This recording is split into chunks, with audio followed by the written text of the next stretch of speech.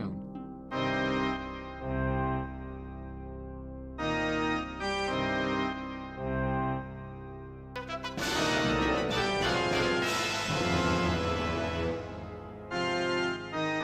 Dig, dig, dig, dig, dig.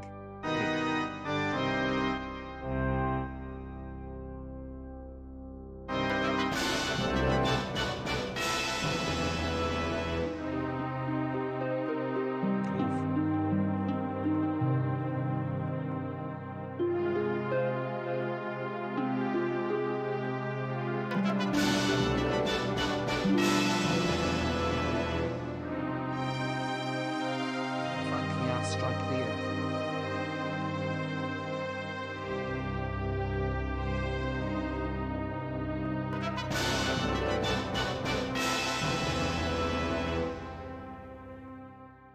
Me, currently played Dwarf Fortress. Oh boy, Dwarf Fortress.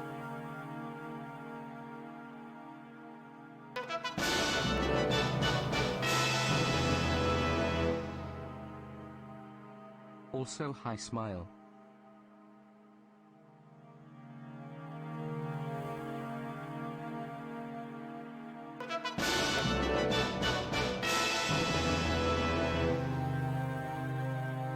One year.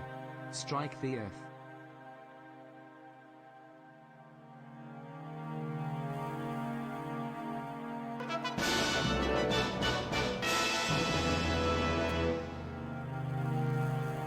Dawn of the Dwarf, month of 25.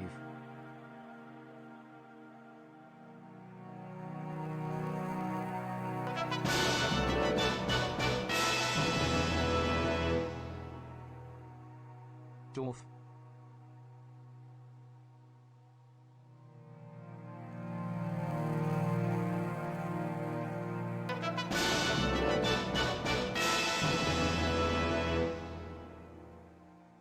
Time of Dwarf 40.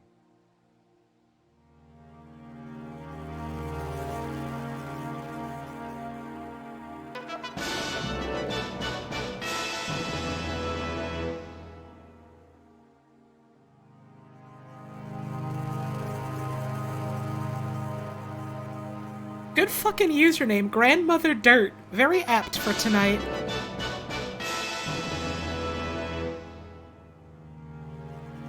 Dwarf's time, let's go, baby.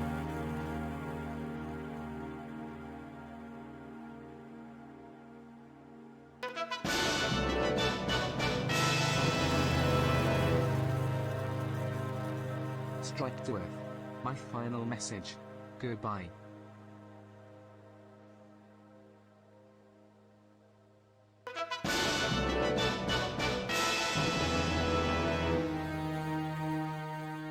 I love a little creature.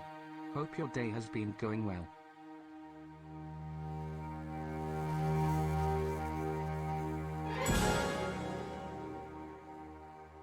That Holly? That Holly? Don't be ridiculous. Holly would never dig too deep, and she would definitely never dig too greedily. Come on.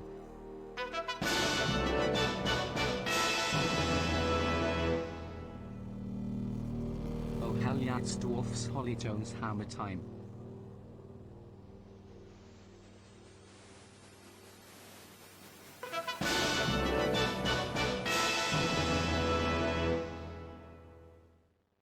Month 5, running low on plump helmet ale. I don't think we're going to last much longer. Tell my dwarf wife I dwarf love her. Oh, that's a fitting song to come up on the shuffle. Oh, I do so hope to see a dwarf. Maybe 26 of them if I am lucky.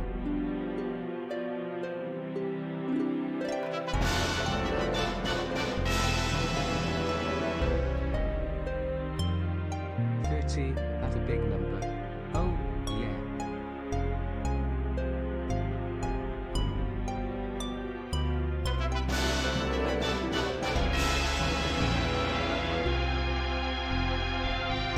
Don't forget to dig greedily and dig deep.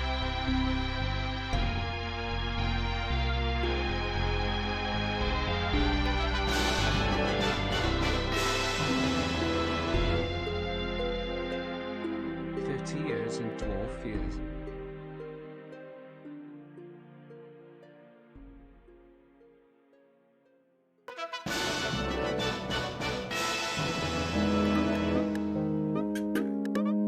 It is Dwarven Wednesday.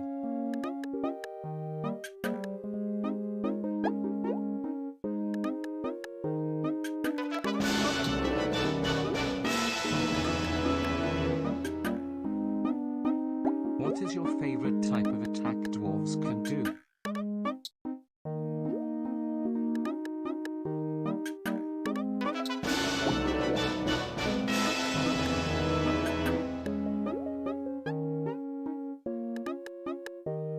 Just a top surgery. Thank you for keeping me entertained in the hospital.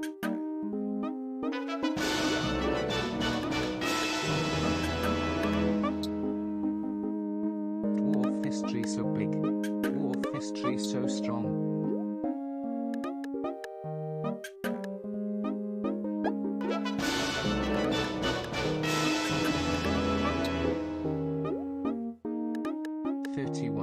One for every day in Thar month. Let's check out some awesome dwarves in the earth.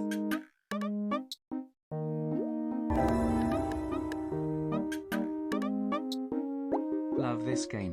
4th day of playing it, one of my dwarves entered a murderous rage because he couldn't find some kind of divine metal. God, you hate to see it, huh? Simply have more metal next time.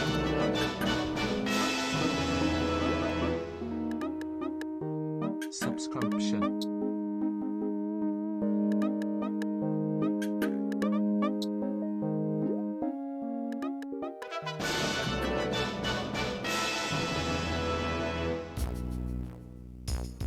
Just finished my finals for the week, so excited to finally catch a stream. D.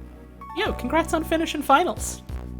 For the week, I don't know if that means also done all your finals, but hey, congrats. Jet.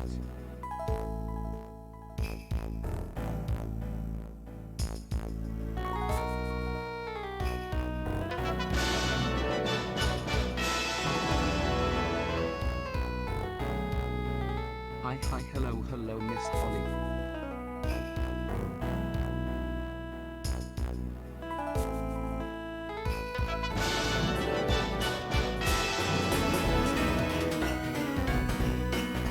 I heard this one was in it. Maybe you know Fortress or two.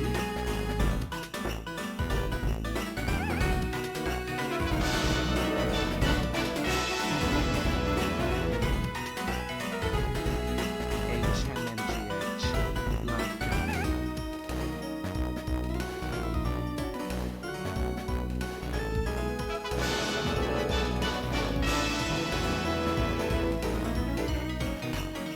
Thoughts on names?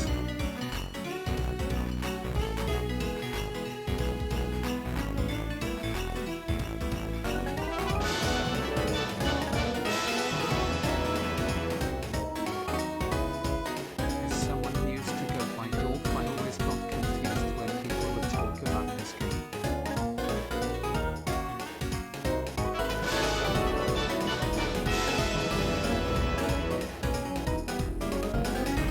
I hope all the dwarfs die from an unspecified poop disaster. Hey, just for you, Brady, I hope so too.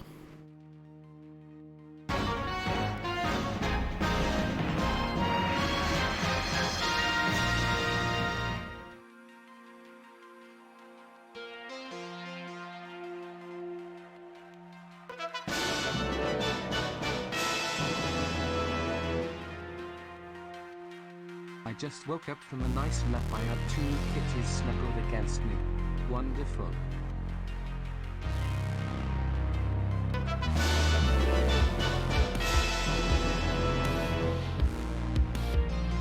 Dwarf Fortress.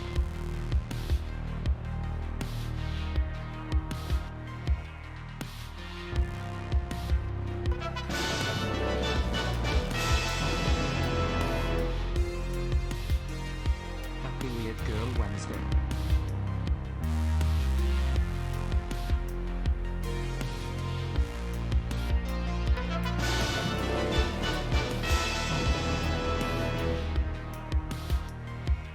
It's the holidays, like holidays with holly, and it means Santa and his elves are making toys with the kids. And if you think about it, dwarves are like elves except they have big beards and eat rocks, I think.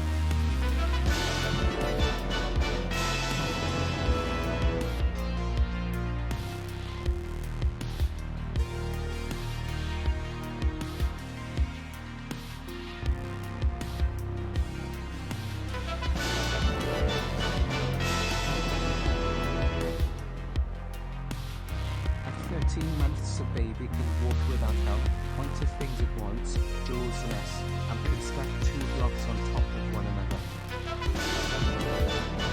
Congrats on the 2-block high score! Can't stick around on the account of work, but here's to an upcoming 3 years. Enjoy the 4th dort.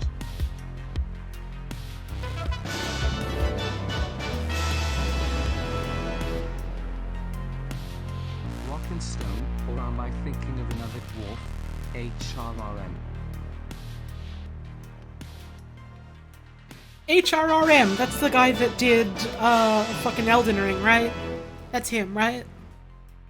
Hi. I'm here to witness these things, these dwarves. I hear they have this concept called a fort. I must know all that these dwarves may do.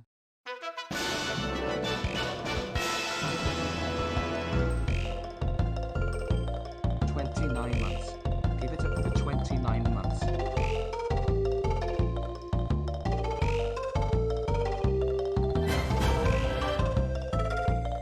Water.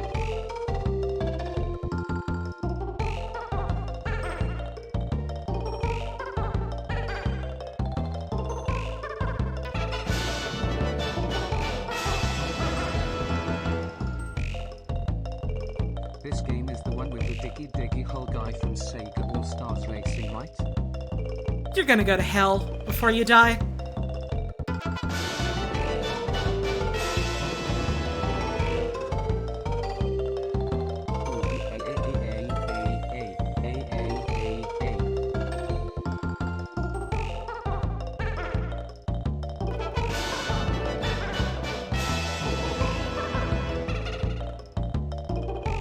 Hey, this one is more than 2.5 years, what the hell?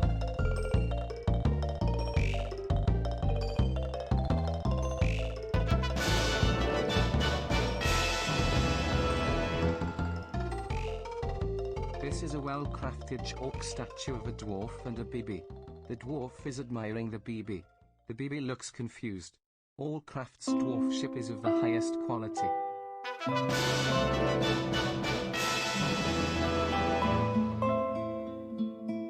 This is a resub. All craft dwarfship is of the highest quality. On it is the image of 31 dwarfs.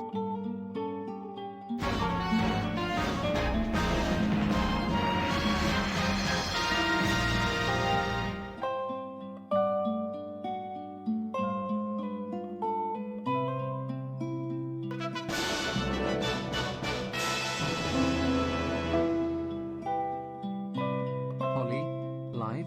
More likely than you'd think. Dwarf time.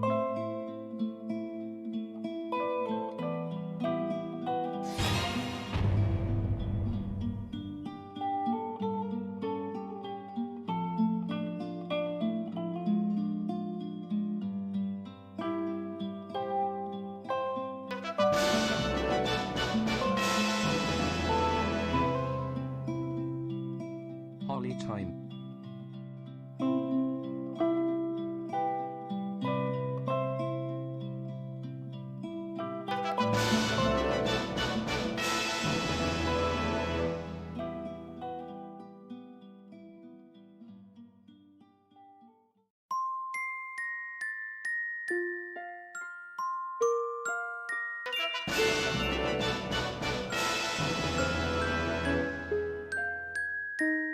Hey Holly.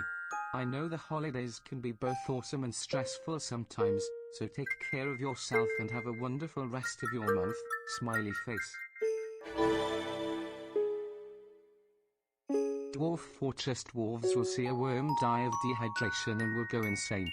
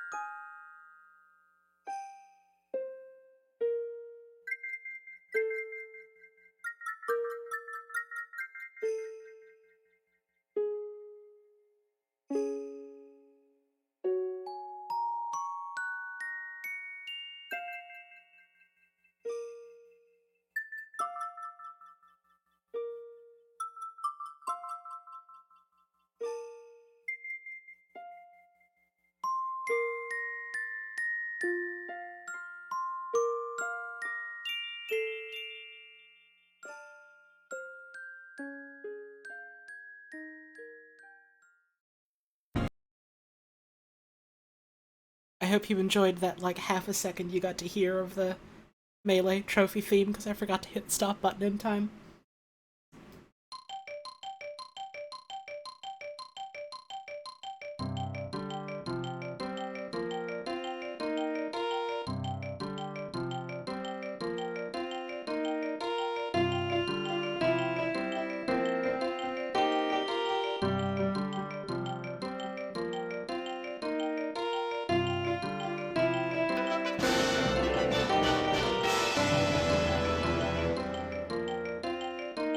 Dwarf smile.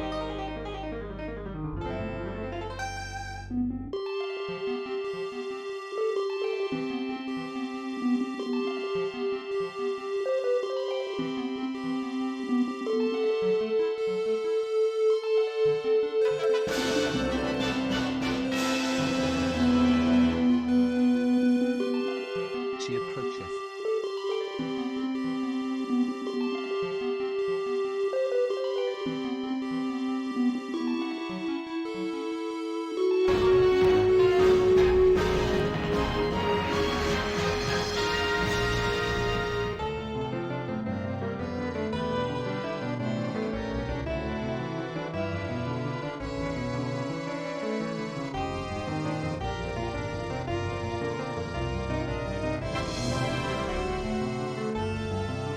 Not able to stay tonight, so I hope stream goes well. You rock. Yui.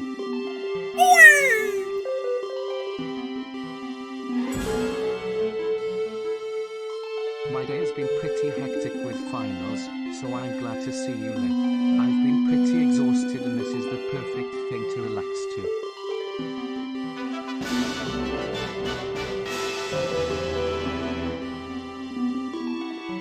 Cough, wheezes, coughs.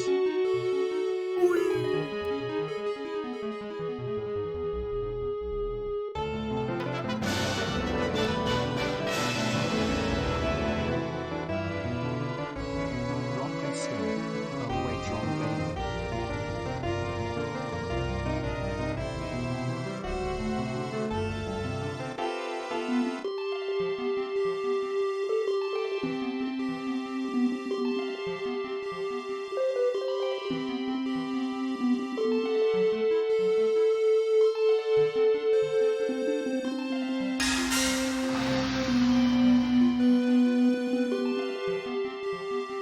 A treat for Holly smile.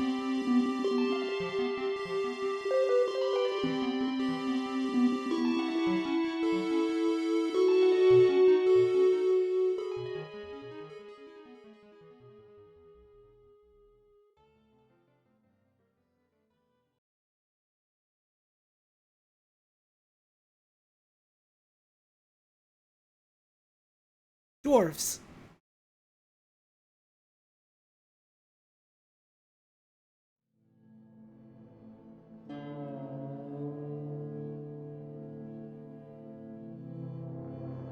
I figured I'd start the game up since it's got a nice little main menu theme that I like.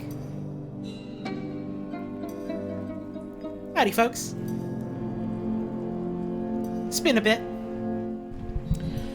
Still up and down for me, but I was feeling up to it today, so I figured I would stream.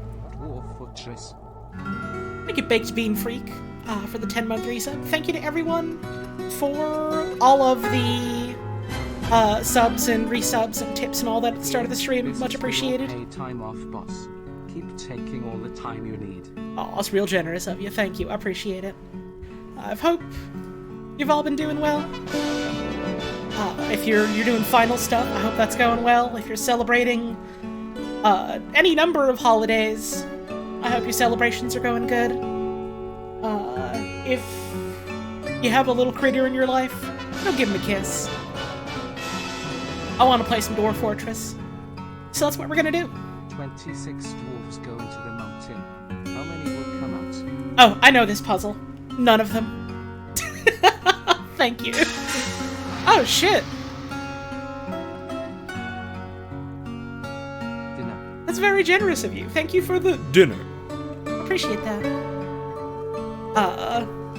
There's still some subs and stuff rattling off, so I'll let that happen, but I figured I would just hang out here, listen to the music before we really jump into it.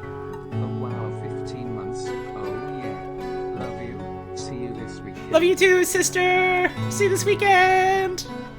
Thank you for the sub. And thank you for the 17 months.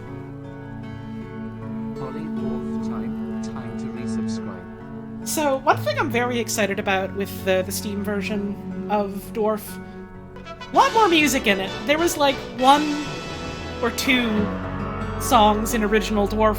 Shout outs to the dwarf. Oh, there's more in this one, which I'm really excited about.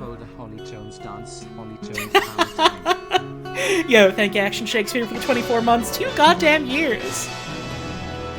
Shoutouts to 6 Feet Under. Saw a guy on Twitter whose fortress got fucking destroyed by giraffes. Awesome. What other game could give you experiences like that? I think more games should have giraffes in them. That's 10 fucking gift subs. Jeez. Thank you, Kimmy. Thank you, Rosa Rosso. Awful generous of you. Much appreciated. And thank you for the 690 bits. Coming on up. In this game you play as a dwarf in the fortress. That's true. Like, That's true. Yeah, so, like, the one song in original Dwarf was just, like, one of the devs, like, playing around on the Spanish guitar. And then when they were, like, putting together, like, a more filled-out soundtrack, by which I mean a soundtrack and not just one song, like, they kind of based what they wanted to make off of the vibe of this original one, which is neat. And so this is, like, very clearly riffing on it if you know the original, which is cool. Thank you, Aquacure, for the 25 months. Much appreciated. Yeah, the one song in original Dwarf Fortress is real fucking good, so, like, good basis to have for, like, the rest of your soundtrack.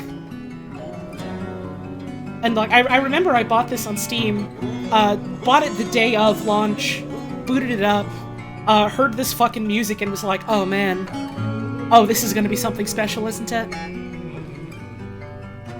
So I hope you're all looking forward to this. I mean, I can't rightly commit to how much I'm gonna be playing, given, I don't know how much I'm gonna be up to streaming in the next little bit, but I've been wanting to play this game, and I've been wanting to stream it. I think it'll be a fun time. I will say, you know, normal rules, no, I guess you can't really spoil Dwarf Fortress as such. No backseating. Part of the fun, to me, of games like this is trying to figure everything out. I'm gonna probably ask for help at some point, though, but, you know, just try and hold your horses a wee bit, unless it's asked for. But I do know some things about this video game. I have tried in the past to play, tried being the key word here, and I've spent a lot of time, you know, listening to other folks play it, other folks talk about playing it, things like that. So I know a couple of things by osmosis. I know enough that when the game came out on Steam, I was like, yeah, I've already gotten my fun's worth out of this game to give the devs, like, the 20 or 30 buck price tag. But now I'm excited to try and give it a go myself again. So I hope you're all here to enjoy what is very possibly going to be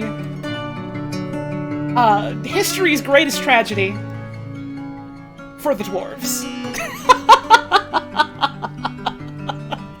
And I hope you're ready for probably quite a few like that, because losing is fun. History's greatest and coolest tragedy. Histories of greed and enterprise. Dwarf Fortress.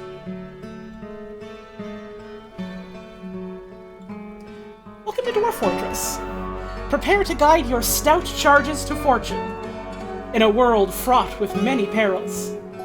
You'll begin by creating your world and watching the region's history unfold. Once this process is complete, you can prepare a group and send them out to seek wealth deep in the mountains. Is this good or bad? Only time will tell. Strike the air. Thank you for the tip. Yo! I'm trying to read things! Thank you for the resub, appreciate it. As you dig deeper, and more citizens take up residence in your outpost, your doings will attract attention. Both wanted and unwanted. Deal with challenges as they arise, and you might one day find that your humble settlement has grown to become a mountain home. The center of your civilization. Okay. Yeah, I have the volume just set to whatever default because, like, I want to wait until, like, I'm actually in-game to see what the sound is like then. Video game menu music tends to sound different than video game in-game music, so I haven't fiddled with that yet, but bear with me. Pardon my dust. Please do read every single text in this game. Whose stream do you think you're fucking watching? And of course I'm gonna do that.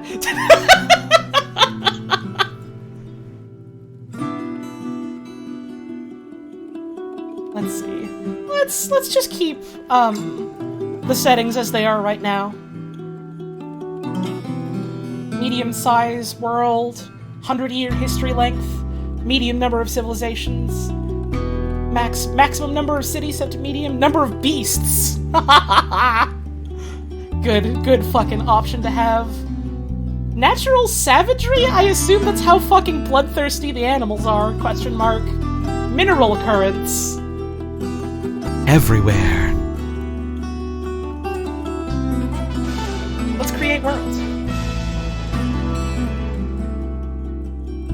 Thank you for the gifts up to Plump Helmet.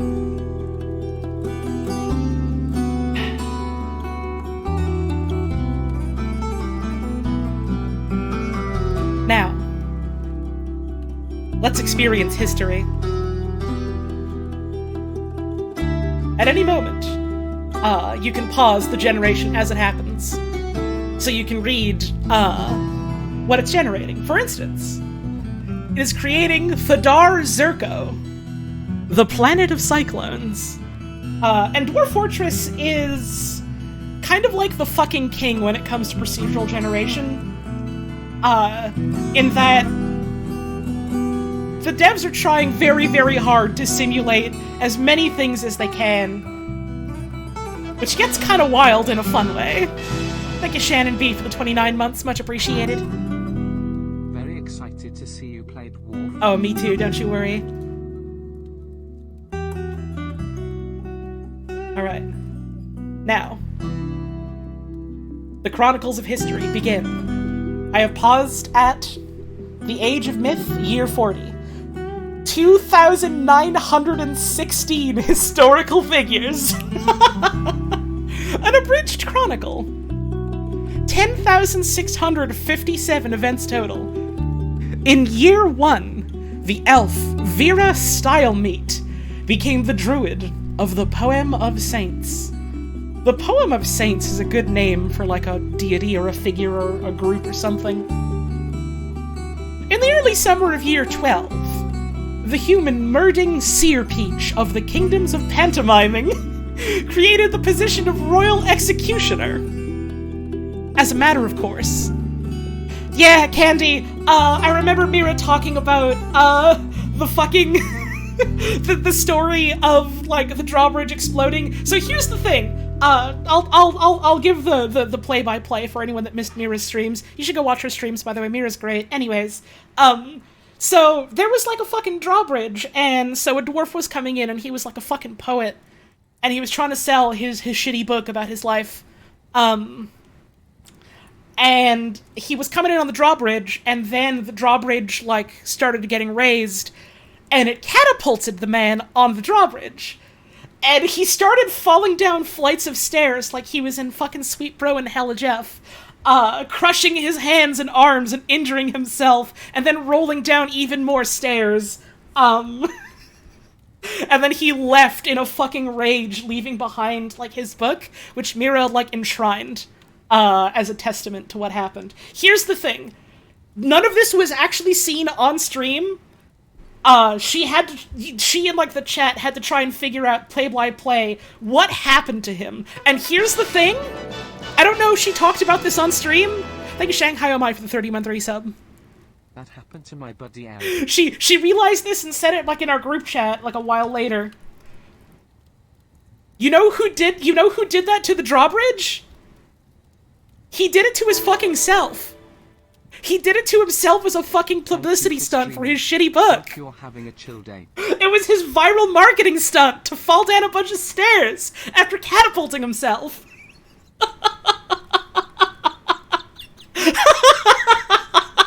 He might be dead.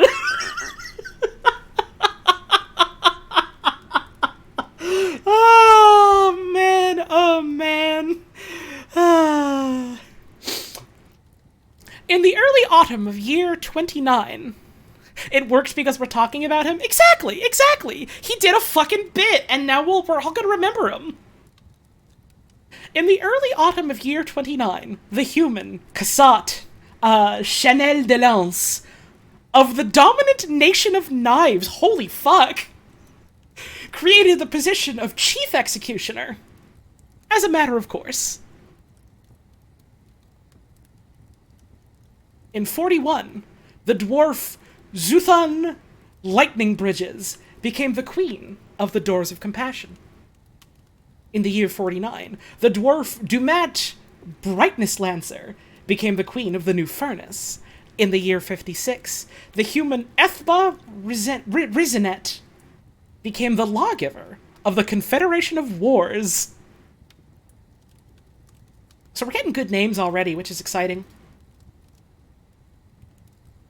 In the late spring of 61, the human necromancer Elku Complexices learned the secrets of life and death from the fatal dead.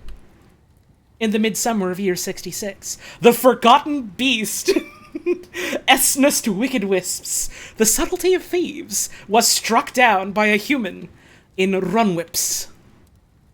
In the early autumn of year 70, the goblin Zolax Scorpion Vipers of the Nightmare of Paddling, not so keen on that one, created the position of chief advisor. As a matter of course.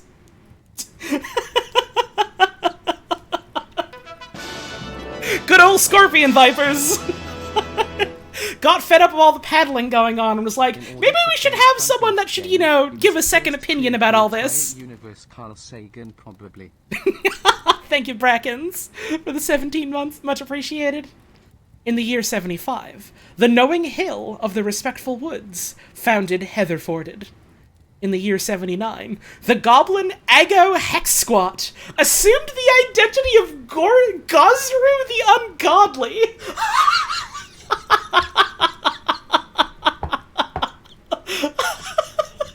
I wonder what they did. Pause, there we go. In the year 81, the released galley of the Clasp of Hearts founded Twinkle Standard. In the mid-autumn of year 83, the Bronze Colossus, Akata Action Sieges, the Bolts of Esteem, was struck down by a dwarf in Hammeraced. In the early spring of 86, the Skunk Brood? Oh, man. We had a fucking stink lord causing a ruckus around here. Stead Kraldzeneth, the Lord of Dominions, was struck down by a human in the Artificial Prairie. Oh, man. Damn, were they, trying to, make a fucking Badlands come back to life, and this, horrible beast came in, getting his stink all over the place, shaking his fat face, when they're just trying to advertise their food and their bowl of jewels? You hate to see it, it's good that he's dead. In the year 89, the dwarf Zaneg Lone Syrup constructed Scorching Rack. Tits. For the Cradled Cult.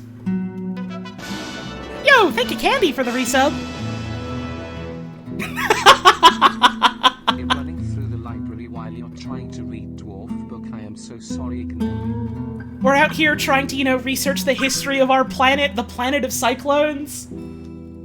You're out here just, running a fucking marathon? Well, good for you. I hope you're doing well, my friend.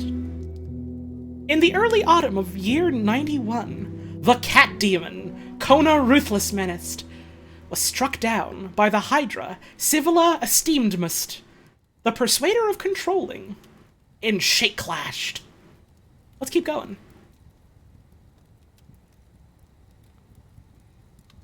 Alright. In 92, The dwarf Momu's Steak-Allied became the queen of the labors of soil. There's a whole lot of dwarven queens. Good for them.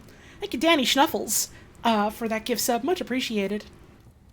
In the year 94, the goblin Utes Devilflighty became the master of the revolting cruelties. Ah!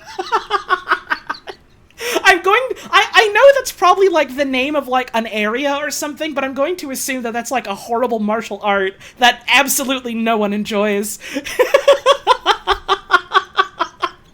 The revolting cruelties is like the actions you do when you want to fucking own someone to death.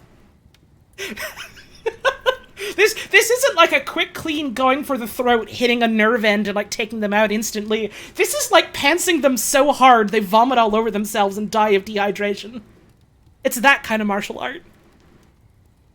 It's a civilization. Right, that's what I'm saying though, is like maybe they named the civilization after that. Maybe they named the civilization after that. They were so impressed by this master of the world's worst martial art that they, like, started a conclave around him or something. That's the fun thing about this game, is it's not a game you can really rightly win or lose. It's a game about making and facilitating stories. And that's what I like about it. In the year 96, the Eagle of Clasping of the Poem of Saints founded Viper Natures. In the year 98, the human Pesor Author City became the absolute bunny of the Coven of Hares. They've made like a rabbit cult and came up with really good titles in it.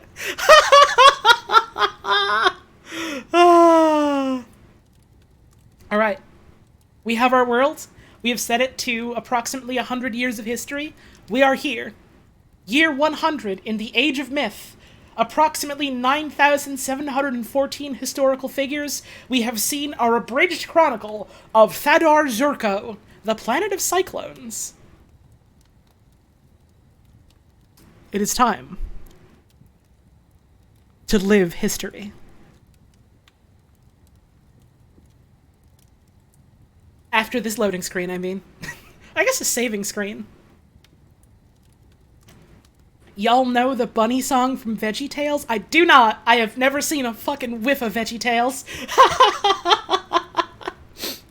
So, there's Fortress, which we'll be playing. Adventurer, which isn't in the Steam build yet, will be eventually, which is kind of a roguelike without a sort of defined end goal that you're really trying to go for. It's also really neat, and you can, like, play in your world in that. And then Legends, which I'm not really sure what that is, honestly. So if you know, you can tell me. I'm assuming it's just, like, making more of the world happen, and you can, like, see more of the history or whatever kind of thing. Legends lets you read the lore. Ah, the history viewer. Cool. That's neat. We're gonna have to look at that eventually. Library mode. That's fun. That's fun. Ah! Well, I guess we're not going to our Dwarf Fortress just yet, because I've realized there's a fucking wiki now for any world that you generate, so...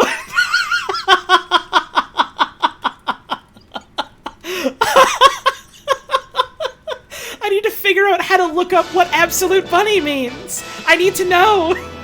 Thank you, Unexplored Blue, for the 30-month resub!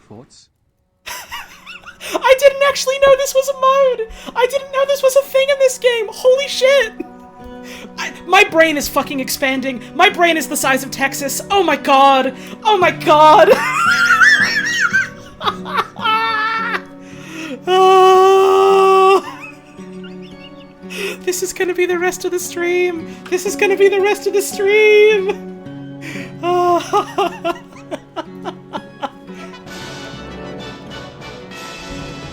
Okay, so I can't search for bunny in this one, so maybe historical figures. The absolute bunny. We have Ona Bunny Hushes, which was a person, and then Senor Flash Bunny, which was a person. I want the titles though. I want the titles. Would that be civilization? Then I look for hares. There we go. The Coven of Hares. So The Coven of Hares was a human religion of the planet of Cyclones centered around the worship of Badu, a human god of hospitality. Presumably is a rabbit or associated with rabbits.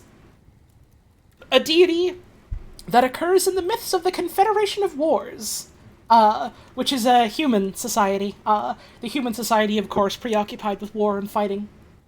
Badu was most often depicted as a male human and was associated with hospitality. In the midsummer of year 60, the dwarf Rorek Danstsalve corrupted fellow believer Dijon Sunnyscuffled in order to have someone to act on plots and schemes in lyric thins. The dwarf Rorek Danstsalve met with Dijon Sunnyscuffled and played for sympathy by appealing to a shared worship of Badu. Dijon Sunnyscuffled was swayed by the emotional appeal, despite the efforts of surrounding allies to stop the plot. My god.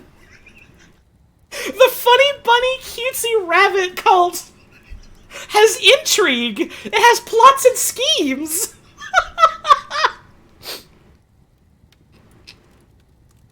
In the late spring of year 95, the human necromancer Ador Jestvalley corrupted Zulur Kurlis in order to have an agent in Cloisterbind.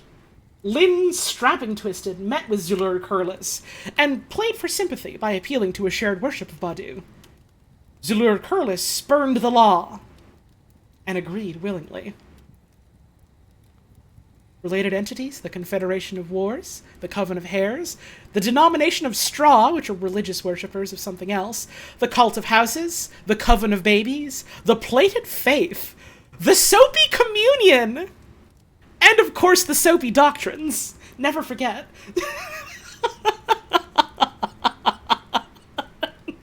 Which one came first? Also centered around Badu. Formed in midsummer 96. And then in 98. Alright, so the Soapy Doctrines appeared 2 years later as a response to the Soapy Communion. Very interesting. And they all worship Badu. Alright, the Coven of Hares. Formed in the year 23. This is an old cult. This is an old belief. Founded in Wish Matches, which was a hamlet. The was here worries me, but no, they're still okay. They're still living. Good for them. Good for the people of Wish Matches. Became a member, became a Holy Plum. So, it sounds like Monba Leadstrapped was, like, maybe the first member, and thus declared themselves the Holy Plum. Which seems to be quite an important ranking, considering they were the first one. The human Thram Flingcooked, almost misread that as Flingcocked, Umsi Humdresses, Efba Risonet, Giuseppe Trampledora, Pezor Author City became a member, Shastol Muffin Spacks, let's see, more names, more good names, and then, in the year 55, making history, the human Alla Warmthiers left the Coven. The first to leave, but not the last. Pessor Author City becomes a Holy Plum. The elf Lulo Distant Mountains becomes a Holy Plum. Thram Flingcooked becomes a plum. And then in 59, Genkesh Authorblunt left the Coven of Hares. Yo, I know Authorblunt. He does a lot of speedruns on Twitch. Cool guy. Sad to hear he wasn't enjoying the Coven of Hares, though. In the midsummer of year 60, the dwarf Rorek Danstsav corrupted fellow believer, the human Dijon Sunnyscuffled, in order to have someone to act on plots and schemes. We read this already, and no one could stop poor Sunnyscuffled. They fell for it, hook, line, and sinker. Another Holy Plum, more Holy Plums, more Holy Plums. In the year 61, the Coven of Hares of the Confederation of Wars constructed the Sanctum of Farms. in Play Clutched. You know, hospitality, rabbits, farms. It's all connected. It all makes sense if you think about it. And then, the human Pesor Author City becomes an exalted trust of the Coven of Hares. That sounds like a step above being a holy plum. Good for them. Good for them. I like that it doesn't specify what a holy plum means. You can use your imagination. Lot more members, lot more members. Mostly humans, but we got a couple dwarves and elves coming on in. That's cool, that's cool. We're never getting into the game and you're absolutely fine with that? No, no, no, no, no. Here's the thing. The sentiment of what you're saying is correct. I agree with it. This is the game. You're right, but this is the game. Custom Roll's worst author blunt ever. Ask to leave Coven of Hares. Thank you for the tip. I appreciate it. Oh, I laughed so hard I hurt my neck a little bit. And then the human Korud Parched Viper attempts to corrupt fellow believer, the dwarf Tobul Stoked Mirror.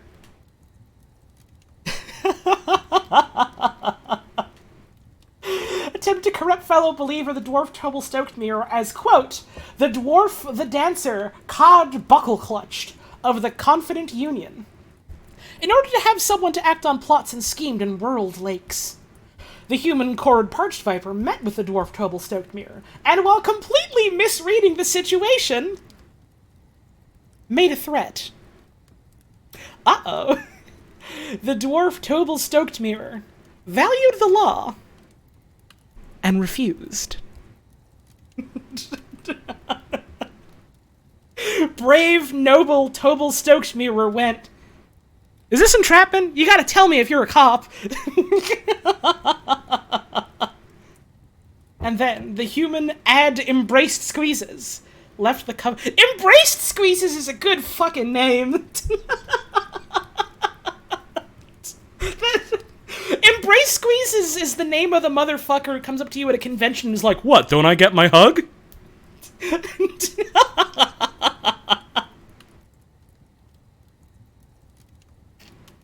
More members, more holy plums. The human Thefin Elephins left the Coven of Hares. The human Smenray Blood Arches. Oh, Smenry, I know him. He was in Half-Life VR, but the AI. Preached to the pure fellowship. Inveighing against the Coven of Hares at Cloisterbind. Thank you for the tip, I appreciate it. The human Leto Touch Covered. Cog Braid Girders. Tico Beardwish. Id Torchdeer. Ret Echohay. And the dwarf Stinthod Basement Strikes left the Coven of Hares. Make it PK something for the resub. Can you imagine if the lore dump at the start of every Star Wars movie was as long as this? Straight up, if they did that, Star Wars movies would be good again. Again? Were they ever good? Shrug. Like you PK something for the 29 months. Let's see. Holy shit! Holy shit! Hang on, hang on! In the early autumn of '84, the human Unused Game Streams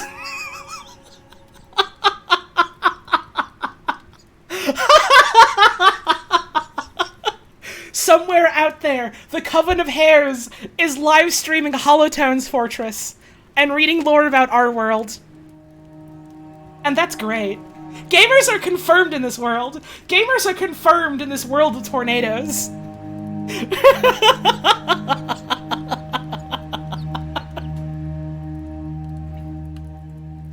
Oh man, oh, I totally misread Orid Bridal Pines as Horrid Bridal Pines. Oh, that's me best mate, Orid Bridal Pines. Man's a right fucking ledge, I tell you. More holy plums, more holy plums, more holy plums. Urging love to be shown to the Coven of Hares. Ah, you love to see it. Whole lot of holy plums. Lot of holy plums. Lot of holy plums.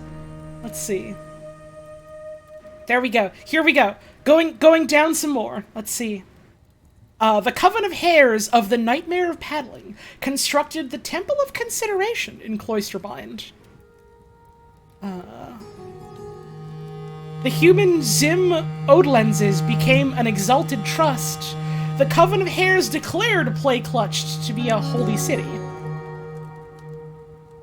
And then, Pisor Author City became the Absolute Bunny. This happened when Play Clutched was declared to be a holy city. Born in the year 22, she's the Absolute Bunny! She was the second eldest daughter of Yor Buffscale and Atal Riddleyels. Related historical figures, related entities, Pesor and Tura fish droplets. Ah. She had a husband. Wonderful.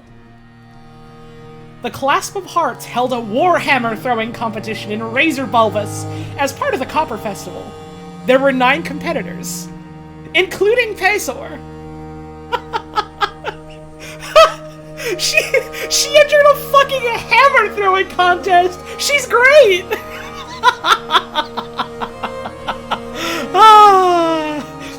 She did also agree. She did also agree to be conspiring with the dwarf necromancer. That's awesome. This woman is fucking great. She was 63 years old when she entered that hammer toss? My fucking god. Women stay winning in this world. God, this is awesome. Let's look at... let's see. I wonder if I can specifically look up, like, dwarven ones, and how I would do that. Thank you, Super Stubbo, for the 31 months. Multiple lovers? Yeah, that's a thing in this game. That's, you know, funny enough. First of all, thank you, New Type Woman, for the 11 months. Much appreciated. I'm new in the sense that I've never really sat down and figured out how to play the video game. I'm a big Dwarf Fortress head in that I have spent so many years, like, watching and listening to other people play this video game. So, like, I know a thing or two, I just have none of the technical know-how of how to do it myself, so it's gonna be fun to figure out. Thank you for the resub. I was watching, Kit Fox has been doing streams of sort of like, you know, new player-friendly, figuring out Dwarf Fortress type of streams. Have I ever watched Krug Smash? You know, funny enough, the stream that I'm talking about, I think Krug Smash was on it. The name sounds familiar, at the very least. Anyways, so, like, they were talking about, like, different people, like, you know, in like, their world that they had, and how there was, like, people that had multiple partners, and then, like, conversation came up about, like, you know, dwarves, like, and, like, people in this world eventually, like, being programmed to be, like, you know, like, transgender and non-binary and things like that. Thank you, Riot Park, for the 26 months. Hi, Holly, I hope you are doing alright today. You said it's been rough lately, so I wish the best for you. Oh, I appreciate that, thank you. It's, you know, it's up and down, but I felt well enough today to try and do something like this, so I guess that counts for something, you know? Thanks for the resub, I appreciate it. Anyways, what was I fucking saying? So, like, you know, the conversation came up about that, and there was this one person incredulously, just, like, in the chat, just, like, trans dwarves! Transgender dwarves! Why? Why would you do that? Why? And, like, 3 million exclamation points type of thing. And they were basically just, like, kept doing that over and over again, like, with, like, the understanding of, like, oh, fucking Kit Fox Games, you've ruined the thing that I love by tarnishing it with the SJW nonsense! And, like, the people on stream were just like, I mean, actually, that's something the original devs have been talking about wanting to implement for, like, years, dude. And they conspicuously stopped posting after that. Which was very funny.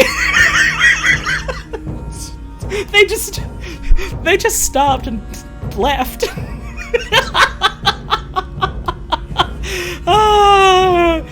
Man can't even ask for a fucking refund because it's a free video game. Dumbasses continue to get fucked, and cool people with sense and taste continue to stay winning. Let's see. The Clasp of Hearts. Here we go. Here's a dwarven one. Tarns wanted trans dwarves for a while, but wasn't sure how to implement it. Yeah, that makes sense. It's like...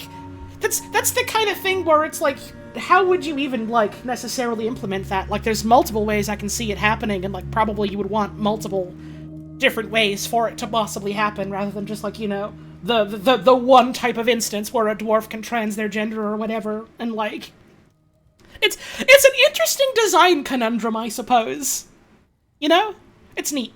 I'm interested to see how they're gonna try and do that sort of thing. And, like... I don't know, these are the people that are trying to make, like, a game that simulates an entire fucking world. They're probably gonna figure out something eventually. At the very least, they're gonna fucking try. The dwarf Olaf Paddlework became the general of the Clasp of Hearts. Risen Waldanced, the outpost liaison. Rigoth Palace Crasps. Oh, Palace Rasps, sorry. I almost misread that as Palace Craps. The diplomat. Olaf Dreamed Lenses became the queen. After being the general. Ah, promotion. The bright fortification of the Clasp of Hearts founded Crafted Touch.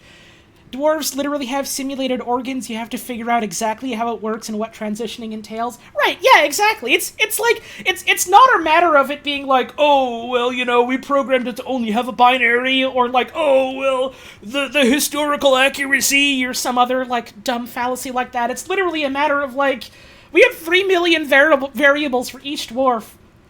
What has to change for, like, this to happen? When would it change? What would, you know, spur it on to suddenly change? How would that happen mechanically? How would that resolve? Things like that, you know? It's neat. It's cool. It's genuinely, I think, like, a cool and interesting problem to have for a video game like this. Dwarf Fortress is cool. The way this fucking video game is put together is buck wild. It's cool. It's cool. I like this game. Can you tell I'm excited about playing this video game? Can you tell that I've really wanted to stream this goddamn video game for a while? The bright fortification founded Crafted Touch. The rooms of gladness of the Clasp of Hearts founded Grooved Ropes. A baroness and then a baron. Rith Slideboat, good name. Resen Earth Notches eventually became the king. In midwinter of year 4, the dragon Inira Firehot. I sure fucking hope it is. The sizzling pearl became an enemy of the Clasp of Hearts. Let's see. Was a dragon. He was one of the only ones of his kind associated with wealth and fire. Let's see. Has anyone killed this fucking thing? Yes, struck down by a human in tapered soap. Damn. They fucking soaped him. They gave him the final scrub. They cleaned his clock, for God's sake. How's the fortressing going? Oh, Mist Heart, it's going fucking great. We haven't even made a fucking fortress yet. I just realized there was a Wikipedia mode for this video game, and I've just been reading.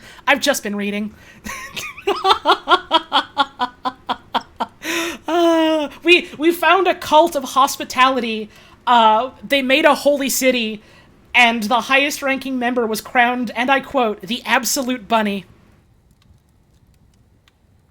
It's been a good fucking stream, and we haven't even started, like, making the fortress part of it.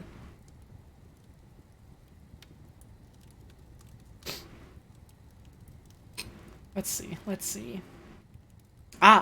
In the mid-spring of year 19, the forgotten beast, Zagstock Deep-Wasted. Ain't that the protagonist of Hades? The Gill of Shores routed the bright fortification of the Clasp of Hearts and destroyed Crafted Touch. See? This is a little bit of a game made for me. This is a bit of a Holly game. Again, There's a reason why I've been talking about being so excited to play this game.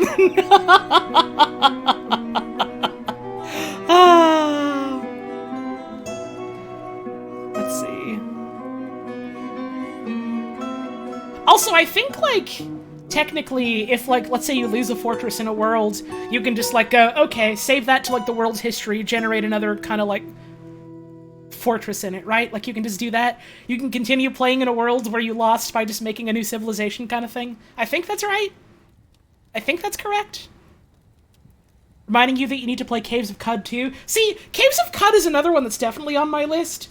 I've really loved what I've seen of it. I just haven't gotten around to playing it yet.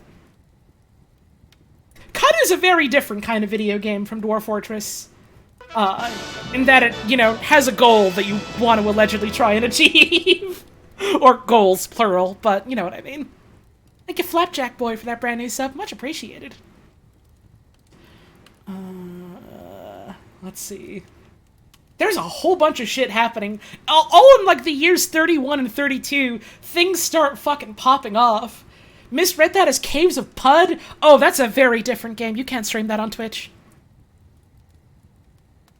Caves of Pud, something's... There's a... I don't know, there's some kind of crass joke you can make there. Someone else can make it. Hole, Pud, I don't... Do the math. It's that simple. Come on. I'm drinking water. Cud is absolutely one of the adventure mode descendants. Yeah, I can kind of see that. Cud is very much in line with a lot of, like, old roguelike type of games, so, like, yeah. I see that. I've thought about streaming Caves of Cud. I probably will eventually. I feel like it's one of those games that's gonna be like, probably not too many people are gonna want to watch it, but I'm gonna enjoy the hell out of playing it, so I'm gonna do it anyways. Let's see. The Clasp of Hearts held a ceremony in Razor Bulbous as part of the Copper Festival.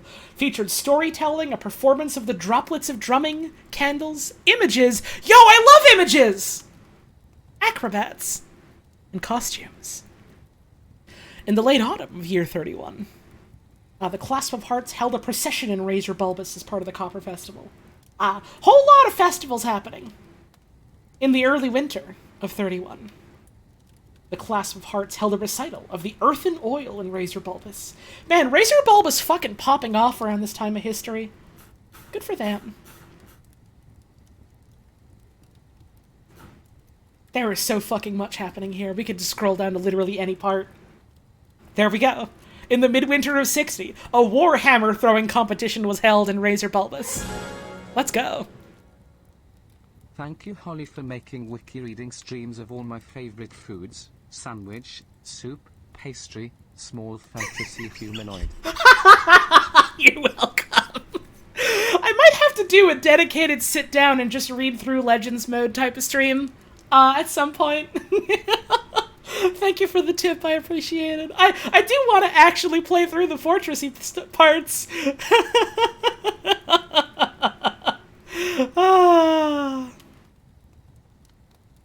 They hold the Copper Festival 7 times. Yeah, it seems like it was popping up a lot, huh? They really like that Copper Festival. Any excuse you can get to celebrate Copper is a good one, you know? Let's see. Structures. Let's look at a random structure. Droko Krorin was a market in Trample Scar's The Age of Armories. Not much history behind it. It was just a market, you know. It's your average market. Nothing particularly interesting one way or another. I love this game. The Legends stuff is so good. I love the details this game comes up with. I think in Fortress mode there's some similar stuff if I remember right.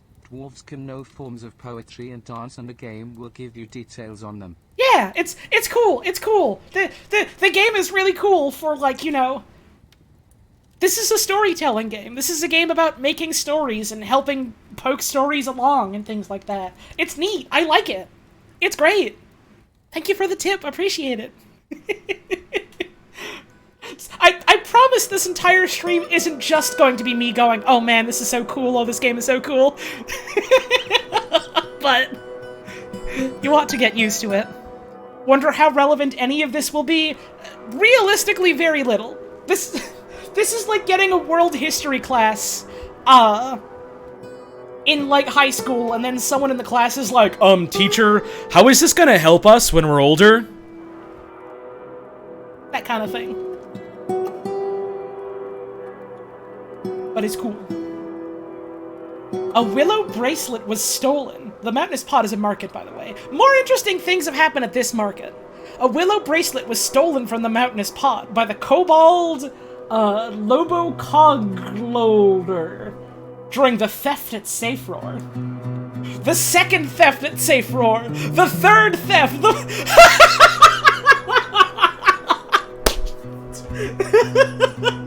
The mountainous pot, dubbed the world's most robbable market. Each theft an event, a celebration. Oh, it's all kobolds too. Wait, hang on. I'm. This is like the same 2 or 3 kobolds. The depths of depression. Do a theft about it. The same 2 guys every couple of years keep coming back, and they're just like, yeah, I think I'm about to steal.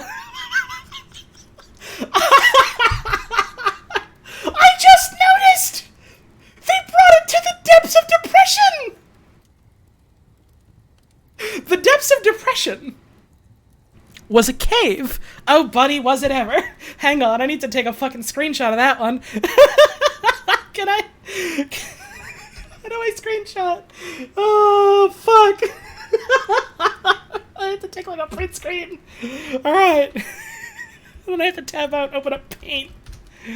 Oh my god, hang on a second. Hang on a fucking second.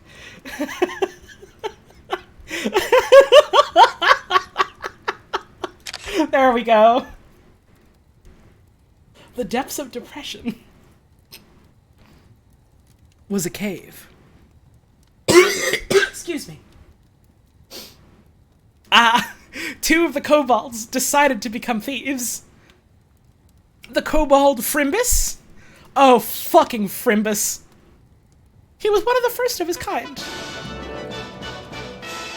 One of the first ever kobolds, name of Frimbus, just appeared one day. Like a turn text for that brand new sub, much appreciated.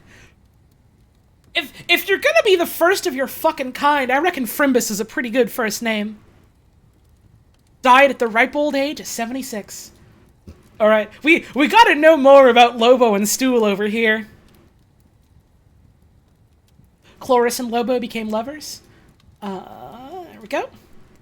Lobo decided to become a thief. In the year 2, a cedar figure was stolen from Quake Beach. A cedar earring was stolen.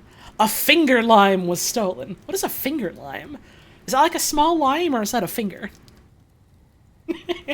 I'm so proud. Year 1, this brave dear kobold just decided immediately, I am born. Our race of people exists. I have to steal.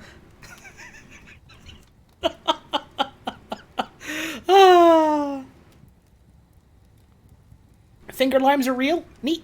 Long limes filled with weird balls. Damn, good for them. In the year 5, Lobo broke up with Chloris.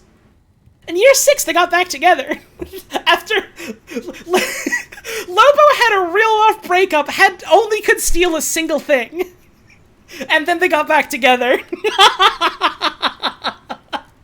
Another bracelet, a ring, a cedar figure, another amulet, coconut palm crown.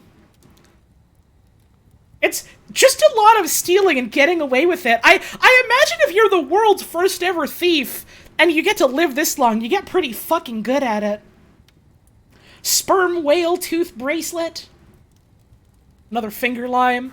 Lobo and Chloris break up again.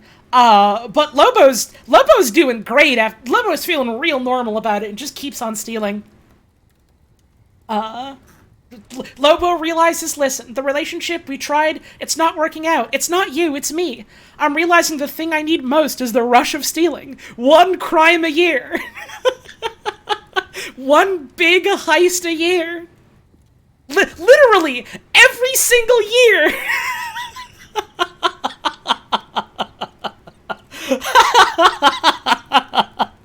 Consistency! Consistency!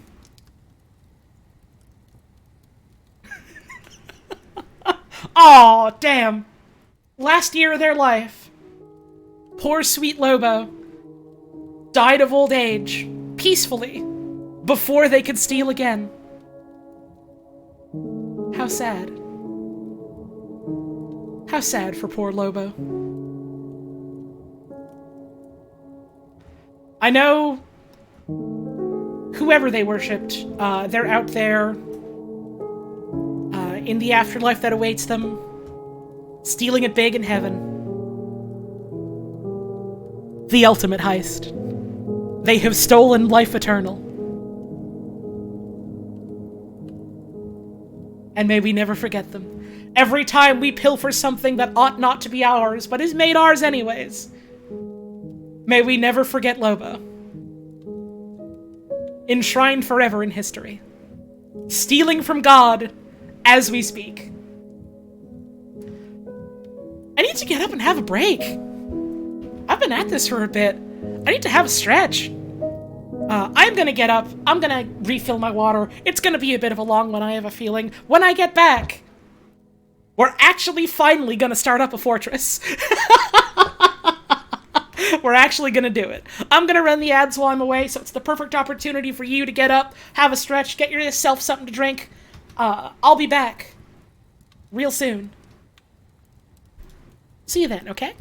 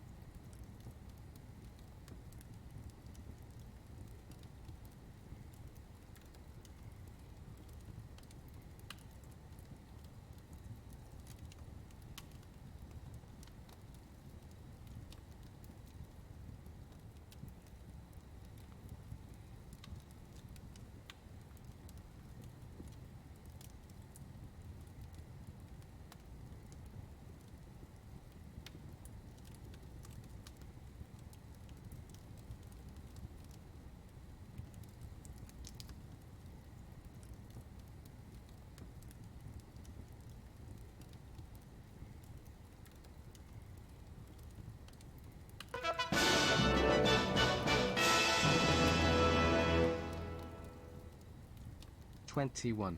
Holly Tones bonus BB.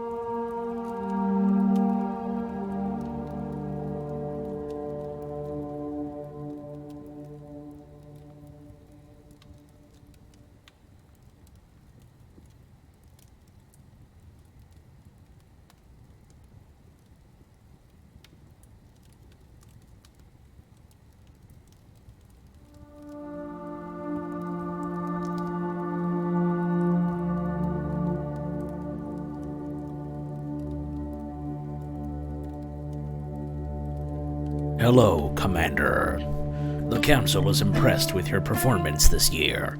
We've decided to give you 20 dwarves to send on an expedition. Do not fail us.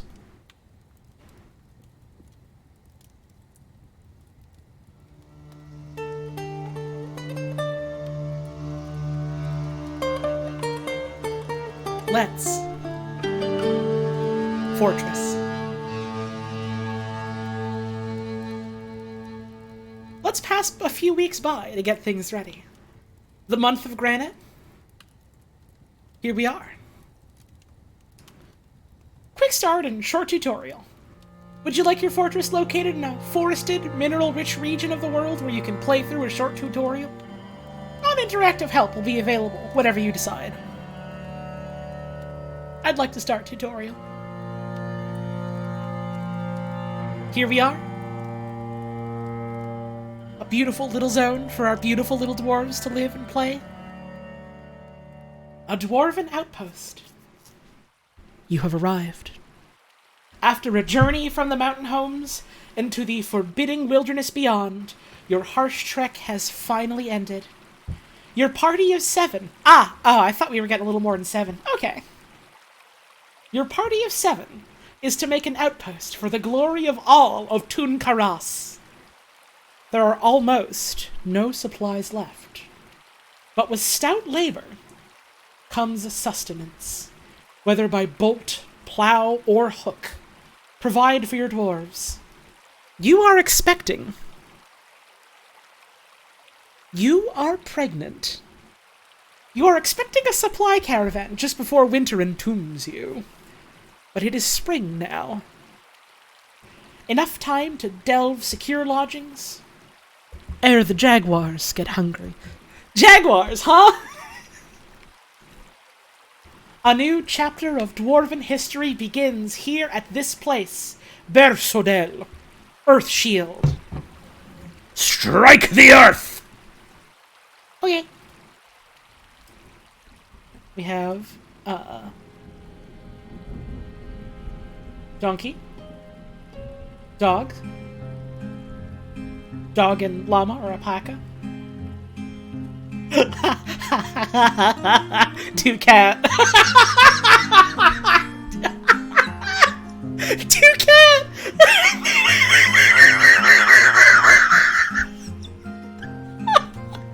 2 cat.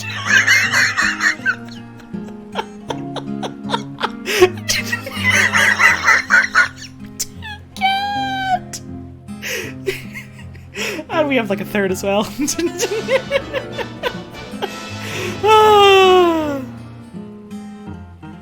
I show up in time for 2 cats. 3. Thank you, Rose Severn, for the 29-month resub. I don't know how easily I can move the subtitle stuff around my scene. Let me see if I can do that. Okay, there we go. That's pretty clean. Maybe somewhere like here? You think that'll be alright? That way you can see the bar at the top? See that info? Hopefully that'll be alright. Thank you, Bun Cake, for the 25 months.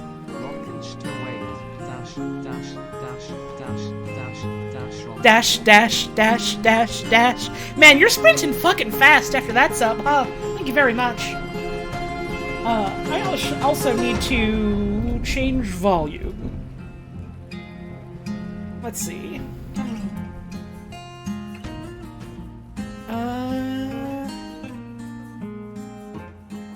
How's this sound? How's this sound compared to my voice? Is that good? Is that good? Audio levels okay? You can still hear the music, but also hear me more clearly? That's good? That's good? Let's go? Alright. I want to hear the fucking music. I want everyone to hear the fucking music. 1 cat, 2 cat, red cat, blue cat. Thank you, January, for the tip. Game's got good music. I know the tip bar is also up here, but literally all you're missing is... It's the 15th of granite, it's early spring, and, like, the phase of the moon, which you can still see. Like, that's just what, like, day and month it is. It is the 15th day of month number 1. Don't you worry, none. Alright, return to game. Your view is focused on one elevation at a time. To move the camera around, press WASD, or hold the middle mouse button and drag the view. There you go. There you go. Move that sucker around, work that sucker to death. To change the camera's elevation, press E and C, or roll the mouse wheel. We're in the skies. When your view is in the air above other tiles, you can see them below, but you can only interact with objects in your current elevation. That's cute, and then like, you can see all the stuff like fade in like that if it's way above. We are here way at the bottom of the earth. Nothing is there. Let's go back somewhere sensible. Here we are. Here we are. The view will be dark underground until you begin mining. You can move the camera to the surface with the surface button, which is highlighted. This one. Ah, I see. That's a cute little sparkle effect there. The F1 hotkey will recenter on your wagon. Yeah, the trees look very cute when you scroll through them like that. Like the different bits of leaves at different elevations. That's a fun way of showing that. I really like these tiles. I really like these tiles. You can zoom in and out of the play area using Control plus mouse wheel, square brackets, or the indicated buttons. Hello, Holly. It's not Christmas yet, but it's soon, and I want to say thank you. Last year during Christmas I was very sick with COVID and couldn't see my family. Your reading of A Christmas Carol was the highlight of my holiday, and brought me a lot of peace and happiness during... Cat. Oh, sorry, that cut off your message. Oh, I hope you're doing better. Thank you for the message, and I'm glad to hear that was a good memory for you. That was a lot of fun. That stream that I did. I don't have any concrete plans for something like that this year yet, but the thought did occur to me. I do kind of want to read something soon. We'll see. Mining. It's time to get to work. Let's start by digging a stairwell into the ground. There may be plenty of hillside to dig into, but you'll want to seek wealth below the surface. Mining tasks are designated on the play area. Begin by clicking the highlighted mining button. Hotkey is M. I was thinking about A Christmas Carol earlier today because I remembered the line that's like, and Tiny Tim, who was not dead. Don't forget, Tiny Tim, he weren't fucking dead. Tiny Tim, he made it. Tiny Tim, he lived it. Tiny Tim, the world's most alive child imaginable. Nothing is wrong with Tiny Tim. Whoever told you something was the matter with Tiny Tim was fucking with you. He's fine. Total abstinence principle 2! I almost fucking forgot about total abstinence principle. Man. So much of Dickens' writing gets explained when you know he was paid by the word. Honestly, fucking good for him padding that shit out to make a killing. I can respect it. There are several ways to mine. Stairwells, which are selected, start at one elevation and are completed at the next. Click the surface, move the camera down one level, and click the underground. Reversing the order also works. Alright, move the camera down one level. Here we go.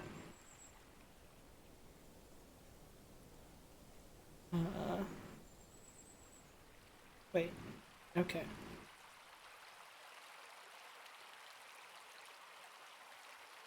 Hang on.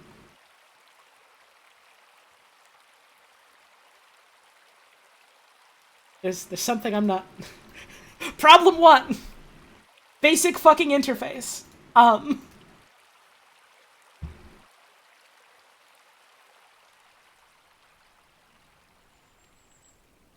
Because it says I started it.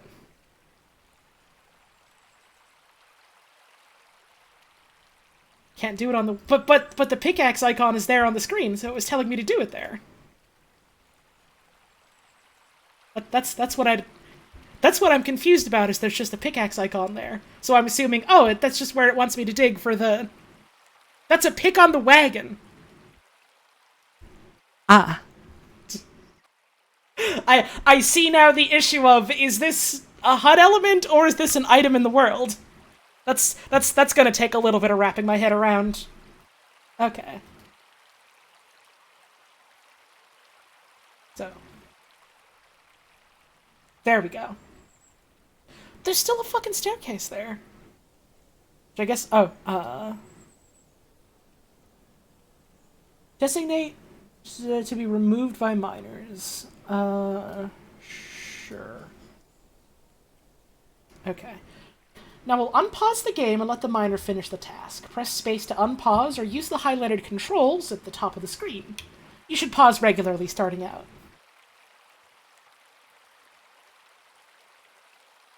There we go. Mining. All done. Let's make a safe place to work. Select regular mining mode to the left of stair mining mode. Dig a rectangle underground big enough for a large stockpile and some workshops. Consider that most workshops are 3x3 squares.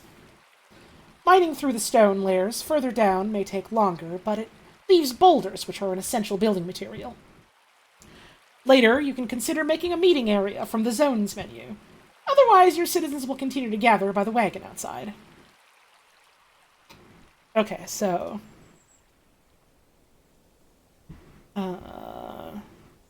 room completed 0 out of 20. So I assume it just wants you to, like, do,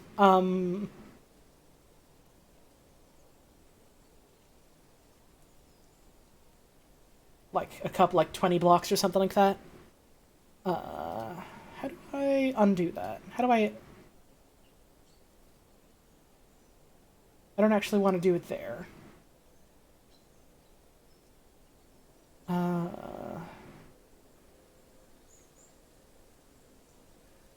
Oh, I can't undo yet, so I gotta live with this space being, this space as I have selected.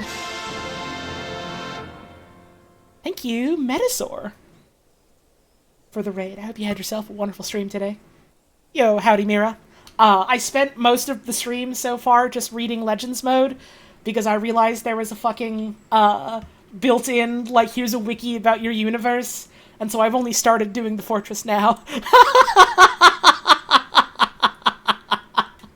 I didn't realize that was a mode, and I was like, what do you mean? Oh, this is for me. I had to fucking pry myself away. I need to do a dedicated look at Legends mode type of stream at some point. Not now, but some point. Alright. They're digging, they're digging.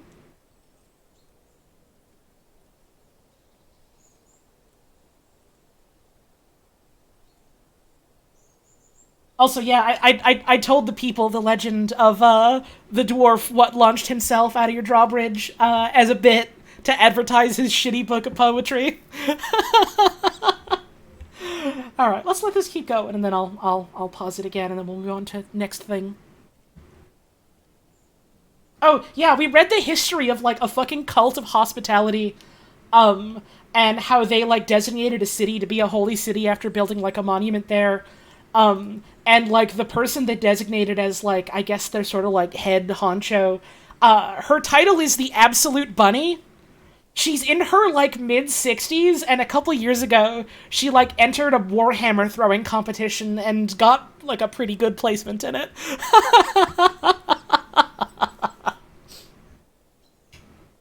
Stockpiles. The supplies on the wagon are in danger of being carried off by wild creatures!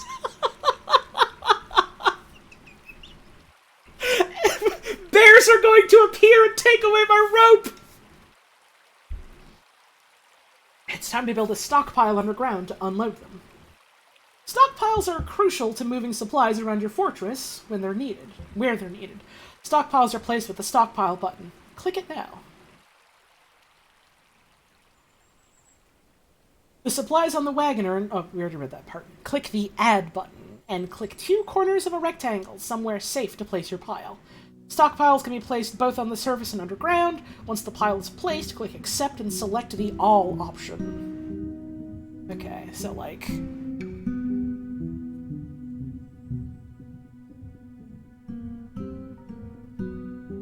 Is this fine? This is probably fine. If it's not fine, oh well, we'll see.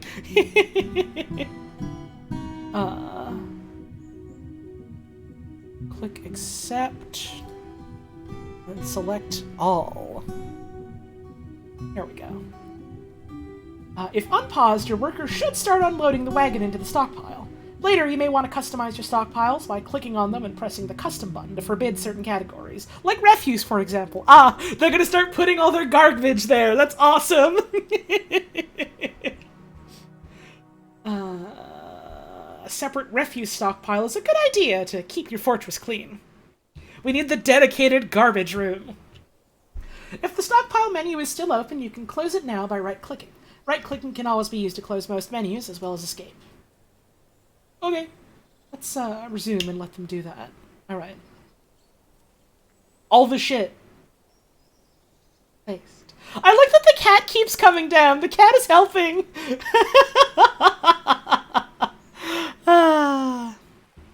Let's see. It looks like they got more shit to unload, so I should maybe, at some point, make that bigger. We got bird.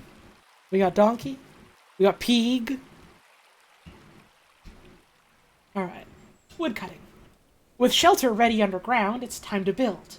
First, you need building materials like wood or boulders. Before you start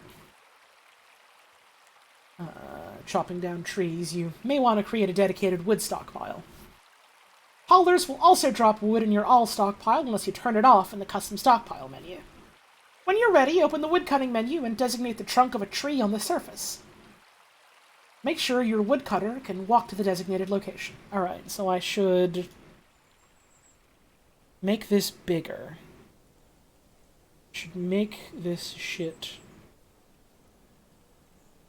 bigger.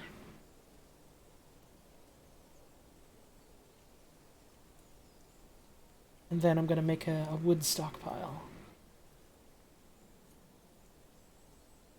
Bigger. Bigger.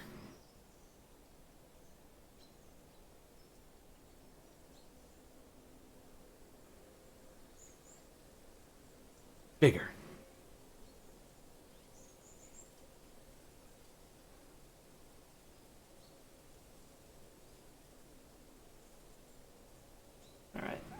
Let that go for just a little bit more, and then we'll make a wood zone. Kitty! I like it when the cat appears. I love it when the cat appears.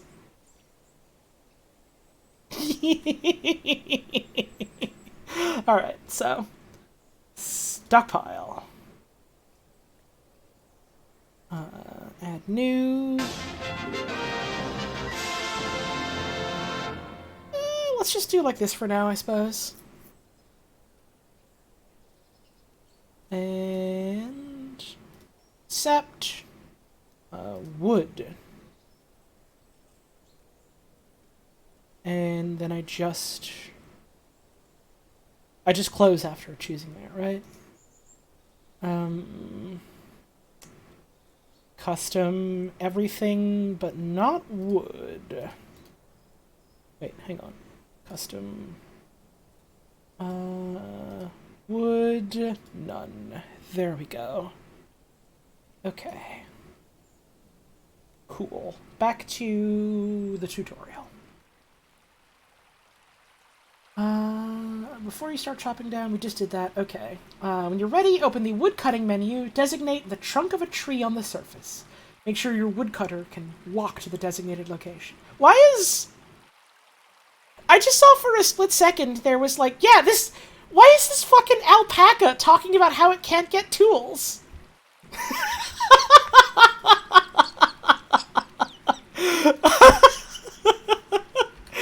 I can't open that menu up yet, so I can't know. Alpaca hate hammer. Let's open tree feller mode. Let's designate a tree.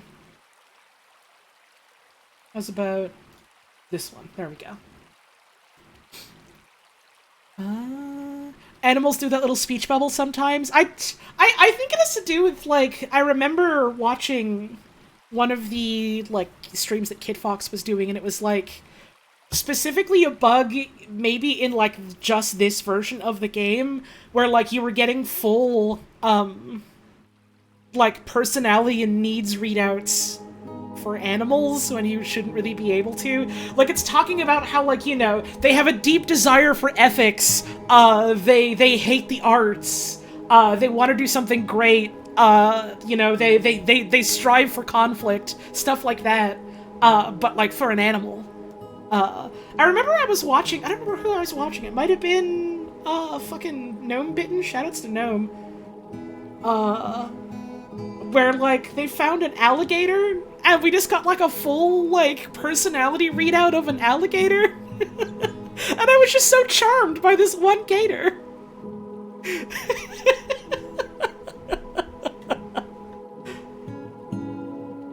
Alright, let's see. If the fallen logs are accessible, everyone will help store them in the stockpile. You can right-click to close woodcutting mode. Right-clicking closes most menus.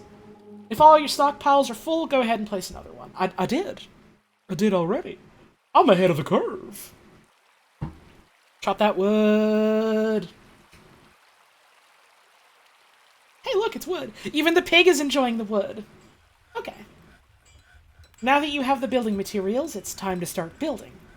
Workshops are one of many buildings you can place with the highlighted build button. Click it now. The cats! They're hanging out!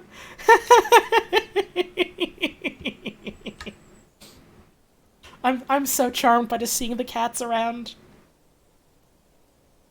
Most workshops require building materials, such as wood or boulders.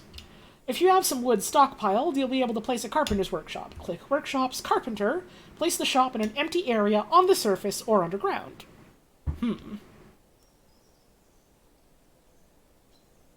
Guess it doesn't really matter where I place it too much right now. I don't have much of a game plan. And my game plan is figure out how things work, so just do whatever.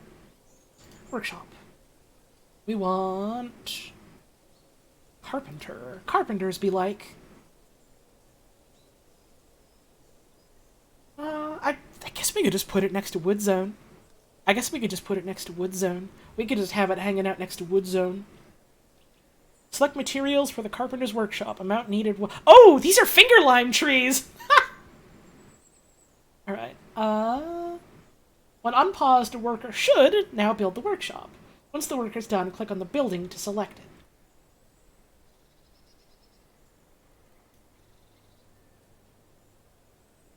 It's done. We've clicked it.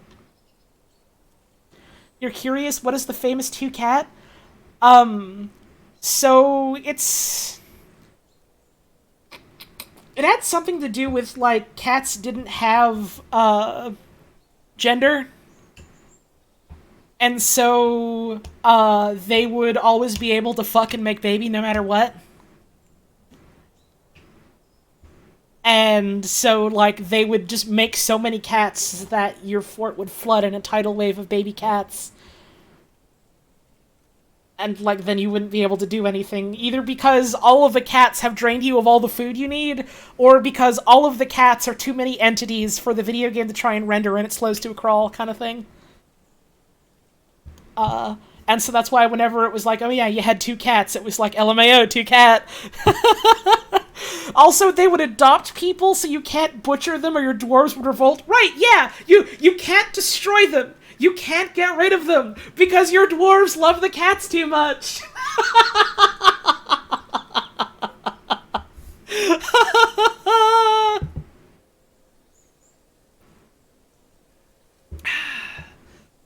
Old game was single-threaded, so it beat the shit out of your CPU. Yeah, I'm pretty sure it's, like, proper multi-threaded in this release now. I'm pretty sure. Don't quote me on that. I'm wrong about things. Your industrious citizens will perform any task added to the workshop. Most objects that are placed, like doors and furniture, must first be built in a workshop. Furniture created at the carpenter's workshop usually takes 1 wood to build. Add a task and make a bed. All of our dwarves are gonna share one single bed, and every night they're gonna crawl into the same bed and all kiss each other to sleep, and every dwarf is gonna have to say goodnight to every other dwarf, and if one of them doesn't do it, they all get mad and they revolt, and then the fort is fucking dead. Chop down more trees if necessary, unpause and wait for the bed to be completed. Alright. Add new task. Make bed. And then make the bed.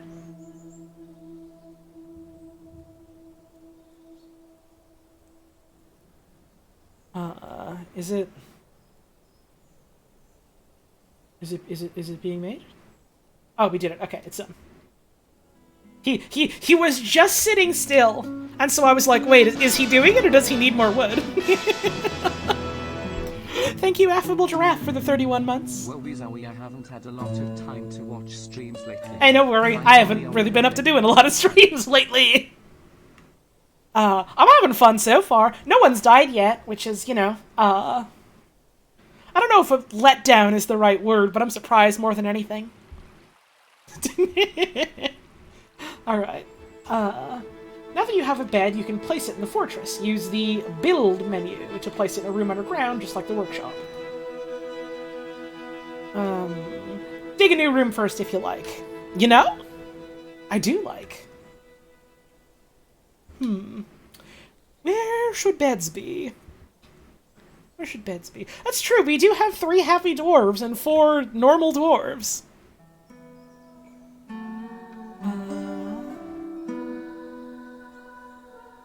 Let's dig that out, and then,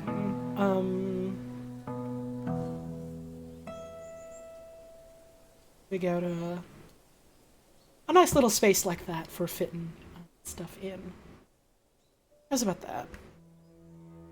Yeah, I remember a time when carp were like fucking monstrosities, yeah?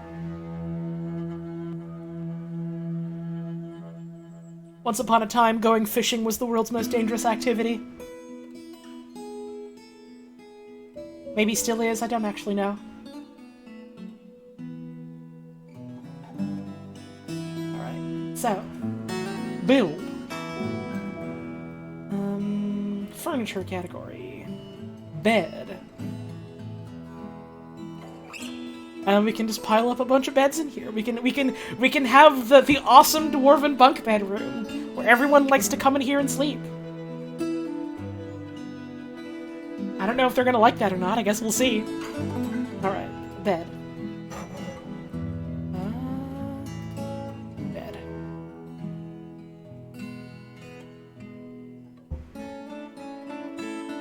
Bed placed. With a bed placed, your workers will have somewhere to sleep. Later you can create a room with a door and use the zones menu to assign an official bedroom for each resident. Ah! They each want their own room kind of thing. I see. Neat. The rest of every other button is now enabled. You can click on creatures and items just as you can. Click on buildings to get more info about them. Click on a resident to see their needs, inventory, thoughts, relations, and more. You can also access information from the Citizens button. Click on a citizen or creature. Was it this fucking thing? Stray alpaca, tame. 5 years old, female, strong and agile. No official position. Healthy. A large domestic animal with a long neck, it has been bred for its valuable hair. She is very strong and very agile, but she is slow to heal. Her auburn wool is extremely long. She is very muscular. Her skin is pale pink. Her eyes are black. She has no skills. She has no rooms. She has no labor. Let's see. She's not in the military. She has no kills. No thoughts. She has an iron... Here we go. She has an iron will. Very good intuition. A natural ability with music. And a good feel for social relationships and good creativity. But she has poor focus and very bad analytical abilities. She's often inflamed by hatred and easily develops hatred towards things. She rarely looks on others with lust. She does not have a great aesthetic sensibility, and she is conflicted by this, as she values artwork in its creation. She is quite polite. She is somewhat fearful in the face of imminent danger. She sometimes acts with little determination and confidence. She doesn't mind a little tumult and discomfort in day-to-day living. She tends to be swayed by the emotions of others. She is slow to trust others. She can easily fall in love or develop positive sentiments. She has an active sense of humor. She does not mind being outdoors, at least for a time. Like others in her culture, she holds craftsmanship to be of the highest ideals, and celebrates talented artisans and their masterworks. Has a great deal of respect for the law, greatly prizes loyalty, values family greatly, sees friendship as one of the finer things in life, believes that honesty is a high ideal, greatly respects artists and their works, really respects those that take the time to master a skill, deeply respects those that work hard at their labors, respects fair dealing and fair play, values cooperation, finds merrymaking and partying worthwhile activities. She loves to party. Values martial prowess, values leisure time, respects commerce, values knowledge, and finds nature somewhat disturbing. And this, I think, is, in essence, another part of why Dwarf Fortress is so fucking engrossing. Sometimes the game just has glitches that are very strange in a compelling way. Like, we're getting all of this, like, personality readouts for an animal, as if they were a people. And that's awesome. No preferences, no needs. Let's see. What of the cats? Stray cat, 6 years old, healthy, no official position. She has a natural ability with music. Oh, she likes singing. Oh, she likes singing. But she has bad intuition, a poor memory, and a poor ability to manage or understand social relationships. She is very polite, and observes appropriate rules of decorum when possible. She is not driven. And rarely feels the need to pursue even a modest success. They're roasting this fucking cat! Thank you, Meph Wins, for the 2-month resub. Wild time. She forms only fleeting and rare emotional bonds with others. She is very greedy. She rarely feels discouraged. She tends to think before acting. She tends to assume the worst of two outcomes will be the one that comes to pass. She has a tendency to consider ideas and abstractions over practical applications. Really good message in chat saying this cat is Wario. She's very humble. She likes to brawl. She doesn't often feel envious of others. She's rarely happy or enthusiastic, and she is conflicted by this, as she values parties and merrymaking in the abstract. This cat is no longer Wario.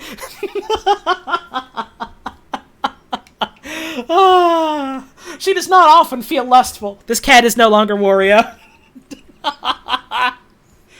Wait, can I nickname this?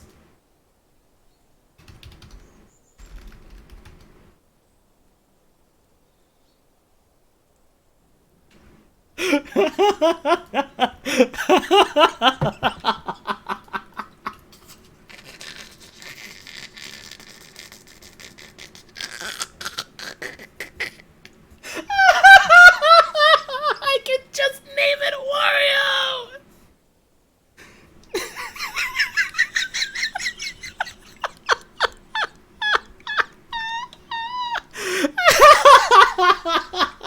It's gonna be so sad when something happens to this cat, even if it is just death of natural causes.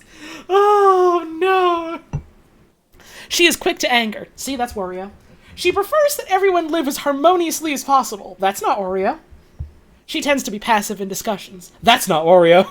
She is stubborn. That's Wario. She tends to share her own experiences and thoughts with others. Yeah, that's kind of Wario. Like others in her culture. She holds craftsmanship to be of the highest ideals and celebrates talented artisans and their masterworks. Has a great deal of respect for the law. This is just the same stuff as the llama because it's the same culture. It's the same culture. Alright. Now, stray kitten. Tame. She has great analytical abilities. Great creativity. Great intuition. A good feel for social relationships and a way with words. But she has little willpower. She has no confidence at all in her talent and abilities. She doesn't mind wearing something special now and again. She's not particularly interested in what others think of her. That's a cat.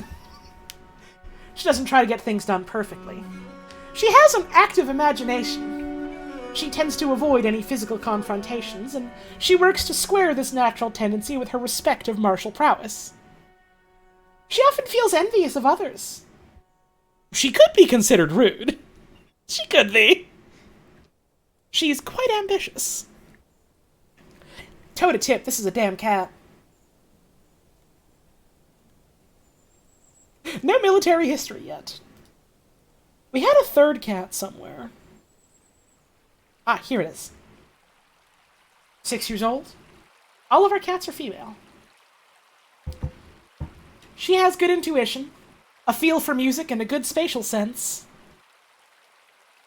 But she has poor focus. She cuts any corners possible when working on a project, regardless of the consequences, rather than wasting effort or resources. She feels helping others is an imposition on her time. She is quite polite. Yeah, this is a damn cat. Oh, she tends to hang on to grievances. Project? What, you never seen a cat work on a damn project before? You need to look at some more cats. You need to look at some more cats. She tends to be a bit stubborn in changing her mind about things. She's not particularly interested in what others think of her. She's rarely happy or enthusiastic, and she is conflicted by this as she values parties and merrymaking in the abstract. She takes offered help and gifts without feeling particularly grateful. More cats? Thank you, Criminal World, for the 22-month resub.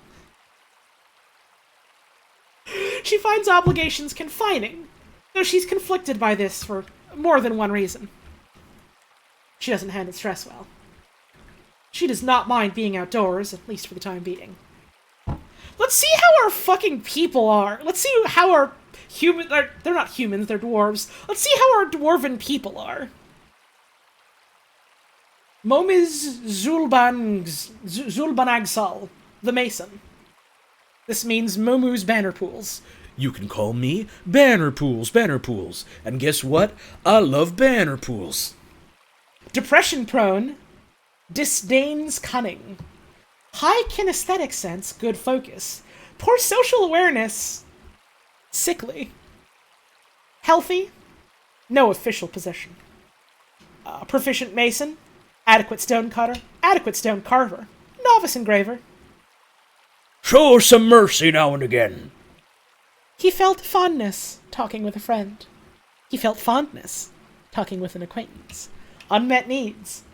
Drink alcohol, eat good meal, craft object. All dwarf want is booze, meal, and make. And you gotta respect that. Tunics made out of pigtails, giant skunk leather, cave spider socks, and horse leather shoes. All of the leathers and fabrics and stuff are made out of different things in the world, and it likes to specify what they are. Yeah, a big worry at the start of the game. Your dwarves don't have alcohol production. All of your poor, sweet dwarves are horribly, horribly sober. We need to fix that. We need to fix that. They are a member of the Doors of Compassion. It is their civilization. They are a citizen. And they are a member of the Bridled Rooms site government. Personality. He has a great kinesthetic sense, a great ability to focus, and a feel for music. But he has a questionable spatial sense. A shortage of patience. Little linguistic ability, and a lack of understanding of social relationships. He's frequently depressed. He feels strong urges and seeks short-term rewards. He is generally unhindered by the thoughts of others concerning his actions. Do you heavily dislike that going with the tutorial prevents you from naming your civilization or choosing your group symbol? I mean, I don't fucking care. This is my first time doing this. I'm more concerned about wrapping my head around the basics than I am about, like, fine-tuning and naming things. I'll worry about that when we get to the inevitable next fortress, you know?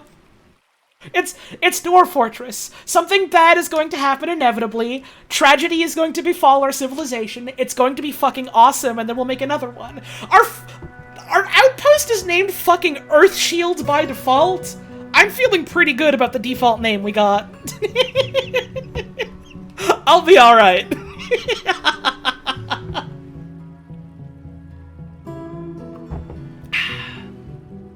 Generally unhindered by the thoughts of others concerning his actions. He has a sense of duty. He is quite polite. He is somewhat uncomfortable around those that appear unusual or live differently from himself. Damn! You need to fix your heart or die, dude. He can sometimes act without deliberation. He likes to brawl. He likes to brawl. He is moved by art and natural beauty, and he is troubled by this, since he dislikes the natural world! He tends to be swayed by the emotions of others. He often feels envious of others. He does not often feel lustful. He takes offered help and gifts without feeling particularly grateful. He tends not to reveal personal information. He often acts with compassion. He has an active sense of humor. He tries to keep his things orderly. He's a bit of a hater! Yeah! He's got that hater instinct on lock. But he often acts with compassion! Question mark. He tries to keep his things orderly. He likes a little excitement now and then. He needs alcohol to get through the working day. He likes working outdoors, even though he hates the outdoors and nature! And grumbles only mildly at inclement weather. This man is fucking weird, dude! All this is just, dwarven stuff. And finds nature somewhat disturbing. He personally sees guile and cunning as indirect and somewhat worthless. He dreams of creating a great work of art.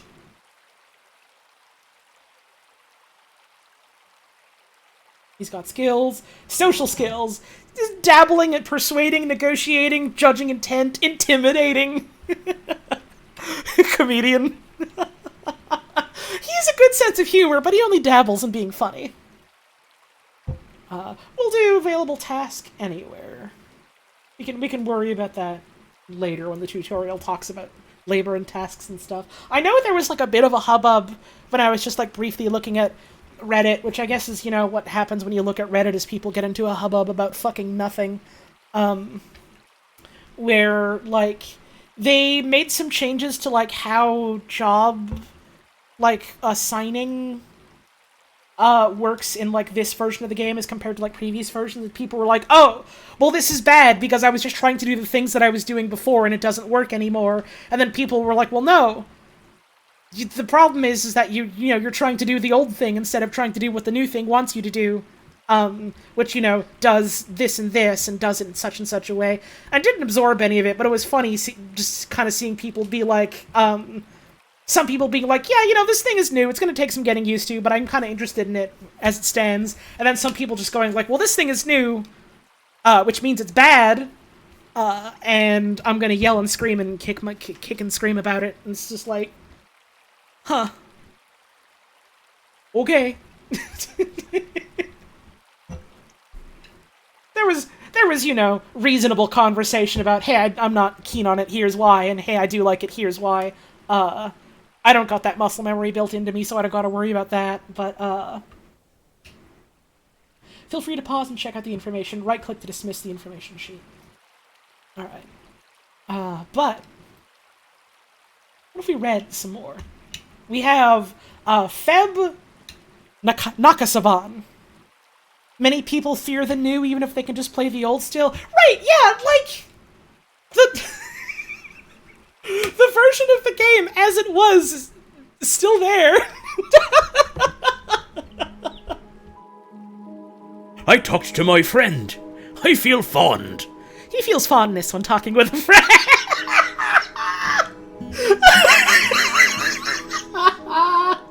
Oh, this man needs to drink, make, and pray. Good for him. The expedition leader. He's musical. He has good analytical ability. He's not vain. He's sickly. He disdains decorum. He disdains decorum. He can't stand pomp and circumstance. We're going to have a visit from, like, a fucking baron or, like, a royal or something, and we're gonna have to hold poor Feb back. He's gonna try and kill them. And he's unassertive. Oh, never mind. He's not gonna try and kill them. He's gonna grumble and hope someone else tries to kill him. He feels fondness talking with a friend. He has a great musical sense and great analytical abilities, but he has meager creativity, poor focus, an iffy memory, and a questionable spatial sense. He takes no pleasure in his talents and appearance.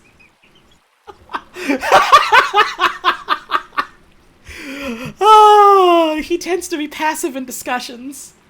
He has a greedy streak. He has an active imagination. He can handle stress. Oh, that's a bit of a worrying statement with other things we've seen about him. He needs alcohol, he likes working outdoors, and grumbles only mildly in inclement weather. He personally finds maintaining decorum a silly, fumbling waste of time. Thank you, Via Beans, for the 5 months. Holy fuck, Holpy. Thank you very much. Doesn't really value merrymaking? Oh, man. Oh, we might need to get a new expedition leader. Thank you, Nissa the Witch, for the 19 months. Much appreciated. Doesn't particularly value loyalty. He dreams of mastering a skill. We have read literally 2 dwarves, like, character sheets, and both of them have been so fucking weird. I love this. He has no pleasure in his talents, but he does want to master something. He doesn't like it. He's not proud of it. He derives no joy from it. But he dreams about it. He needs to do it deep down.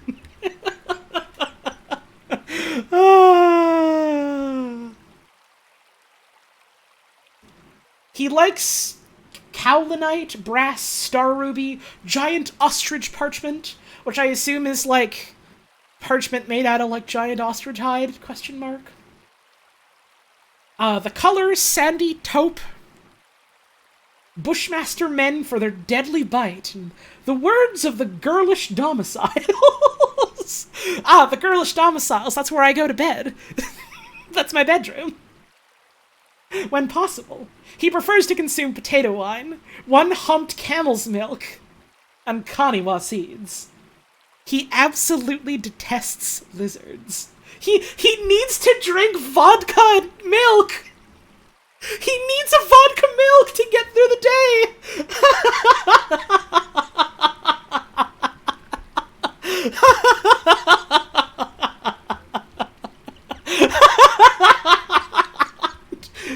This dude is just such a fucked up dude. Not pleasant to be around, doesn't, like, you know, enjoy partying, goes to the bar, he's like, alright, bartender, I need you to fix me a white Gilgamesh with vodka, make it lukewarm, and get me a handful of fucking seeds. It's gonna be a long night.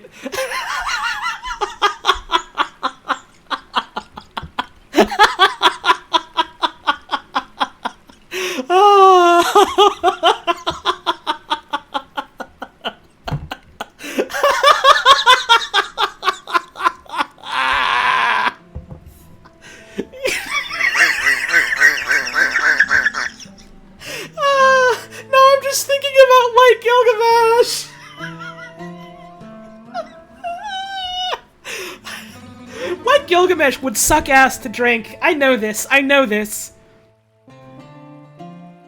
However,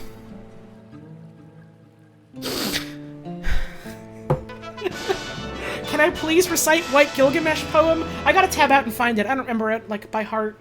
50. Let me see. Dwarves.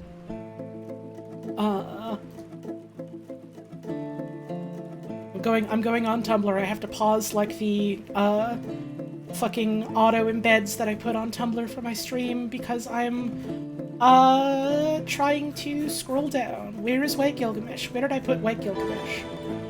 Where is it? Where is it? Where is it? Where is it? Where is it? Bartender, I need a shot of seal milk. Thank you, Rotten Witch, for the tip. Walks up to the bar. Get me a White Gilgamesh and make it warm. It's gonna be a long night. 2/3 beer and 1/3 milk.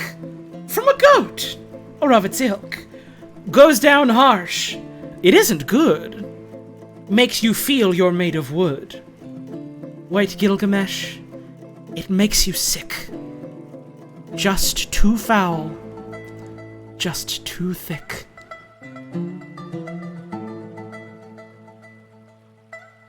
And that's White Gilgamesh. I still desperately want to fucking make one someday. It's not going to be good. Wait, hang on. We can just rename this dude.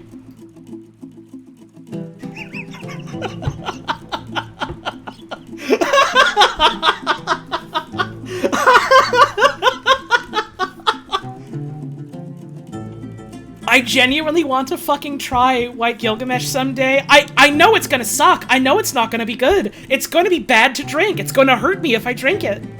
I still want to try. And every time I bring this up, my poor fucking girlfriend, bless her heart, is just like, don't fucking do that, Holly. And in that moment, I understand truly how she feels whenever she's like, dude, I'm just gonna eat fucking butter. And I'm like, don't just eat butter by itself, darling. Come on.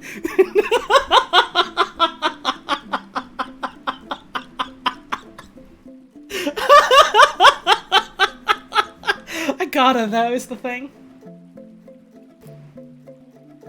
I gotta. Don't tell my girlfriend I'm saying this. Don't tell my girlfriend I have White Gilgamesh plans. Don't tell her she knows I live like this. Don't tell her. Ah. Relations. Ah. Worships Roval Zalisarban. We've got other people to look at. Tekud Nokimnisak. Woodworker. High kinesthetic sense, frail, disdains tradition, fearful. Oh, the fear is in his heart. Lover, Kadol Yellowlanced. Hang on. Kadol Yellowlanced.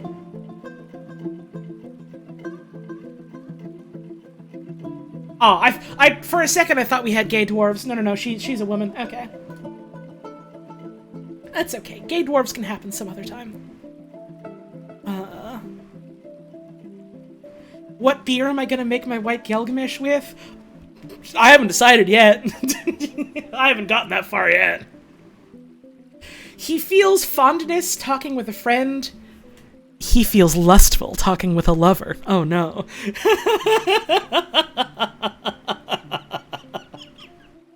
Bud Light and goat milk? No!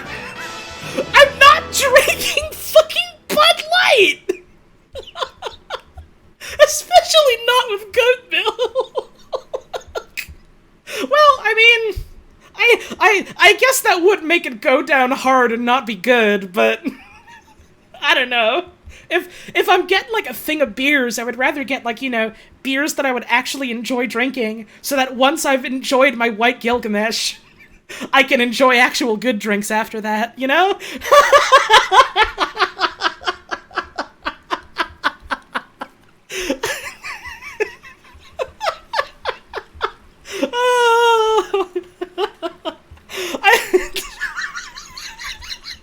Now I'm just fucking imagining leaving out, like, taking a fucking bottle of beer out of the fridge and, like, leaving it out, I don't know, in, like, my room or, like, by a radiator all day so it warms up and gets disgusting.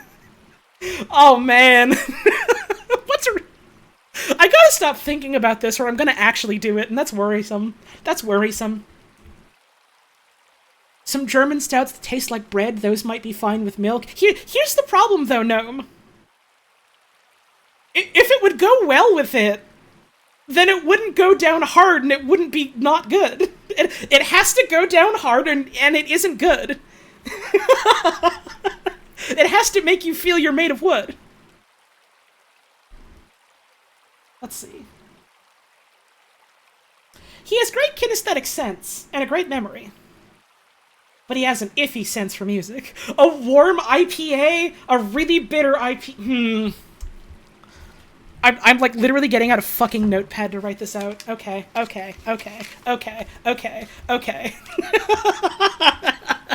Hang on.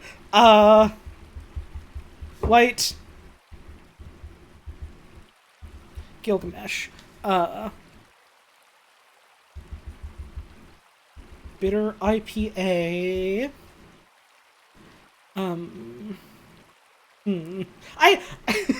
I guess a black Gilgamesh would be something like a Guinness, huh? If your roommates see this, will they stop me? I mean, I'm living with my parents. My roommates are my parents. I made fucking party cheese salad and they didn't do anything to stop me. They were just kind of like, so what are you doing with that? And I was like, making something bad. And they were like, oh. Okay. They're not gonna stop me. They might just be like, why? But I'm a damn adult. They're gonna let me do it.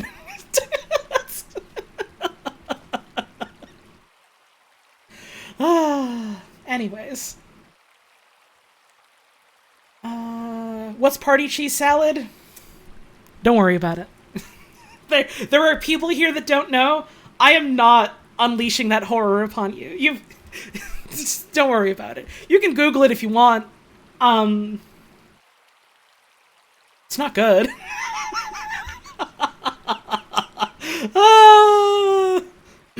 There's a couple of reasons why I generally don't mention the party cheese salad incident. But it did happen, you know?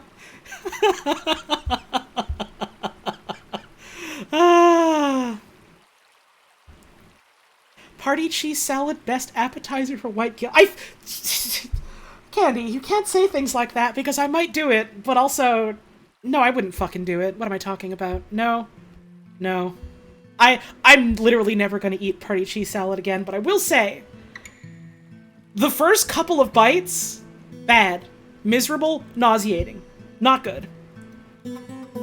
The bites after that, I won't say I enjoyed it, because I didn't. I would be lying to you. I grew numb to it. I built up a resistance. The next day I felt remarkably healthy. And that's what scares me the most. The next day I woke up with vim and vigor. And that terrifies me. It's like when I ate the fucking Elvis and I was like, this sandwich is underwhelming, it's fine, I guess. And then for 24 hours felt no hunger, no desire to eat.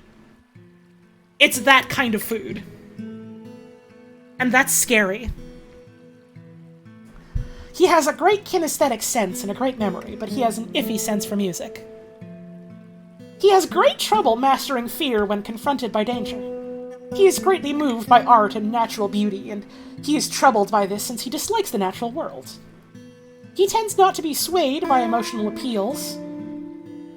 He tends to assume the worst of two outcomes will be the one that comes to pass. He lives a fast-paced life. Oh yeah, the Elvis, for people that don't know, is, it's a peanut butter and banana sandwich. You add honey, you add, like, a bunch of strips of bacon. Then you take the sandwich, and you fry it in butter in a pan. Like, it's drunk people food. It's 2 in the morning and you and your buds went out drinking. You want to put food in your body type of food. It's okay. It's not, like, horrible. It's fine. Like, I ate one and I was like, this sandwich isn't life-changing. It tastes okay, but, like, it's not, like, incredible or anything. And Elvis ate one of those every day, and it's why he died of a poop disaster.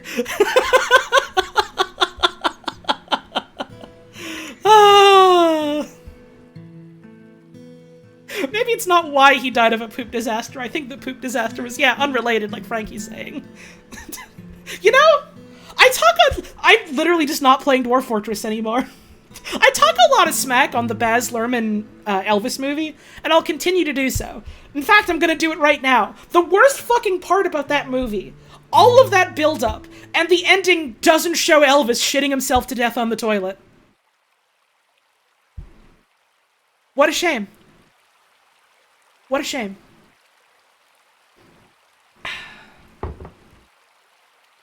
That movie's a fucking nightmare.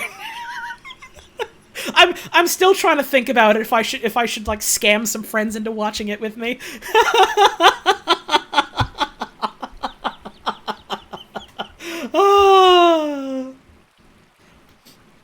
Fucking speaking of scamming friends into watching something with me, Frankie, we still gotta do the fucking Felix the Cat Gumby movie double feature someday. Was it Felix the Cat? Or yeah, it was Felix the Cat. Okay, good. I can never remember if the cat movie that you have history with is Felix the Cat or Fritz the Cat. Fritz the Cat is a very different fucking movie. Thank you, K-Goblin, for the 17-month resub. Much appreciated. Where was I? Fast-paced life. He often feels lustful. The lumberjack of sex has logged in. He rarely feels discouraged. That's really good follow-up to he's often horny. Thank you, Acrid Rain Showers, for the 26 months. Much appreciated. He has a greedy streak. He doesn't mind a little tumult and discord in day-to-day living. He is stubborn. Tekud, the sexful dwarf. Never forget. He personally disregards tradition, doesn't see the attainment of knowledge as important, and doesn't particularly care about craft dwarfship. He dreams of raising a family. Oh, okay, that's... Although it is immediately followed up after, this dude wants to fuck. I don't know, he wants to have kids. That's at least kind of charming, you know? His preferences. He detests purring maggots. He wants to eat kangaroo cheese, radish plants, and swamp whiskey. Overall, he's somewhat focused with satisfied needs. Let's see. Our metal crafter. Our metal crafter who hates hard work!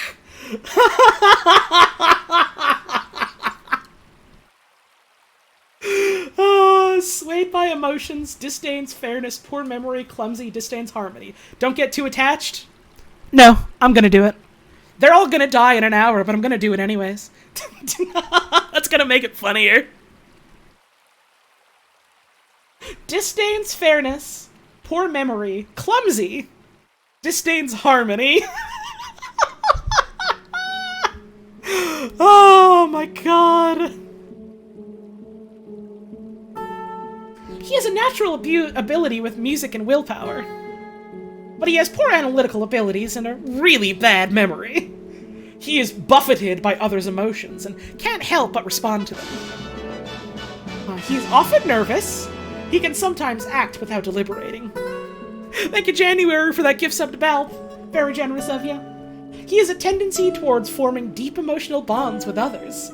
He has an active sense of humor. He occasionally overindulges. He tends to make a small mess with his own possessions. He gnaws his lips when he is excited, or annoyed. He has a very distinct laugh for when he's excited. That's the first time we're seeing something like that on a guy. He needs alcohol, like all of them. He personally thinks working hard is an abject idiocy, sees life as unfair, and doesn't mind it that way. And doesn't respect a society that is settled into harmony without debate and strife. We have an entire colony of fucking freaks, dude! This is great! Okay. Before we get to more, it's been just a little bit over an hour since my last get up and stretch. This is a stream where I'm gonna be reading a lot, so I do kind of need to be on the ball with like making sure I have fucking water to drink. This is the man of all time. Also, yay, 12 months of follow. Thank you, Mothballs, for the 12 months. Much appreciated. So I'm gonna get up and have a stretch. We can see whatever this giant red alert on our screen is when we get back. It's probably not a big deal, right? It's probably not a big deal. I fucking hope. I'll be back in just a few. I'm gonna get up and have a stretch, get myself some more water. I am going to hit the button what runs the ads while I'm away, so it's the perfect opportunity for you to get up and have a stretch and get away from your computer for a couple of minutes. We'll be back real soon. Enjoy the ambiance while I'm away.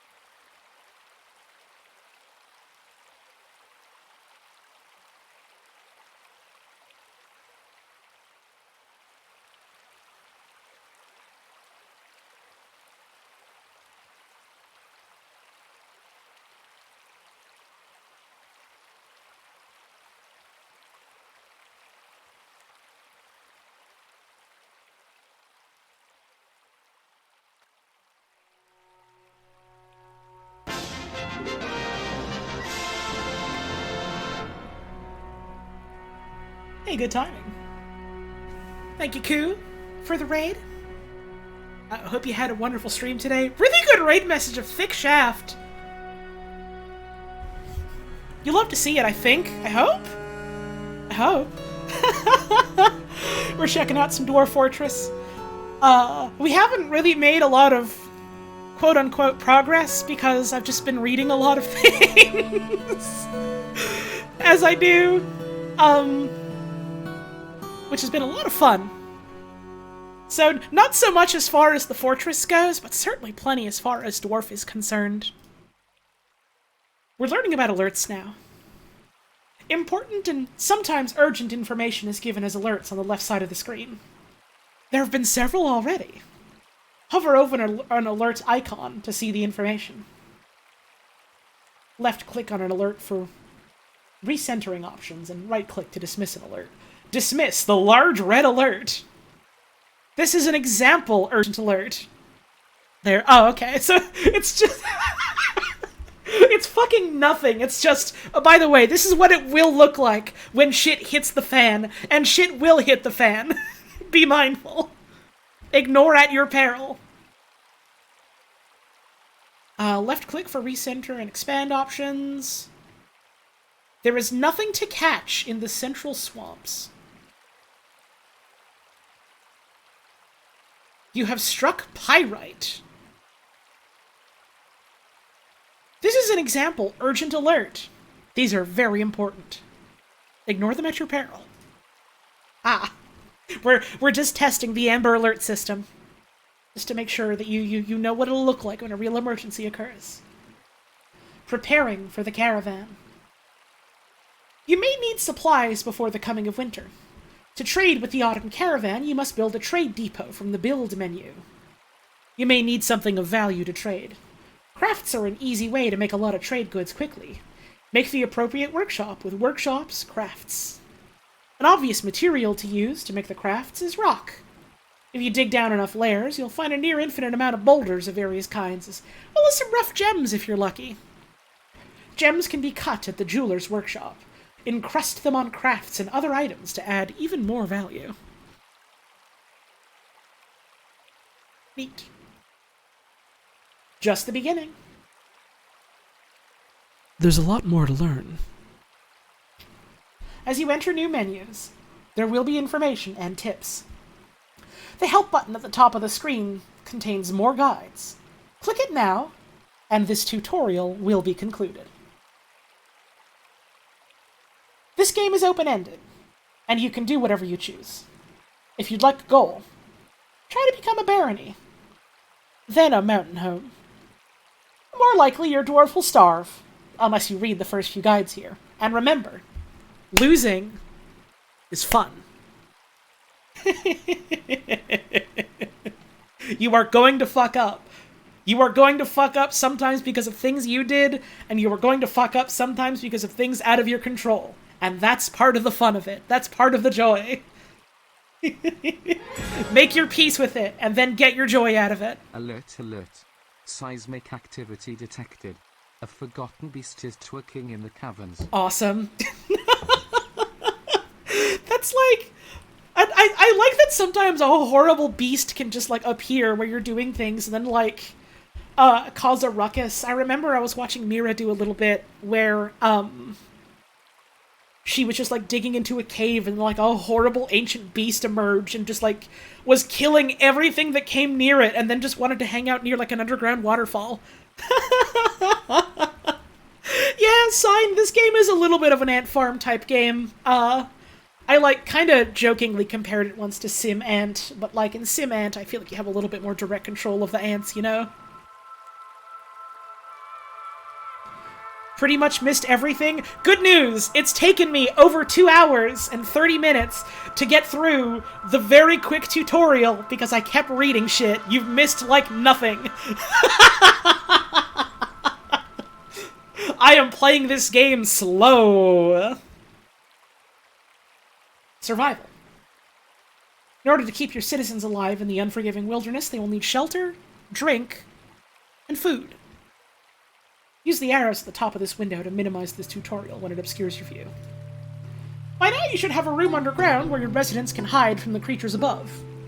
To make sure they spend their free time down there, you'll need to use the Zones menu to create a meeting area. Later, you may try the Burrows menu to create a safe place for your civilians to hide when real trouble comes. Ah. Ah. Real trouble, huh? I see, I see. We have, water here, which we should perhaps try not to strike. Let's, build out from it, why don't we?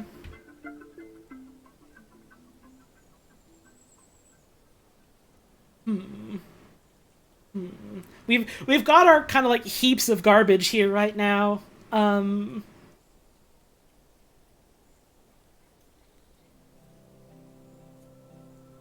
Let's see. We need to make a meeting area. Let's mine out a bigger space down here and then make that our sort of meeting area as it was.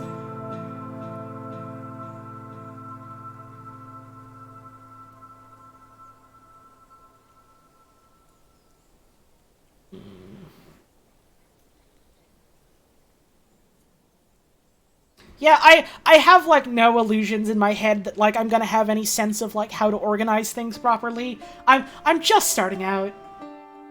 Things are gonna be a fucking mess. Anyone who thinks otherwise is a goddamn fool.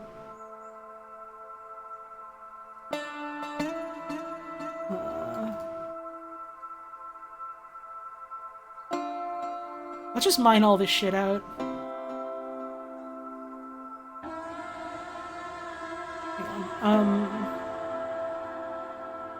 Tasks.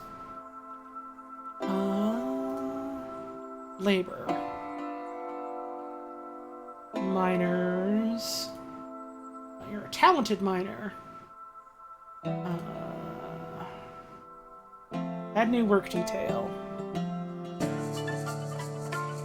Can I do one for mining?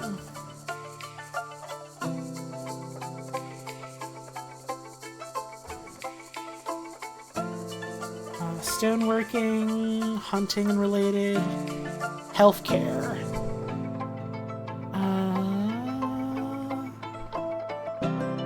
Farming and related.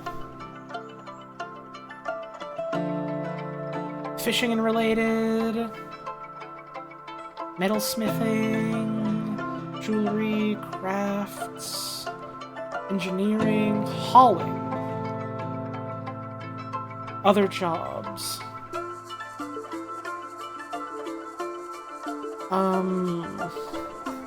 Is there not just like a mining option where or am I missing it?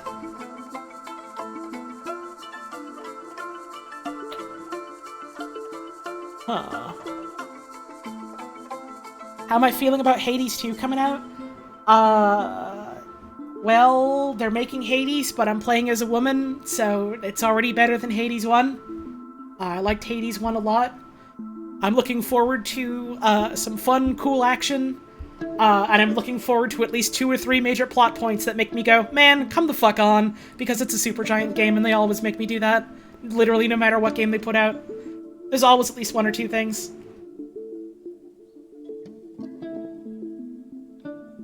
And there's just like the miners thing here, but like...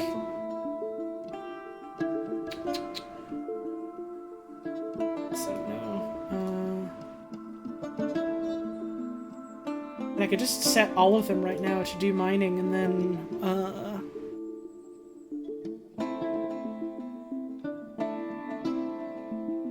like, I guess I could just do this, and this would work, right? Because I just want everyone right now to help clear out this cave, and then I'll just uncheck all that, and they can go back to doing what they were previously. Oh, right, pickaxes, that's true. I have to consider the amount of pickaxes. I keep forgetting, they don't just, like, eat the dirt. They don't just eat the rocks. There was... Dwarf Fortress is an absolute treasure that I value deeply after playing it for years when I was younger, and the Steam drop was an instant purchase for me to support the devs. There we go. It'll get absolutely messy, and I hope you enjoy your time with it like I have. Hell yeah. Thank you for the tip, I appreciate it. I'm looking forward to, making a lot of mistakes, causing myself a lot of problems. That's exciting, genuinely. Alright, let's, dig this shit out. There we go. They're going at it. They're going at it.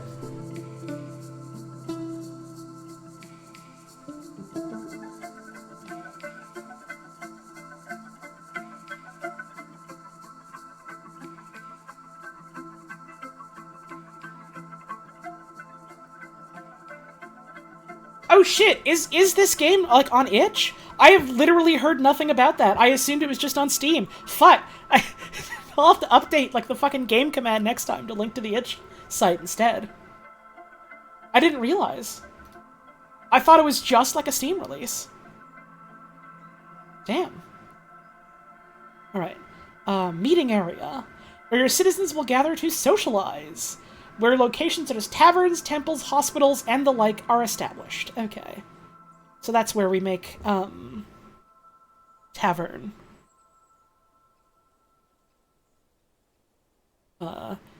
Didn't know till you already bought it? It's fine. That's kind of just what happens when, like, a game is on Steam and then also on itch, is that the news that it's on itch kind of tends to fall to the wayside, unfortunately.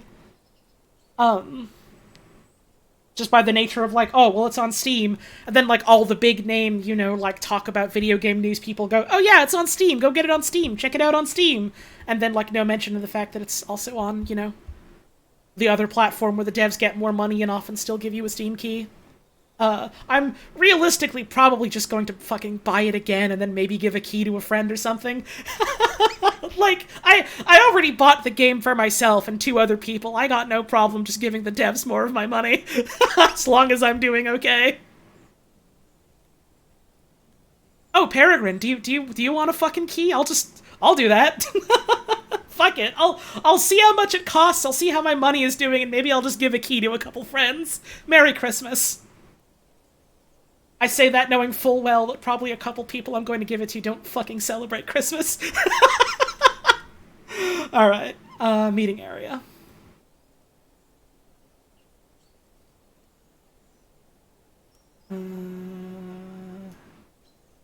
There we go. Accept. That'll do for now. That'll do for now. That'll do for now. Okay. Later, you may try the Burrows menu. Is Burrows in here, or is that just like a different menu entirely? Let's see. Bedroom should include a bed. Try to enclose it with walls and doors. Do not overlap. Okay, so bedrooms have to be alone. But I can also make dormitories. I can also just make dormitories for, like, mass bunk room, bedroom, everyone sleeping here type of places. Okay.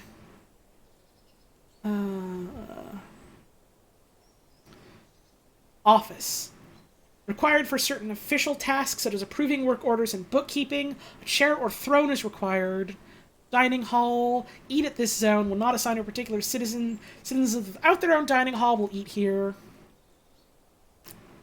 Tables and adjacent chairs should be included. You can assign a dining hall to, like, one dude? Like this is where fucking Haribo goes to eat and no one else is allowed to have food there? Man, that's fucked.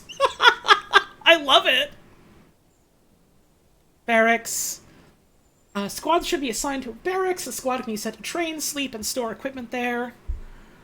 Certain livestock needs to graze on grass. Assign these animals to a pasture zone. No fencing is needed. Ooh. Archers can train in this zone if there is an archery target included.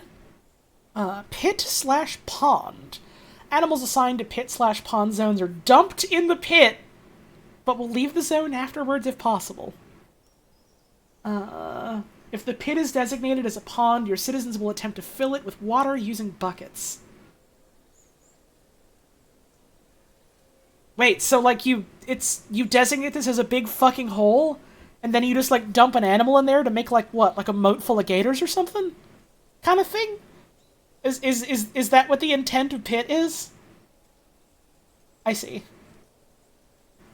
Nobles tend to have accidents? Yeah, it's fucking weird how, like, there's always stories about how, you know, the rich and well-to-do come by, like, a fortress, and then, like, for reasons no one can explain, suddenly they're just, like, a paste of gore on the ground, or, like, they fell into the pit of ravenous snakes and tigers that are on fire. No one knows how this keeps happening. We're all trying to get to the bottom of it, but no one understands.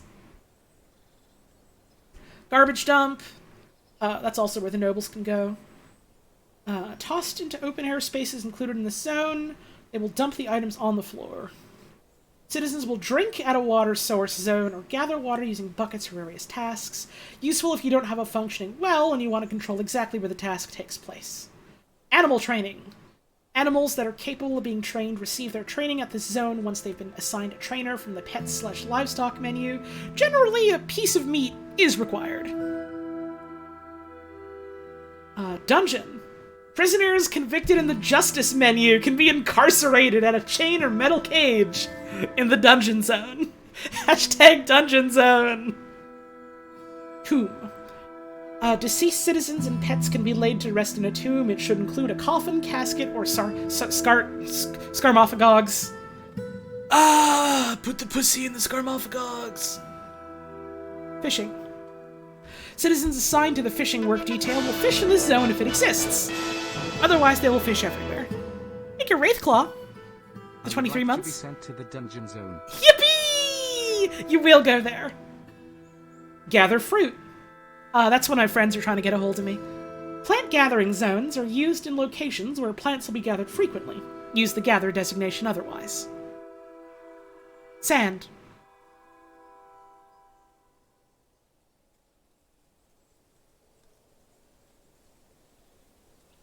Water. Your citizens will collect clay at this zone if a clay floor or clay wall is included. This task is initiated manually at the kiln. So this is gather clay zone is what this is. Okay. I see. Okay, so we have our meeting area. There we go. Labor menu. Some essential tasks must be assigned from the labor menu. Click here and make sure you have a miner, woodcutter, and fisher dwarf. If you haven't suffered any casualties, you should already have these labors assigned already. If one of these brave workers falls, you'll need to assign somebody to these duties. Okay, so, miners. Only you do that because you're talented, and then we have also the planter who dabbles at it. Maybe we should have the mason dabble at it instead? Okay. Woodcutters, only our competent woodcutter does that. We have no hunters right now. Planter. Let's have you be a planter. Fisher dwarf, we have you because you're proficient at it. Plant gatherers. No one right now, but I guess we can have you work at it as well. Stone cutters. You're an adequate stone cutter. And you can do that as well. Engravers. Yeah, you could do engraving. Because you like doing stonework. Haulers! Everybody does this. Let's see. Orderlies. What are orderlies?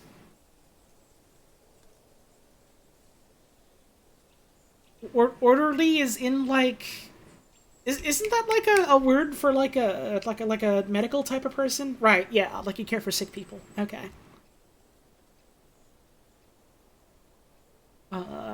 Everybody can do this, I suppose. Custom detail 1. Let's see.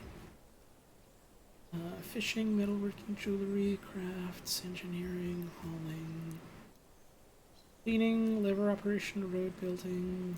Okay. So let's just delete this custom order then. Alright. Okay. So we've got them set up to do that, and then it's just a matter of giving them the jobs. Lots of different types of stone. Lots of different types of stone.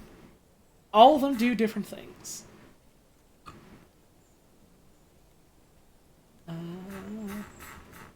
I hope you like all sorts of different types of minerals.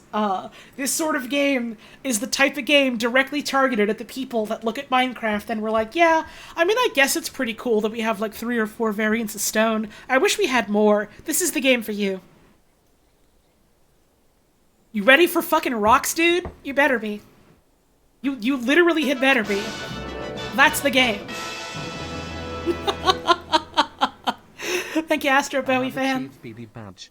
Yippee. Yippee! Wahoo. Yo, thank you for the 12-month resub. Thank you for sticking around. I hope you're doing well. Okay.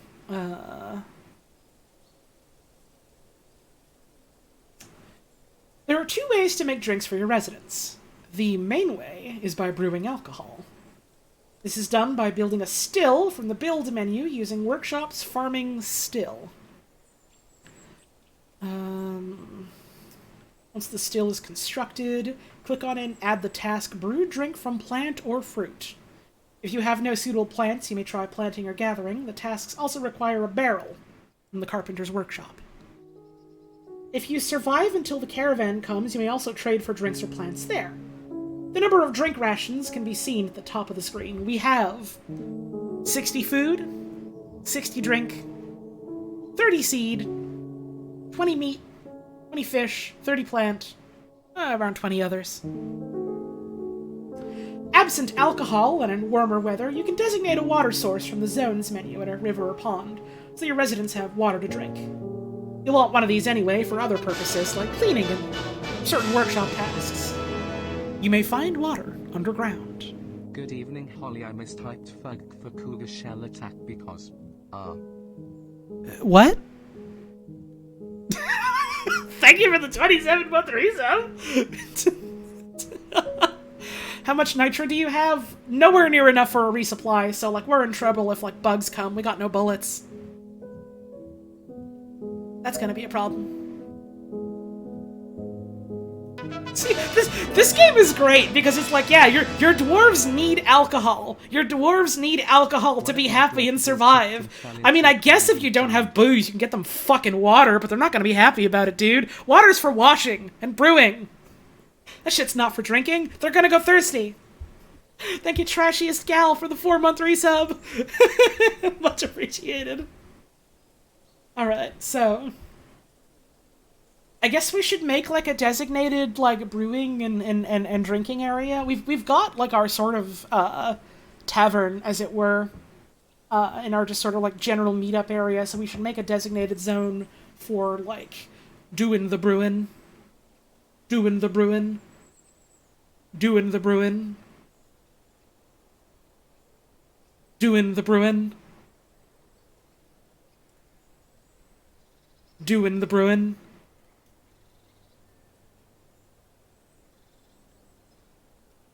Doing the brewing.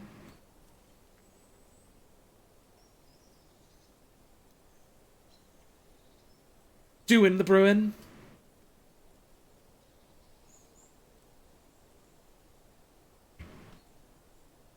Doing the brewing.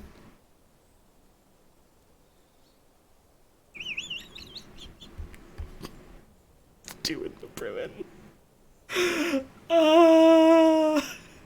Alright, I got to remember what my menus do again. Okay, so this is tasks, places,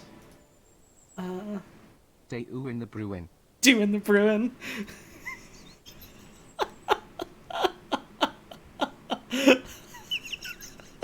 Thank you for the tip. Okay, we should,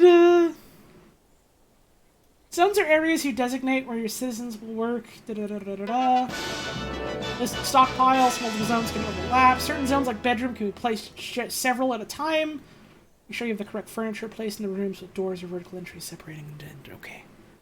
Thank you, Air Fryer, buy one, get one free, and Pure Mass for the brand new subs. Very much appreciated. Okay, so we should probably make some beds for the dwarves to sleep in. We should probably make, like, a dedicated going to sleep area, which we do not yet have.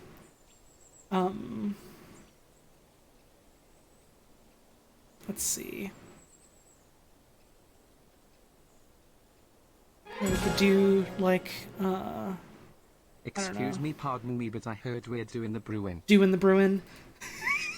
Thank you for the tip, I appreciate it. I don't know why I just started saying that, but I couldn't stop. Okay, I could do like this. could do like this. And then I could do like this. I could do like this.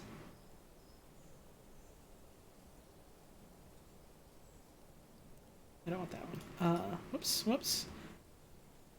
How do I cancel?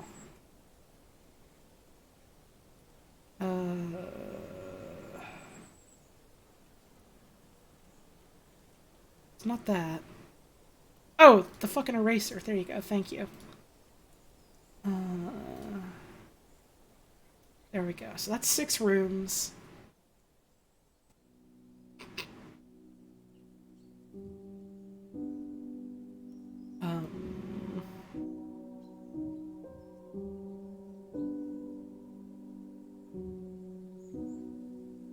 Right, no, one down more.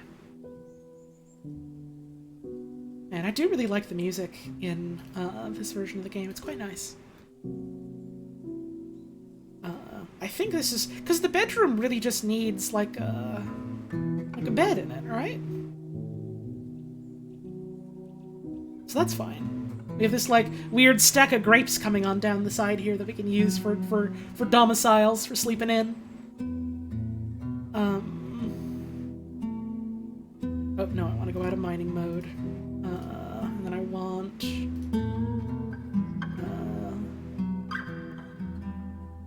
a manager is required to add work orders to the shop. Free for anybody to use.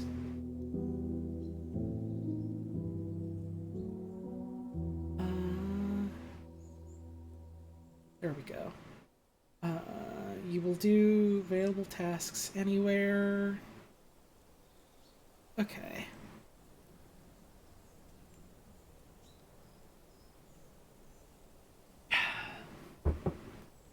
Okay, so we need beds. We can set this to repeat indefinitely, but I only want like a couple. I want like 7. I guess 6 because we have the spare one there. There we go. We'll make 6. And I guess before we do any of that, we should maybe consider planting. There's some food on the embark wagon, and you can trade for food, but you can also grow your own. The wagon comes with seeds, but as you might expect, these crops must be grown underground. Oh! Oh, I didn't actually realize we were growing them underground. That's fun. That's fun. That's fun. Using mining orders, you'll need to carve out a rectangular area underground for your farm plot. The underground rectangle must be near the surface where there is soil, loam, clay, or sand. 1 level down should suffice before you hit rock. The highest mountain elevations do not have soil. Make sure to leave the ceiling above intact so the underground soil doesn't receive any sunlight. Wait, hang on. The pig. The pig is having some serious thoughts about tools.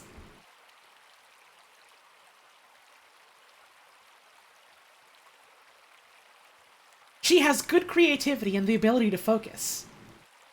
But she has a poor memory and an atrocious spatial sense. She's very polite and observes appropriate rules of decorum when possible. She lives an orderly life, organized and neat. She takes offered help and gifts without feeling particularly grateful. She has a greedy streak. She isn't particularly ambitious. She is somewhat fearful in the face of imminent danger. She's pleased by her own appearance and talents. She has a tendency to consider ideas and abstractions over practical applications. She's somewhat quarrelsome. And she's bothered by this, and she values friendship. She likes to take it easy. I know a bunch of people already said it in chat, but I would like to reiterate. Sow tools.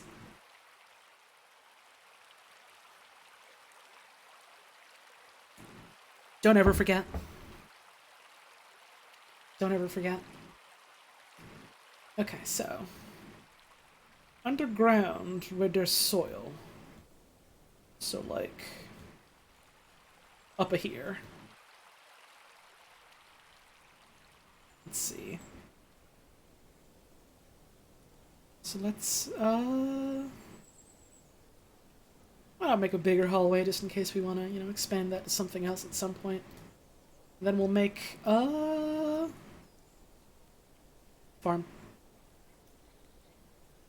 Okay. With the subterranean soil floor exposed, you can place an underground farm plot. This isn't rich soil, but will suffice for now. Dig deeper to find better soil.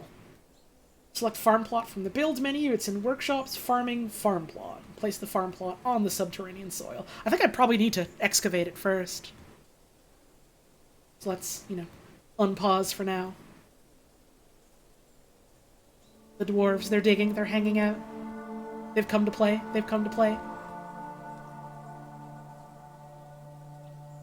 It's something about the idea of, yeah, there's much better soil you can find, but it's deeper down. You gotta dig even further. It's so fucking funny to me. I don't even realize we're growing anything underground at all, aside from, like, fungus and stuff.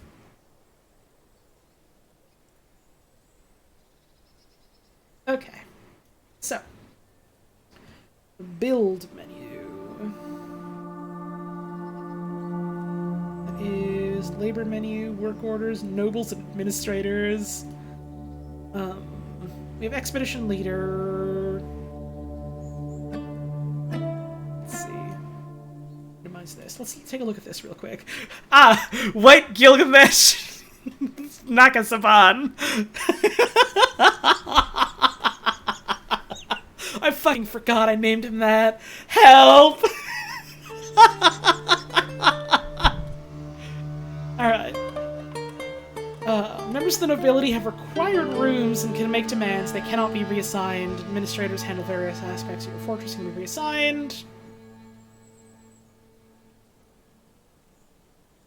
Manager handles work orders. Once your fortress reaches a certain population, the manager must work in an office to validate work orders. Chief Medical Dwarf lets you see the overall health of dwarves.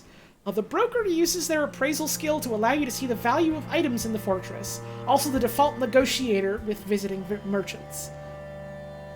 The bookkeeper keeps an accurate count of items in the fortress. Work in their office to improve the precision of the count. Messenger. New. I don't know what that means. I don't really know what that means, but it just says new. The art does so much for this. The minerals come in every color and shade, and they make your brain activate. Hey, hell yeah. I have always liked hearing other people talk about Dwarf Fortress, but as someone who, like... I think the word for it is aphantasia, that thing where, like, you cannot, like, picture things at all in your head. Like, I got that. And so part of me is always, I don't know if it's because of that, or if it's just for completely unrelated reasons. I've always, like, struggled trying to, like, visually parse, like, old ASCII Dwarf Fortress. And so I'm excited, because it's like, I get to actually try this myself now, and, like, a thing that's actually can be parsed by my brain. So that's cool. Okay. Build menu.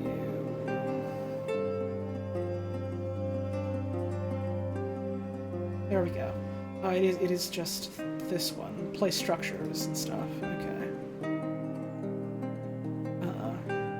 I kind of wish, like, for instance, here it's talking about, yeah, the build menu. I kind of wish if you hovered over this, it would say, like, build menu, and then, you know, place structures and work areas, etc., etc.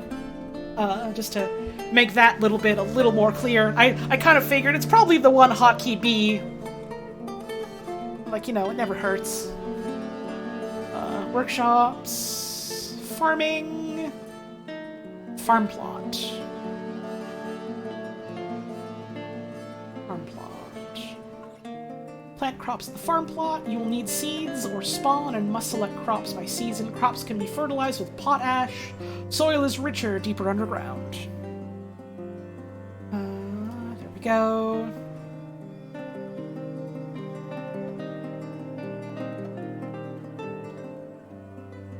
There we go. You can select the crops to be grown each season. Click on the farm plot you placed to pull up the farming menu. Let's let this go first. You are going to create the farm plot. There we go. That is now done. Plump helmets. Oh man, fucking plump helmets. For the longest time, I thought plump helmets were like an actual helmet, and then I realized, wait, no, they're eating them. So that means they're an animal, right? No. No.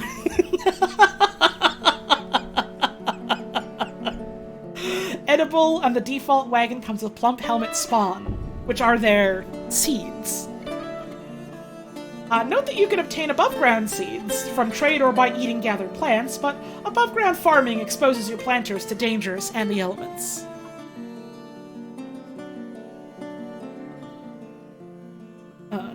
Now your planters, those that can access both the farm plot and the spawn, will plant the field, and after a period of growth, they'll be harvested. Okay, so... Oh, it's still constructing. Okay. It's not done yet.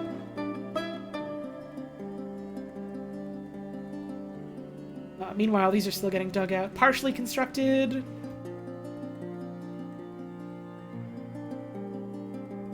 Okay. While this is happening,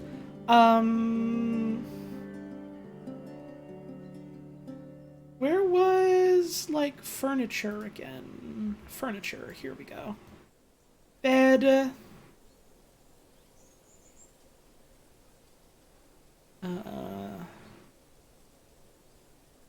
Guess it doesn't matter really where I place the bed as long as it's in there. Here we go. Build, furniture, bed. Here we go. Build, furniture, bed. There we go. Let her rip.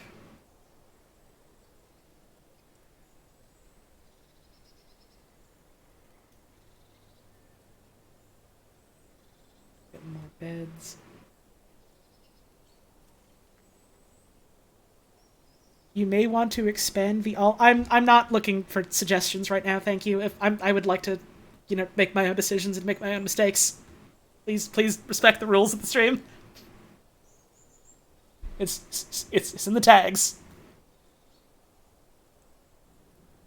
It is always consistently been the rule here. I'm gonna ask for help. I have already asked for help, but please don't just assume I'm going to give you help now. I'll ask. Thank you. Okay, so the rooms is fucking done. Coffee tree roots, coconut palm roots. Damn. We got fucking coffee trees around here? Huh. And coconut.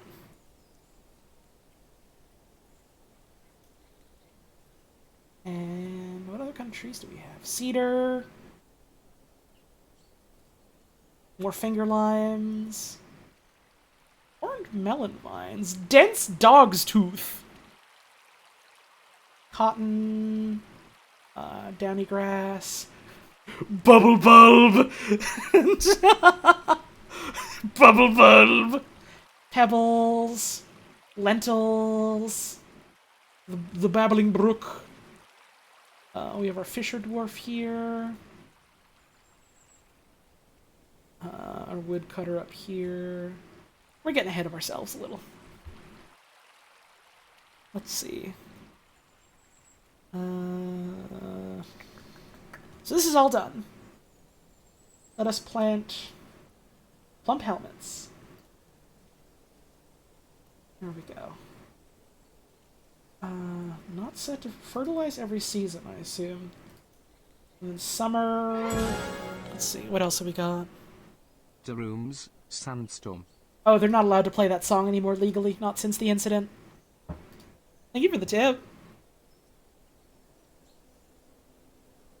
Yeah, I do really like the ambiance in this game so far. It's real nice.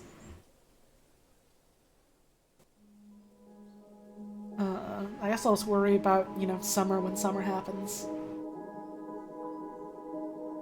Let's see, if I let this go, are people gonna go and plant in there? Yes, there we go. Okay, cool. So, these are all dug out. We need...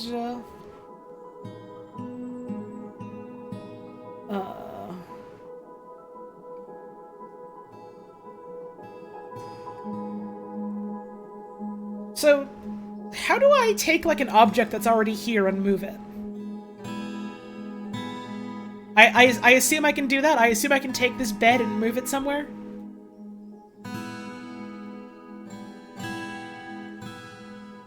The button next to the quill. Slated for... Oh, removes it. Okay, cool, cool, cool. Thank you. It has been thusly removed. Wait. Wait. But it... But...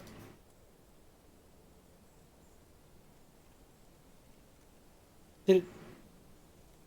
What? But it just got moved? It's an item now. Oh, okay, so it's like the equivalent of when you break like a block in Minecraft kind of thing, and then it's just like rotating on the floor.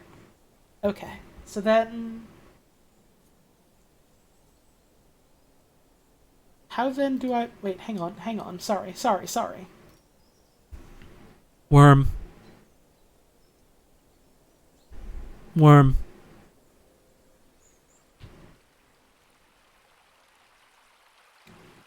Worm. Tick, louse, and beetle all in one tab.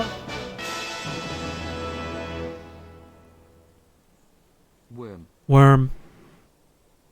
My tooth hurts.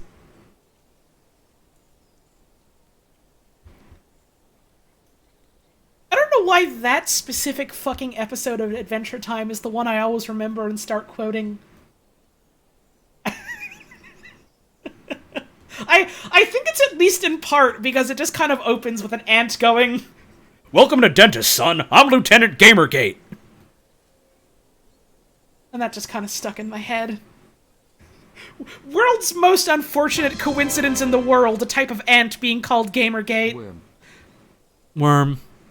My tooth hurts. Thank you for the tip. It's probably not actually pronounced Gamergate, but that is a known type of ant. That is a known quantity. Very unfortunate, all things considered. That is actually how you pronounce it? My fucking god. Okay. Let's see. There. Build, furniture, bed, another one. Build, furniture, bed, another one. Build, furniture, bed, another one. Alright, so that's all 7 of our beds.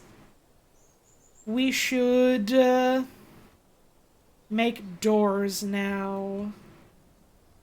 Add new task. Door. No. Add new task. Door. We're gonna want at least these 7 for go bed.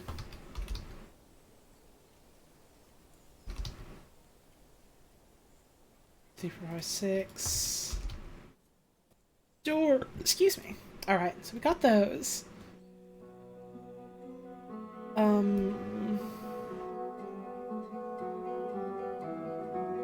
So, if I'm understanding this menu right, like this is saying the plump helmet spawn have been planted here, right? So, like, these are just gonna grow now over time type of deal? Okay, cool.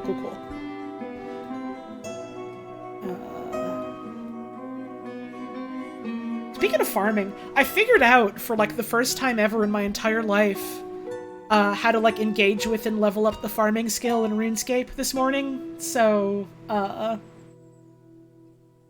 basically everything else I do in that video game now is fucking over, and I'm a full-time farmer. So that's been fun. I've just been growing a lot of onions so far. And then like a single patch of cabbages. It's neat.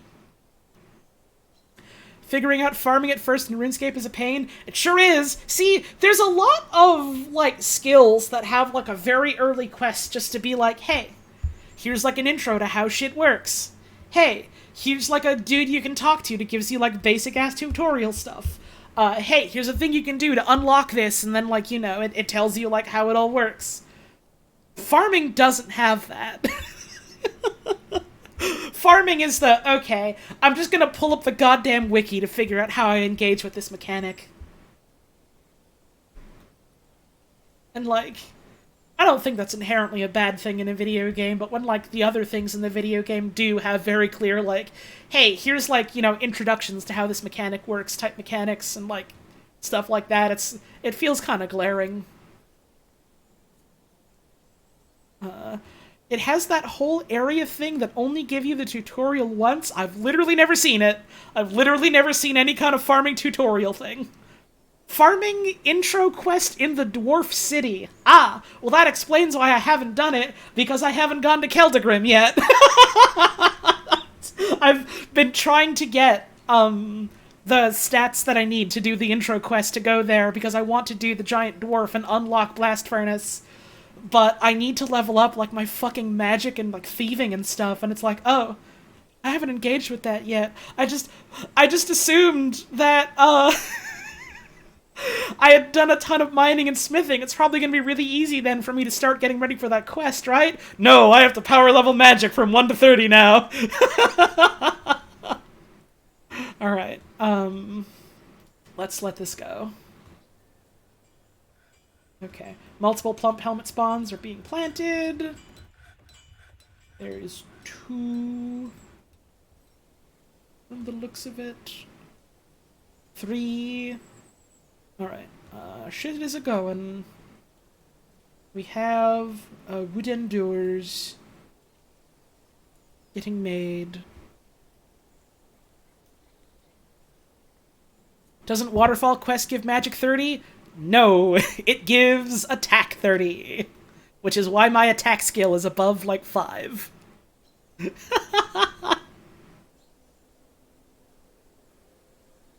Alright, we're probably gonna need to get more wood. So let's close this. Go to this menu. Hey, how come there's just a bunch of arrows here now? What thing did I open up to make all these appear? Tekud has created a masterpiece finger lime wood door.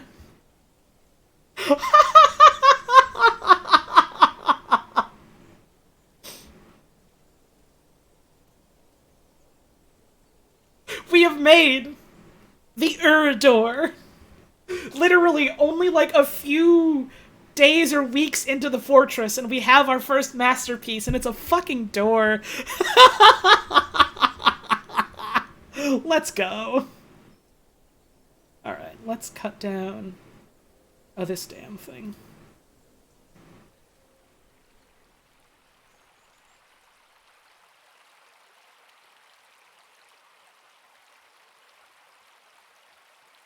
Let's see. We've got our... yeah, he was working on that at first. Oh, we've got a bunch of mussels here. Okay, you cut that down. So. Oh, all these delicious... Can we admire the door? Let's see.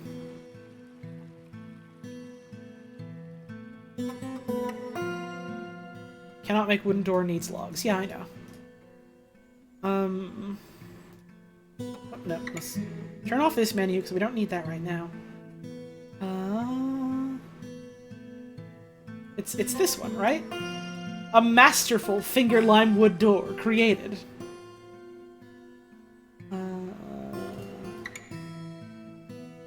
Can Can I see more about this door, or is that it? Or is that it?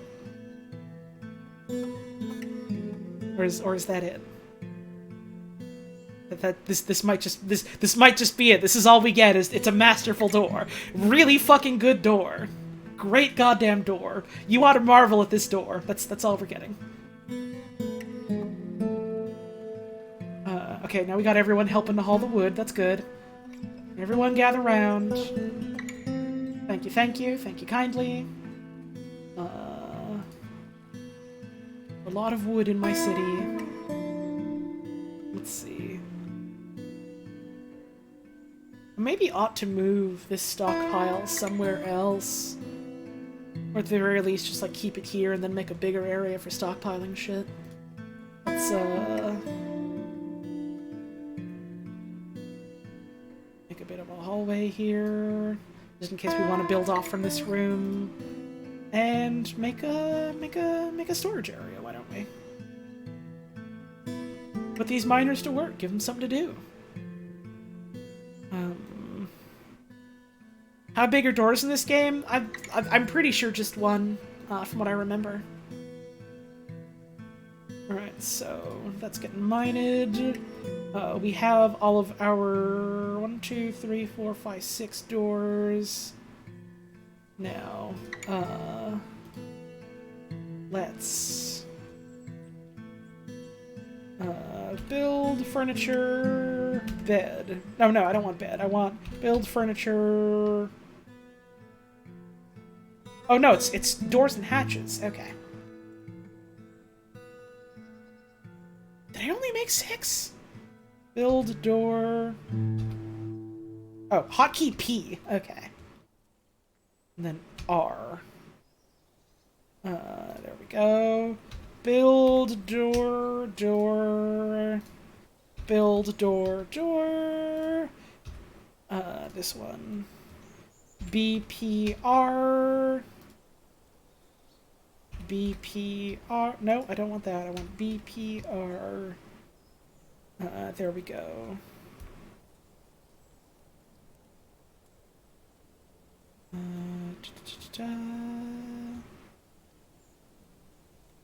And now make door. Okay. Time resumes.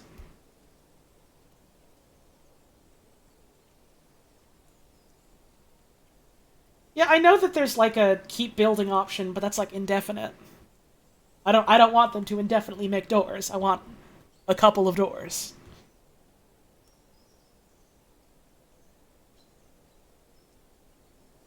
Oh, no, I see what you mean now. Never mind. Again, you don't need to tell me, by the way, here's a thing you can do. It's fine if I don't. You can just let me fucking play.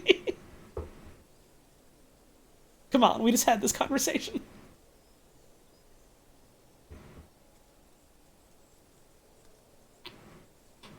There we go. Okay. So. Now your planters. Those that can access both the farm plot and the spawn will plant the field, and after a period of growth, they will be harvested. If you'd like to focus a few of your citizens on farming, which gives skill benefits, you can assign them to the planter's work detail from the labor menu. Fertilizer and skilled planters have direct impact on crop yield. Hang on, let me minimize this. These effects are more pronounced deep underground, where you can look at the cavern biome and its rich soil. Potash is the fertilizer of choice. It can be created in the ashery, using ash from wood burned in a wood furnace. Water source zone and a bucket are also required. Fertilizer is not needed to farm. Okay, so we need water source. And there's water here. Here's my worry. If I just mine into here, is this gonna, like, cause the water to flood out? Thank you, Spruce Zeus, for the 8-month resub. Much appreciated. Yes, it will. Okay. I don't want that. How do I get water source, then? There's probably a help tutorial about that, honestly. I should probably just keep going through these, and, you know, that'll answer my damn questions, but... other food sources. If there is a river or pond nearby, you may consider fishing. If the water isn't frozen, a worker with a fishing labor assigned will begin fishing automatically. As we can see here, with the heap of clams all over the floor.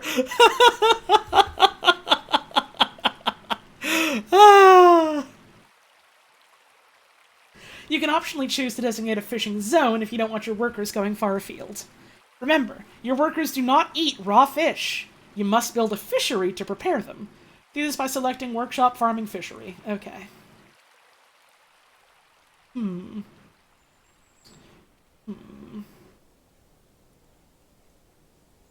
We should... Oh, right! I forgot to designate bedroom zones. We should do that now. Zone. Bedroom. No. Bedroom.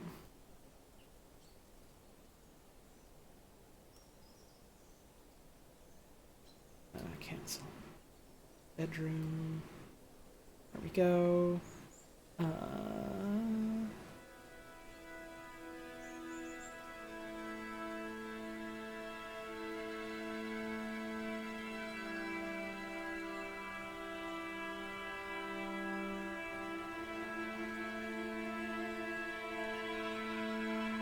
Done. And now we have bedrooms. Dwarves will go to sleep here. Good. Now they have somewhere to go bed. Close this menu. Stay occupied, acquire object, admire art, craft object, be with family, practice skill. Talk to my friend, I feel fond. He feels bitter after getting into an argument. Hang on. You are the expedition leader. We should give you something to do. What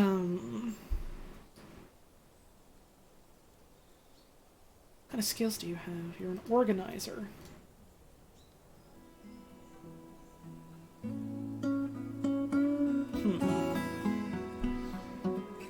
What can organizer do? What kind of job can we give this guy? Let's see. Where's work orders? No, I mean, sorry, labor, I suppose. What? Let's see, we have mining, woodcutting, hunting, planting. I only have the one planter right now. I should probably set others.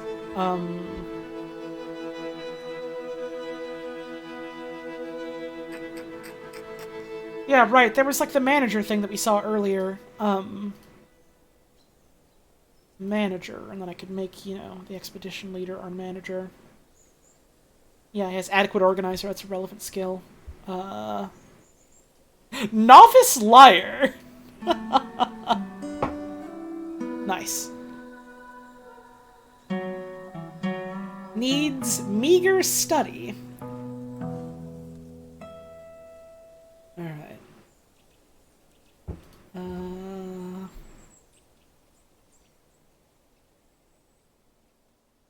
We should make this guy a meager study, then.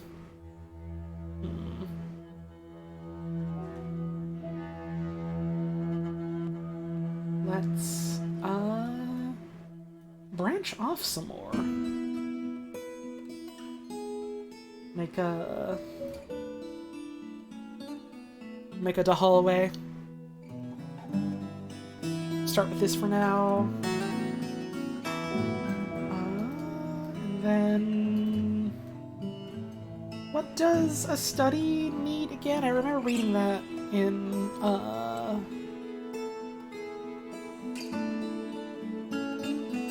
somewhere. Oh, right, it was,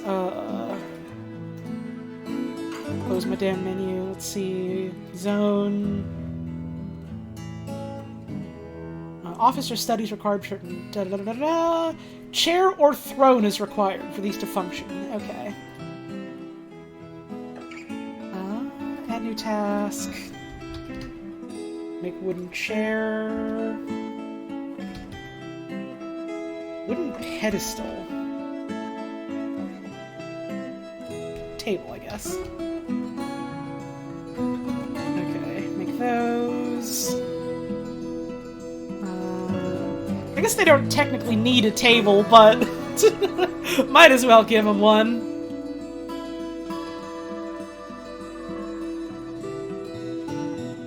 Alright, shit, I gotta get up and have another break. Oh, and it's getting on like 10 o'clock, too. I don't know how much longer I'm gonna go for tonight.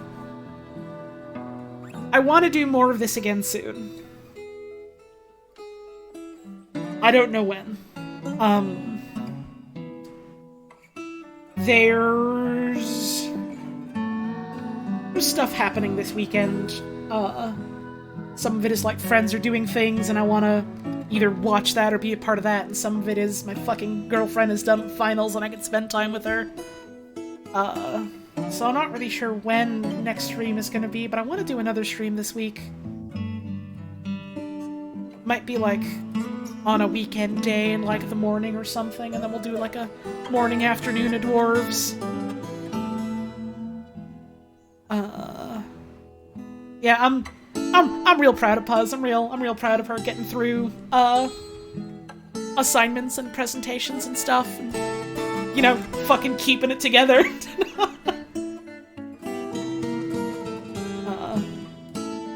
You know, to, I suppose, put it kind of lightly, I'm real proud of her for doing the grad school thing.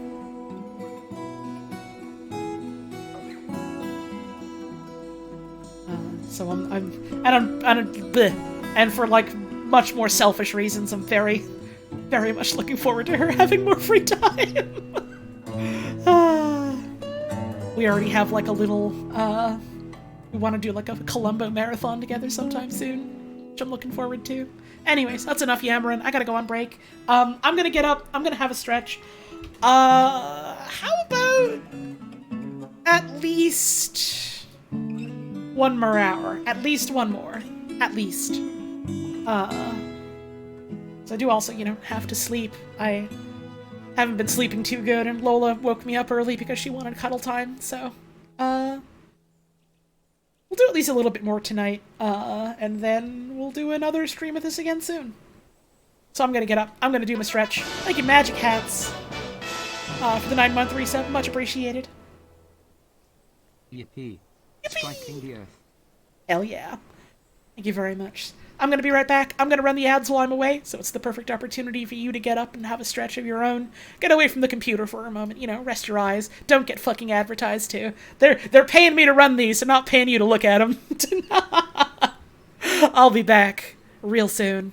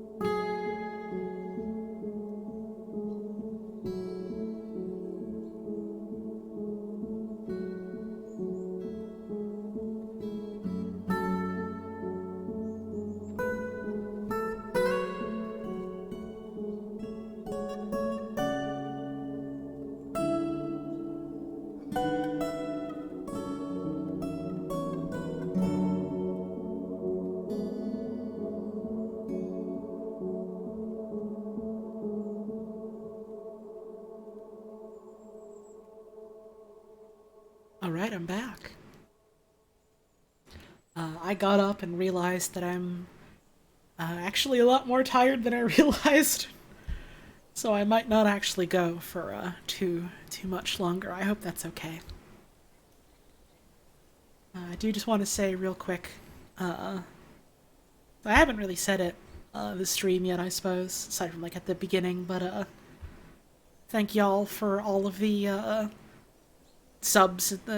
Sorry, I got a bit of a gotta blow my nose for a second. Just give me a second to mute.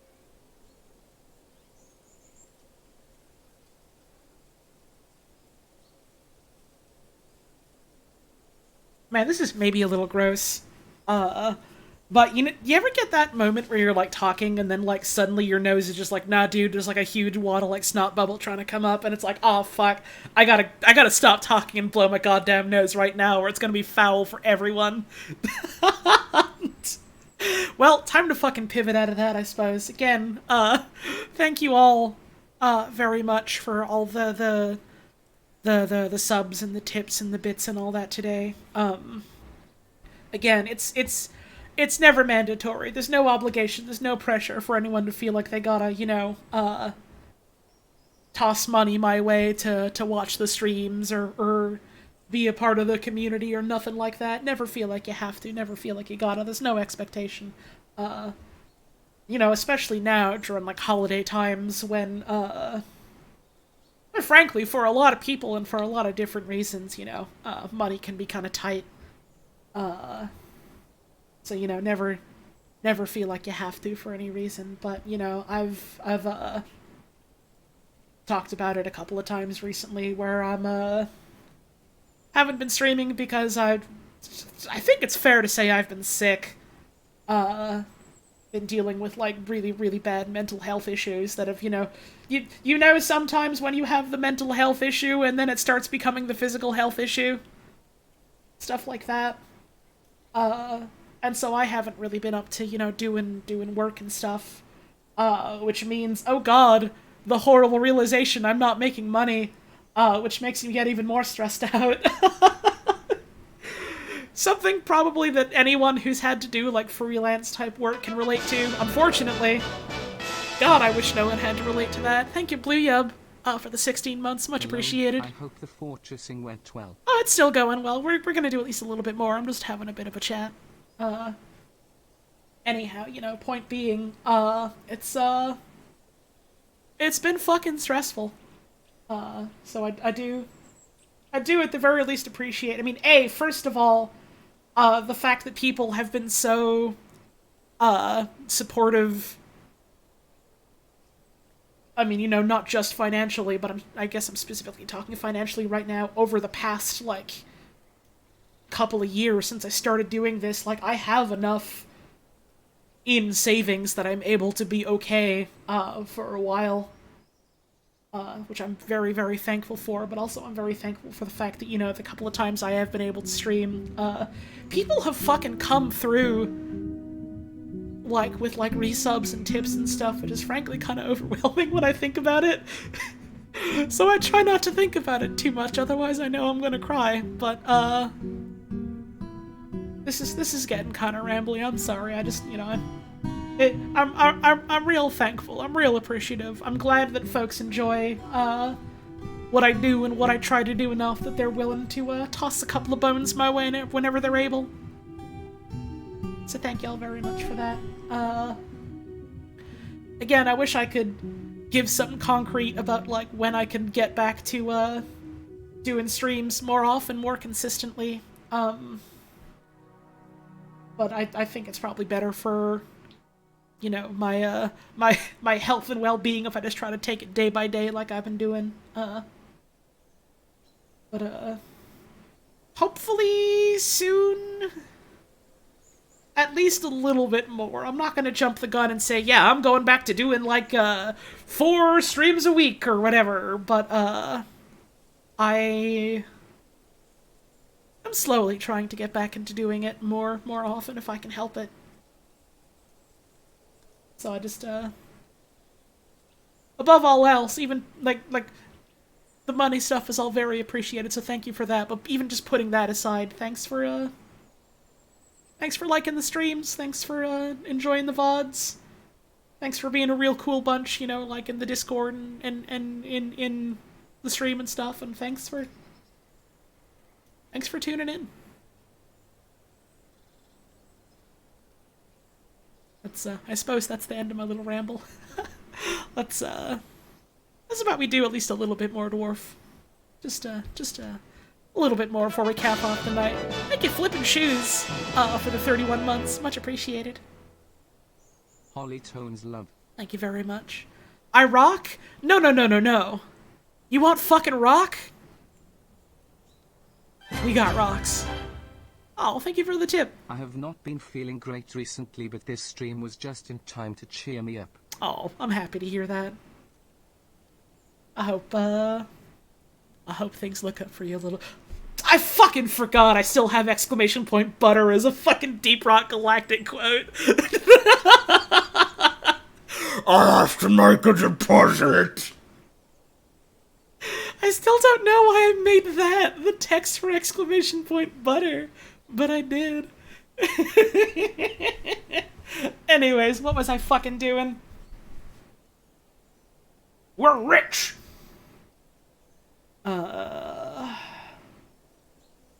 Never change it? Literally, just on the basis that I'm probably gonna keep fucking forgetting it's there. I'm probably never going to change it, no. Anyways, we need to make a... fishery?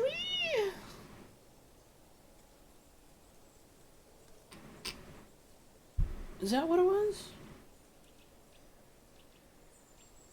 Fishery, there we go. Process raw fish into edible food. Raw fish will not be eaten. So, like, I should probably have that squirreled off into some kind of, like, kitchen area, right? Like, I should probably have some kind of dedicated, I mean, that's something I can just figure out myself. I suppose it wouldn't be too bad to, you know, have, a stockpile for food, and then, you know, dedicated areas for, like, cooking stuff. Favorite Nightbot commands are the weird, obscure references and jokes that sit in the command list for years. I have a couple secret ones that no one's found. Actually, no. I'm pretty sure they've been found. I have a couple secret ones that have only ever really been triggered, like, once or twice. And then, like, classic ones that never come up because they're so fucking long and no one ever remembers the entire text, and it's something along the lines of, like, Star's cooler clone who can do a backflip or something like that, because my friend Star wanted me to put that in there for her. Fucking speaking of Star, I gotta check out the version of Can Punter that she put out. I mean, you can get to the fucking Nightbot command page, if you're savvy about it. I just removed, like, the direct link when you do, like, exclamation point commands. I'm pretty sure you can just type it in manually, though. I don't know if I can turn that off necessarily, which is a bit of a bummer. I like it when the secrets are secret, but it is the nature of people to go, well, I just want to look it up, you know? I understand it. It makes me sad, but I understand it. Alright, let's put down the fishery. Oh, the fishery! Okay. This logs. I have so many commands. I'll make more. Don't tempt me. I say tapping out of the video game.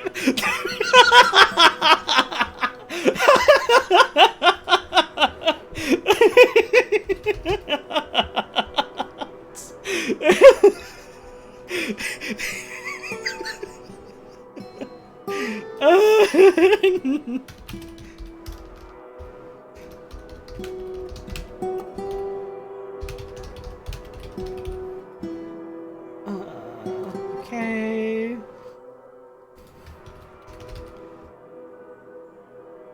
Let's see.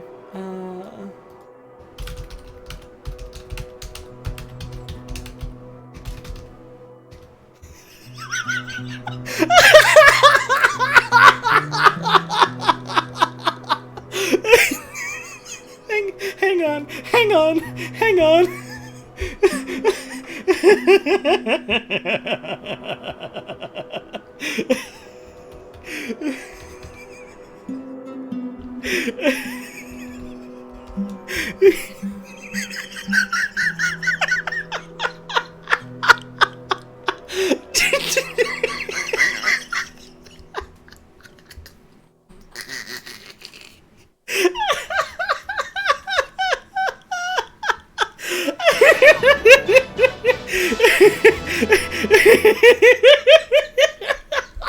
online's hug. Thank you, Kevlock, for the 29-month resub. Much appreciated. Hope you're doing alright. Thank you, Zombie Pretzel, as well, for the 15 months. Ox C. Ox C.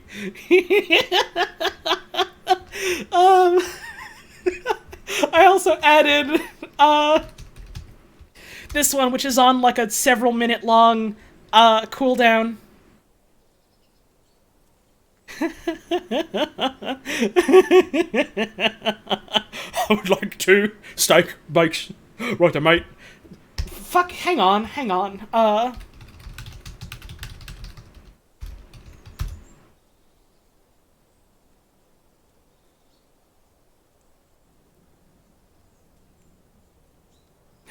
hang on.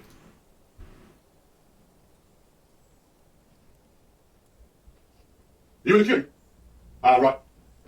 What's your mate? Right, boss? Yeah. Hang on, let's have a look.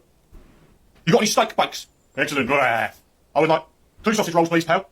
3 steak bakes. Bacon roll. You start breakfast at 11. Oh, someone immediately found the other secret one that I put in, which was just Greg's with 1G. That was fucking fast! Hang on. Well, I guess I can pin the comment since it happened.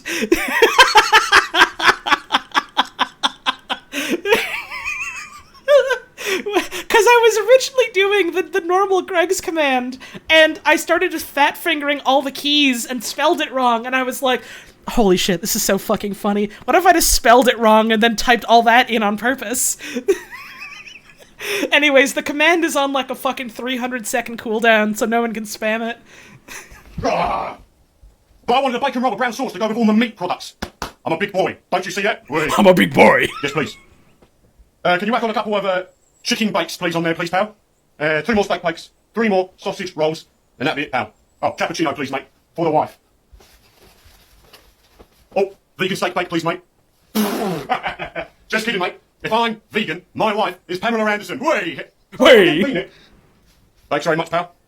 So, I'm really good face to pause on. I'm realizing now I've been misremembering this video this whole time, where I thought when he says Pamela Anderson, I thought he specifically says Pamela Anderson. No, he says Pamela, which is, you know, normal. But I was misremembering him pronouncing it so fucking wrong, like, if I'm a vegan, my wife is Pamela Anderson. Like, saying it like fucking Pamela, but Pamela. And then he goes, "Way." That's not what he says. He is doing a little bit of a Greg champ right now. He's ordering 3 Pog Bakes. Pimento Anderson! Fuck! We're making a Pimento Anderson sandwich. They call it the caviar of the South. You take your slice of bread. You get a butter knife. You spread on 1 vegan sausage roll. You get another piece of bread. And that's your Pamela Anderson sandwich. Maybe I should fucking watch Breaking Bad one of these days. Do I want chocolate on the cappuccino? Obviously. Hey, more sugar is more happy. Thanks, mate. I've had a couple people tell me, like, oh shit, you're like imitation of, what's his fucking name? Old man character in Break Bad, is like really spot on. And I'm always just like, oh. I mean, I haven't watched it, so I don't really know what he sounds like. I just kind of like doing that voice, and didn't really realize I was doing Mike Ehrmantraut. That's it. Thank you. That's the guy specifically. Number 1. I thought that was Saul. Like, I thought that was who Bob Odenkirk played. And 2, I thought it was Miker, like M-I-K-E-R, Man Trout. Like Miker Man Trout. not what it is. And then I thought, that Miker Mantrout was the character from the video where it's like boom, boom, boom, boom, boom. Not true. Also not true. I haven't seen the show. It seems like a good show. I feel like I would like it. I just don't really watch TV. Like, I'm watching Columbo. I gotta get back to watching Star Trek with a bunch of my friends, and like, other than that, it's like, well, what else would I reasonably watch on TV? Fucking Letterkenny. I've been playing my that's about it. DF alongside you for the first time, and a dwarf somehow fell 4 stories to his death because of loamy sand. Uh-oh! Out of 10. Uh-oh! Rest in peace! Thank you, Ronet's Room, for the 13-month resub as well. Oh yeah. Hi Holly, I am very sick. Happy Oh, I'm sorry to hear that. I hope you get better soon. Alright, all this digging is happening. Also I want to start watching, what's it called? David Lynch, he made it. That says fucking nothing, but you know what I mean. Unless you don't, in which case I'm sorry. Twin Peaks. Wait. Why do I have a Norm of the North command? I don't remember making that. Adrian, what did you do? Adrian, what the fuck? Why do I have a Norm of the... I feel like you specifically caused me to make a Norm of the North command. Why is that there? Anyways, I've been wanting to do a Twin Peaks watch with Puz. Because it's a show that I've always been interested in, and it's a show that she really likes. And so I was like, oh shit, it could be fun if we watch that together.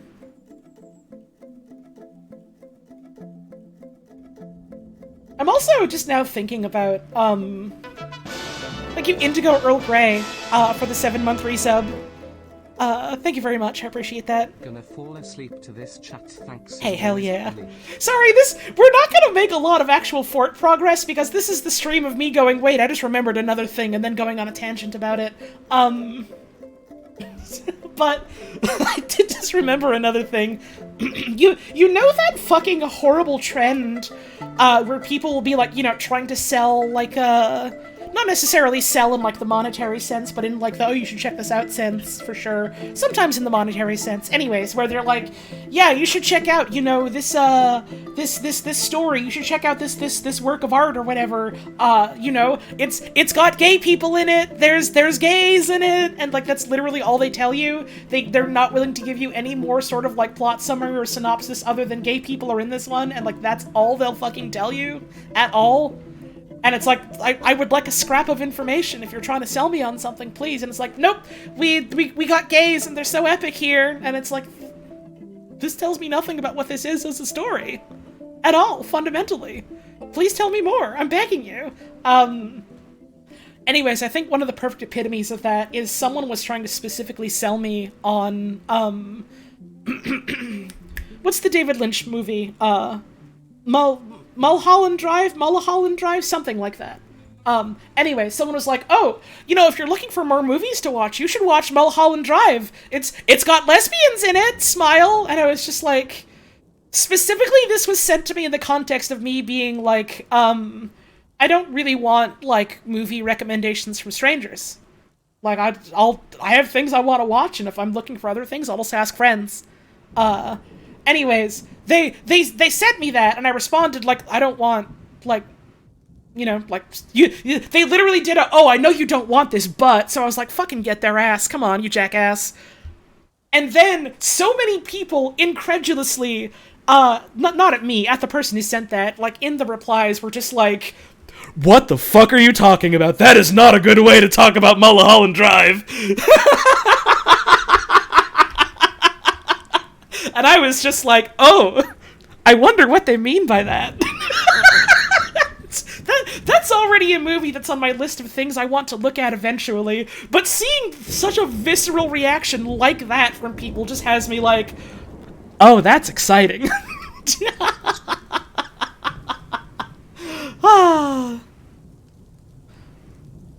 I literally know nothing about the movie other than, you know, David Lynch made it, and it is a good movie. Let's see. Let's make a stockpile. It's like, I'm trying to think of another funny equivalent of something you can do like that, and the only thing I can think of is I'm trying to compare it to Goodfellas, because I watched Goodfellas recently. But I'm just imagining the idea of someone being like, yeah, you know, Goodfellas, it's such a charming comedy.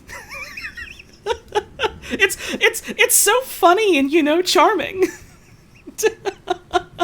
You know, Italian American pride, and it's got such a strong, you know, anti-government, anti-police message. That. And, you know, it's funny like a clown, exactly.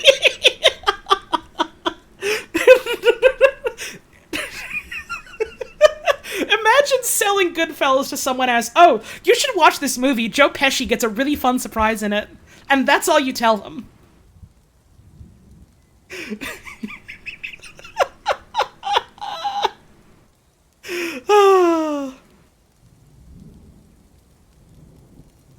Anyways, what was I fucking doing? Right, work area. Stockpile, that's what I wanted. Literally, I finished watching, Goodfellas, and I was like, damn, I really liked that movie. I liked it a whole lot. And then fucking Mike, my friend Mike, love him to bits, immediately responded just like, now you can understand all the jokes about Joe Pesci getting a surprise. And I was like, you know, I guess I can. Let's make it as, oh no, I want to make it a stockpile. I don't have a Goodfellas command, Adrian.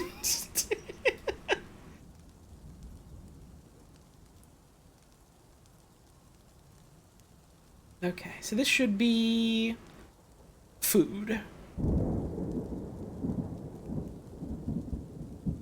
And then we can, like, cook food and stuff, and I can make it bigger if I need to. I'll probably need to make it bigger. Hang on. I need to time someone out. I appreciate the joke, but I don't want people posting spoilers for that thing. Even if it is a thing I have played and streamed through to its entirety, and a thing I love to pieces. No spoilers for that one, please. Alright. So we have that. Click on this one. Go to custom. Let's turn off food. Oh, I really like looking over and seeing, the first couple of things in the food menu. Aardvark man meat. No, it's not aardvark bread. It's, hang on, this is another instance of me tabbing over to my fucking browser. So, it's not bread. Sweet bread. The culinary name for the thymus, also called the throat, gullet, or neck sweetbread, or pancreas, also called stomach, belly, or gut sweetbread, typically from calf or lamb. It's organ. It's offal. Offal is an O-F-F-A-L, not A-W-F-U-L. I can't make a value judgment. I've never had it. A rich, slightly gamey flavor and a tender, succulent texture. Often served as an appetizer or a main course, can be accompanied by a variety of sauces and side dishes. If you see someone talking about sweetbreads, chances are they're talking about meat. They're talking about animal part. It's not actual bread. Likewise, if they're talking about head cheese, not actual cheese. It's also meat.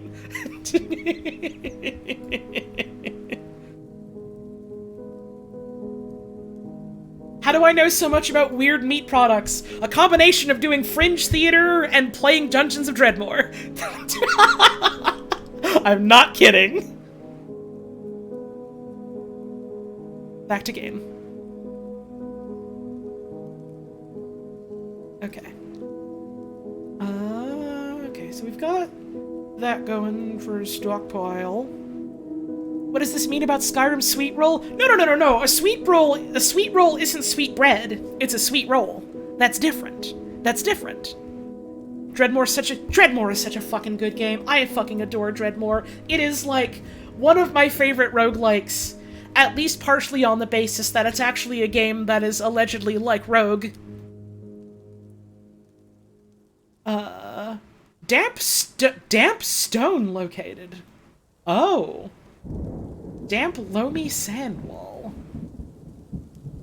Oh.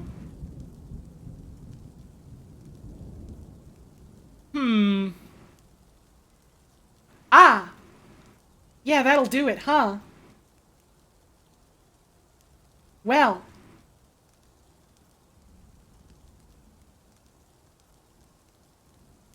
Let's not dig there. Let's not dig there. Let's not flood my meat room. Let's not do that.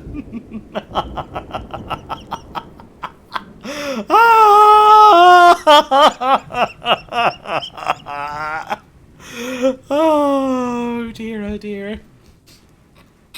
That almost could have been the end of the fortress. Alright, well...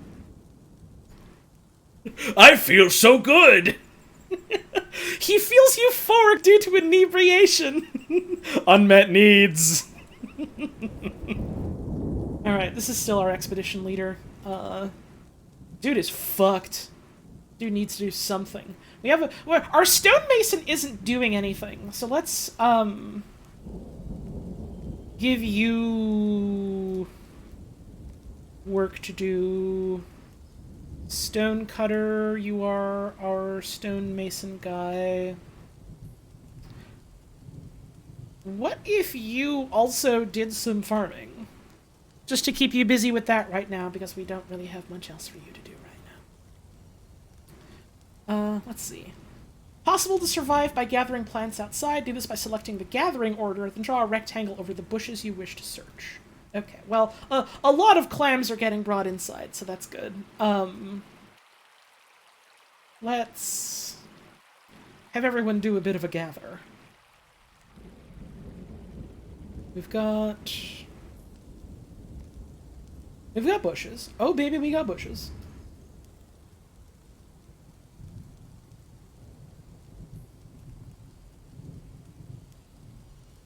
No, they've already been selected. Cool. Alright.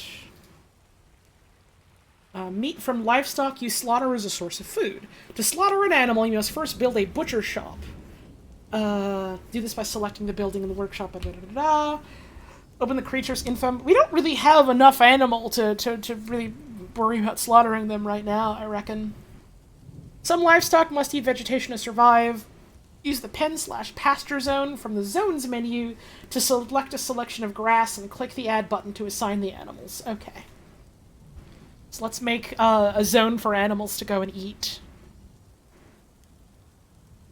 Do I have a breeding pair to get more animal? I don't think so. All of the cats that we started with are women.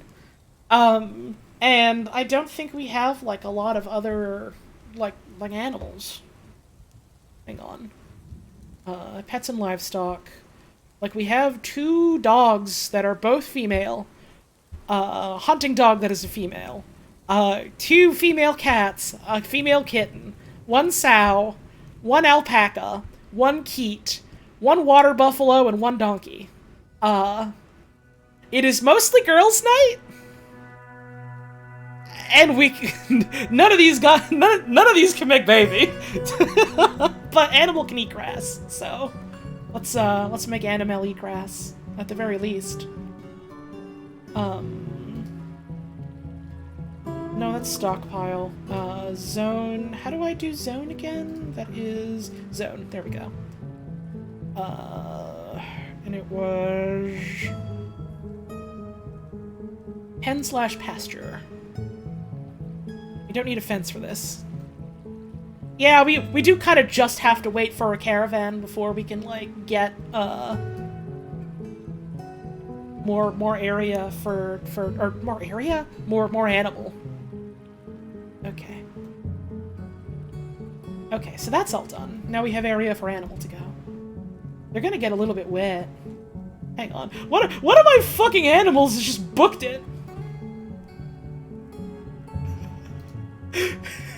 Hang on. What is the cat doing? This dude just started to go swimming. Fantastic stream to get shit done to. Hell yeah. I like doing these chill kind of streams because it's like, you know, it's fun to just hang out and have a chat about whatever's happening on screen, or even just chat about other stuff, and then people are like, yeah, this is good listening. This is good listening where I don't have to, you know, necessarily be looking at the screen the whole time and I can do other stuff. I like doing streams like that. It's fun. It's fun. That's why, I don't know, it's like, I like the sort of, I don't know if low stakes or low effort is the right word for it, but you probably know what I mean, stuff like that. It's why I've been getting a kick out of streaming RuneScape so much lately. Oh, I'm getting a kick out of playing this. Let's see. Bins, bags, and barrels. This is probably a good one to read before we wrap up. The cat!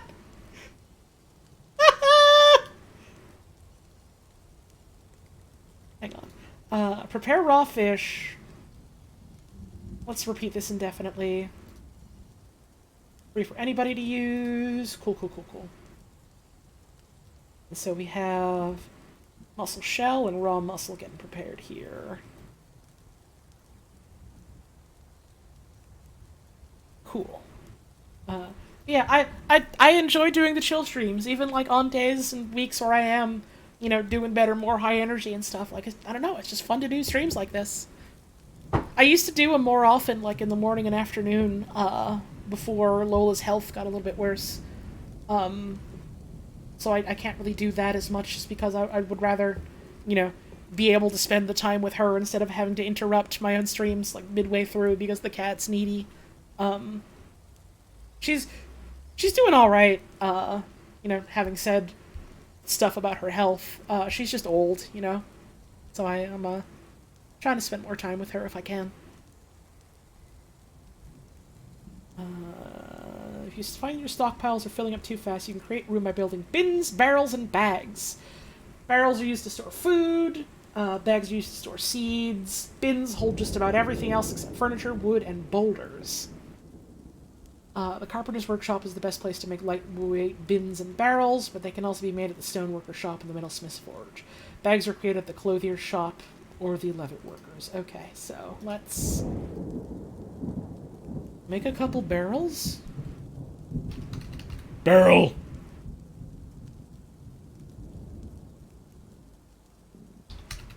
Barrel! Barrel! Alright, we'll let that go. Make it a damn barrel. That's being done. When barrels are being made. Needs... Oh, right, you need a meager study, that's right. Did we ever make chair? I don't remember. Did we make chair and desk? Furniture... Chair... We did, okay. Then... Furniture... Table. There we go. And then I guess I have to designate the area as a study or an office? Yeah. Oh, right. We need to actually add the object there first. So let's... time resumes. Table, complete. Chair, complete. Okay. Area. Let's see. Chair rejected, not in... Oh, like, do I need, like, a door? Is that what it's saying? Cancel. Yes, okay. I can make a door. Unless I already have a door. Did I make enough doors? Door... Needs door. Okay. I can do that. Add new task. Door. Let's make this higher priority. There we go. Time resumes. Door is done. Wait, no, door... No, barrel was being worked on, so it's not done. Okay.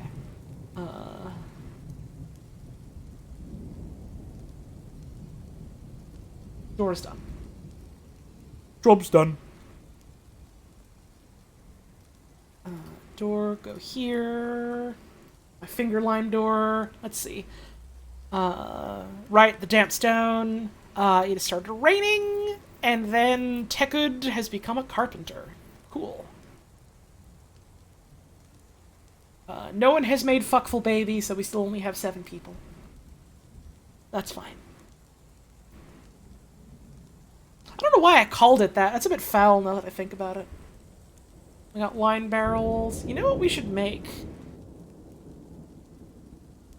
Is,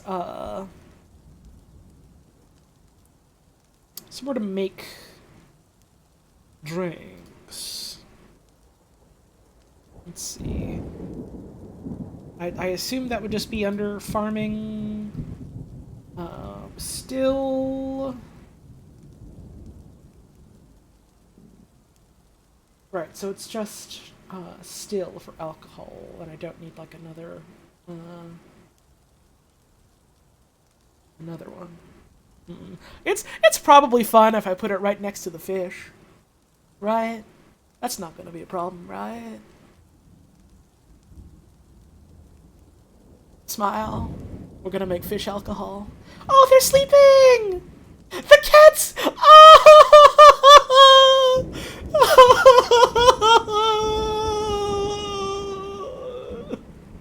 The kitty went to bed with him! This 77-year-old motherfucker has a cat! Oh, good. You truly love to see it. I'm glad people are using the bedrooms and cats are too.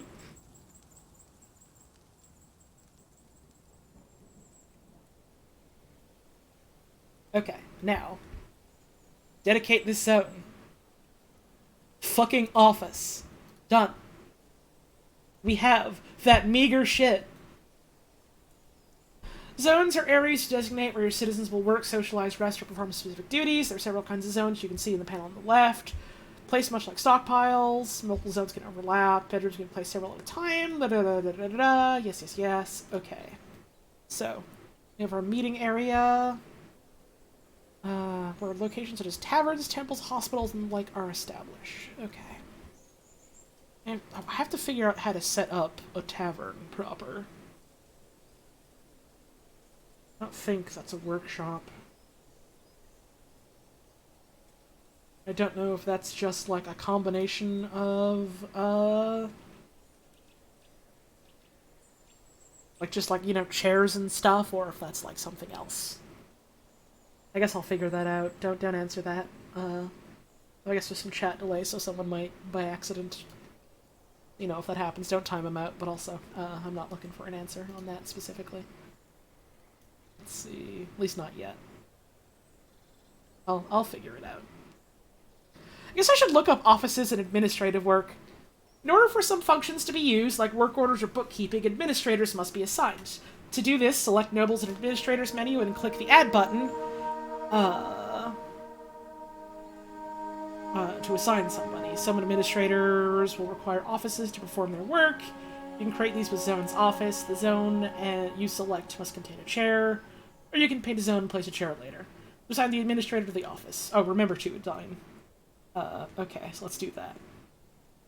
Other nobles may appear or be assigned as the game progresses. Use the nobles and administrators menu to check their wants and needs. Okay, so click on this. Click somebody to assign them. Okay. Assign White Gilgamesh!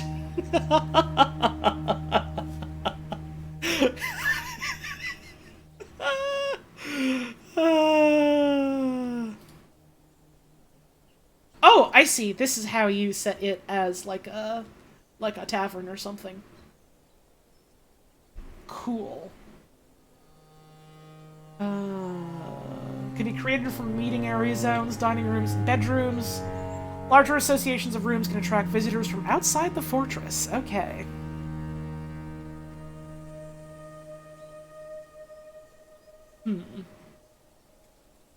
Now that I'm just like, learning the different pieces of like what you can do in the video game and all that, it's kind of like, I'm seeing the fucking pieces all assemble in my head like, oh shit, I could do this and this and this and this kind of deal. And that's fun. That's exciting to me. Like, when this fortress inevitably goes tits up, I already have ideas for like, how can I arrange things this time, like with a better sort of layout? Maybe, focus on just like this sort of above ground bit being like, some like crops and organization and stuff, then going, another level down or something and tunneling down deeper there. Having more stuff. Like, I'm still only using one floor. I haven't dug deeper than that yet. Like, I could do so much more if I did that. I haven't yet. But I could. This is exciting. This is exciting. I'm excited to dive deeper into this, and now that I've kind of gone through the slow bits of like figuring out the basics, eventually sort of ramping up the speed, as it were. That's exciting. That's exciting. Dwarves are gonna do so much. I'm excited to do them, as in do the things with the dwarves, not have sex with them. They're not real. I kind of said that and realized, oh, that's a sex joke.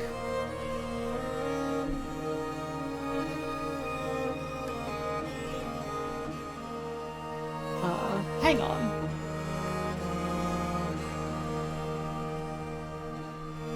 Why are there so many lice? How do I get rid of lice?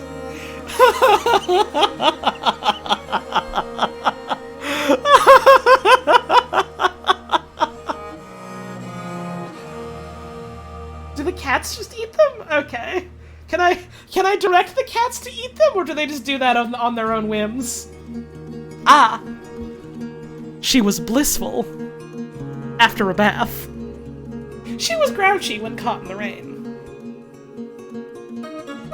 I guess we do just have a bunch of critters hanging around, yeah, don't we? Why don't they fucking go outside to the pasture? Maybe because it's raining. I don't know if it's still raining, but it certainly was. Can I look at the worms? No, I keep clicking on them and nothing happens. You can't examine a worm and a thrips and stuff. Oh, no, I haven't assigned the animals to... That's probably why, huh? I keep forgetting you how to assign people to specific areas. I keep thinking they'll just do it automatically. Okay, so...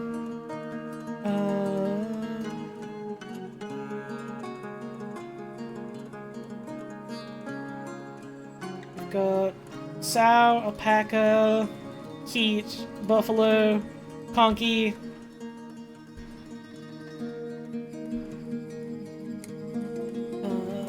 Okay. Sure. This creature is assigned to a pasture. Yeah, there we go.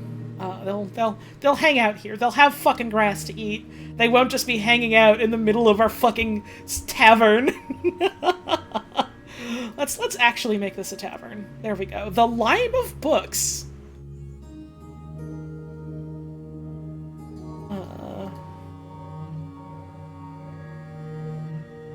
Interesting name.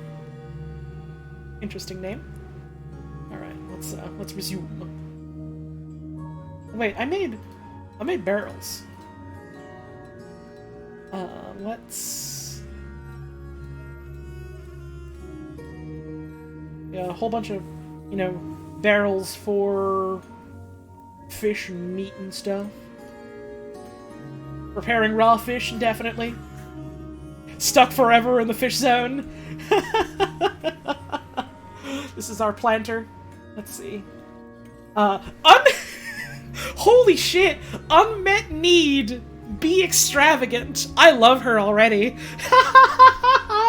I don't think I read, like, her traits and stuff. She has a great sense of empathy, great analytical abilities, a good kinesthetic sense, and good creativity, but she has little willpower and a poor ability to manage or understand social relationships. She can be very single-minded. She's rarely jealous. She desires little for herself in the way of possessions, but she still wants to be extravagant. I can respect that. She is quick to anger. She doesn't mind wearing something special now and again. She doesn't cling tightly to ideas and is open to changing her mind. She tends not to be swayed by emotional appeals. She tends to make a small mess with her own possessions. She tends to avoid any physical confrontations, and she works to square this natural tendency with her respect of martial prowess. She is grateful when others help her out and tries to return favors. She can sometimes act without deliberation. She is quite comfortable with others that have a different appearance or culture. She is rarely happy or enthusiastic. I was about to say, oh, she's just like me for real until that part. And she is conflicted by this as she values parties and merrymaking in the abstract. She enjoys the company of others. She needs alcohol, she likes working outdoors, grumbles only mildly at inclement weather. Personally, doesn't really see the point of working hard. She dreams of creating a great work of art. I like her. She's great. She's great. She is somewhat focused with satisfied needs. She is untroubled to spend time with people, unfettered after drinking. She wants to admire art. Have to keep that in mind. We'll have to keep that in mind. What's up with you? The creative impulse is so valuable. Let's see. What is he? That's, I think he's just mad because he was in the rain, is what that little bubble means. Which is what it said he was feeling, so that's fine. You... Expedition leader... Or metal... We still don't have anything for you to do. Or metal crafter, so let's give you, let's see... Metal crafter... Let's give you something to do. Let's set you to be our plant gatherer right now. Let's get some of that. Alright. Give you something to do. We need to start gathering these plants. There could be goodies here. There could be goodies!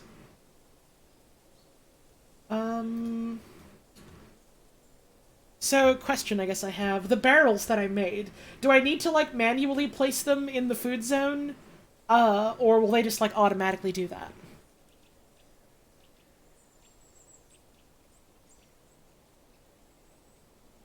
Rock nuts! Rock nuts. Okay, so they'll just, like, decide, oh, we should get a barrel here, and then bring a barrel here. Okay. So, like, I don't have to worry about, like, manually telling them to put barrels in here or whatever. Alright, that's good, that's good. You're the sleeping, you're the sleeper. You're our stonemason. I guess I could also consider, because I think I saw an option for building, like, walls. Yeah. Or in spaces you've mined out in order to block the passage of creatures, objects, and fluids. Requires boulder, block, or wood. I could also, you know, set floors. Things like that. I also start making roads. Ooh. Enhance the value of rooms. That's fun. That's fun. That's fun. That's exciting. This place is completely defenseless, and if someone decides to come in and cause problems, we're fucked, but we'll worry about that when it happens. Not so much if, as much as when. Then we have like these little boulders and stuff that are just kind of here. Ore of silver, ore of copper, making furniture and building. Ooh, and then there's also like bits of mineral and stuff over here that we could start mining out as well. Let's do that. Do that. Start getting this. Okay. Yeah, I do enjoy wet icon here to let you know about it's wet. Just in case you forgot it's wet. Don't worry, it's wet. Remember, it's wet. Okay.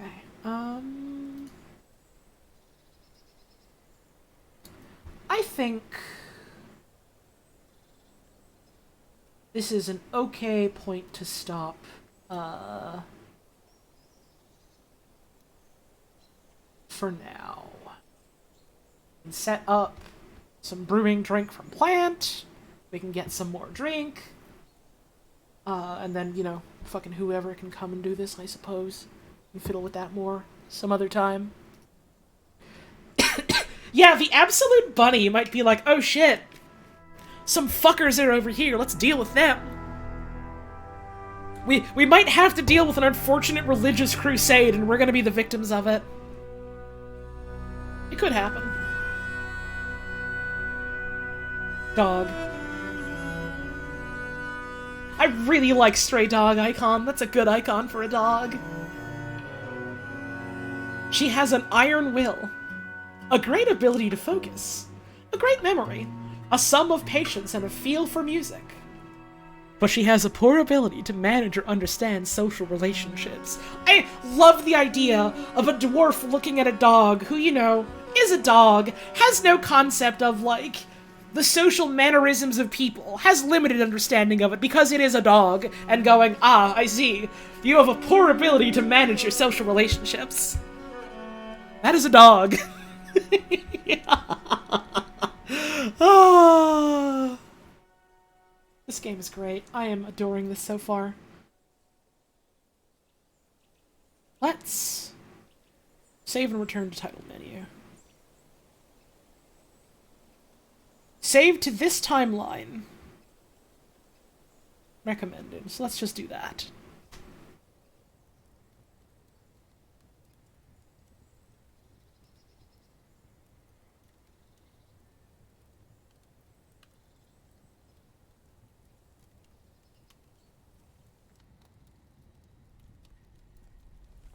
And that, at least for tonight, is Dwarf Fortress. Histories of avarice and tenacity. Yeah, the Bay 12 logo is real good. Like I said, you know, earlier, and also right at the end. Fucking love this game.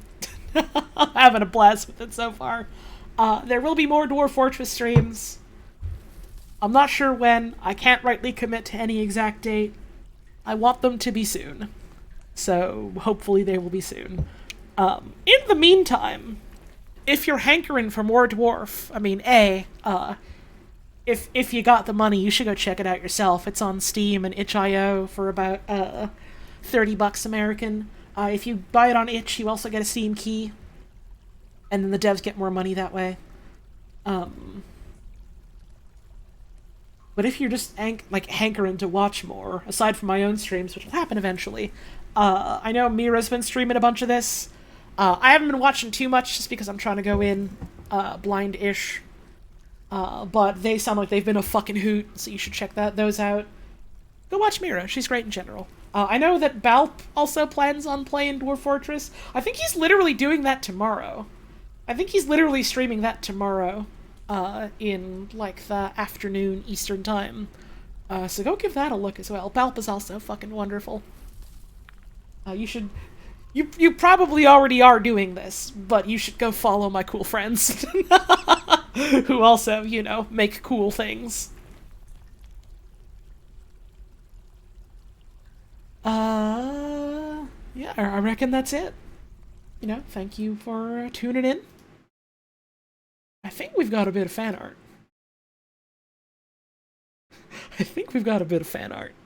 Just a wee little bit. Give that a quick look. We've got, this one here from Be Gay Do Crime. This thing that I said at the beginning of stream that I don't remember, but evidently I said. Really good one from Wesley.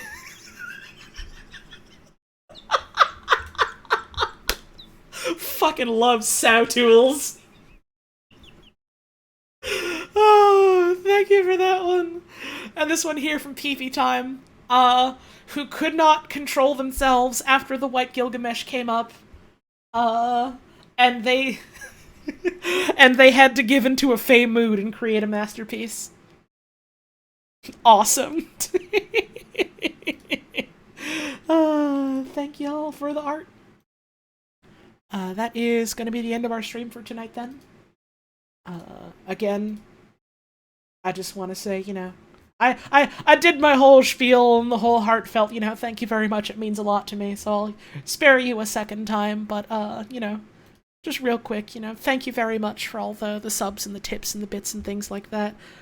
Never mandatory, never any obligation to. Don't ever feel like you gotta give me your money to enjoy the streams or anything like that. But you know, if you have the means and you like what we do here, you know, this is my job, which is why I try and do it as often as I do. Maybe less so recently because I've been sick, but when I'm, you know, healthy and able, it is my job, and so I appreciate when folks enjoy the stuff we do here enough that they're willing to toss a couple of bones my way. So thank you very much for that. Thank you as well for all the raids we had today. Thank you for any new folks who stopped on by. Thank you for the follows we had. Thank you again for the fan art, and you know, just thank you all very much for tuning in tonight. No matter when, where, or how you catch these streams. It is always wonderful to have you here. So thanks for taking time out of your busy day to spend it here with us. I'm gonna just let you go. I'm tired. I don't really know who's live right now. There was a couple of people I was like, oh, I should raid them, and then I realized they stopped streaming already. But you are free to disperse as you please, or even just, you know, take off for yourself. Strike the bed. Dig deep, dig greedily into the dream zone. But that is going to be it for a stream tonight. I'm not sure when the next stream is going to be. Hopefully sometime this week. At the very least, I'm going to try and do like a couple next week. But we will see. Whenever it is, you know, maybe I'll see you there. Or maybe I'll see you around some other time. But no matter what happens before we head off, I'd just like to say I hope you have a wonderful rest of your evening. Thank y'all very much for tuning in. I hope you're taking care of yourselves and doing what you can to take care of the folks around you. And I hope to see you again soon.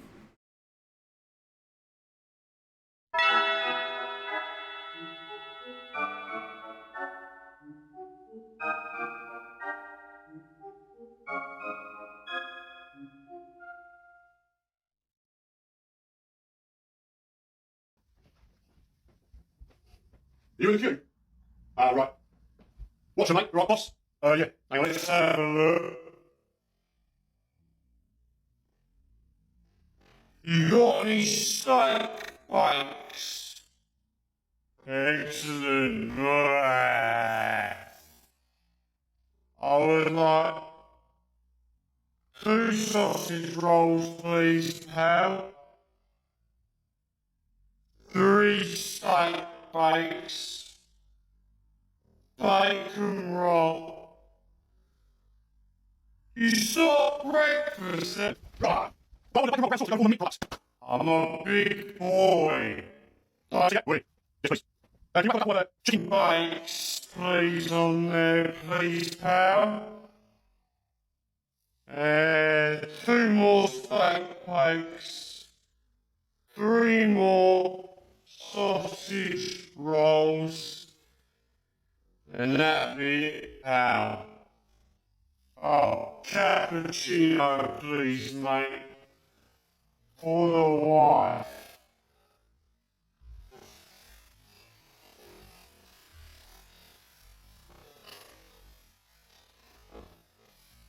Oh, vegan steak bake, please, mate.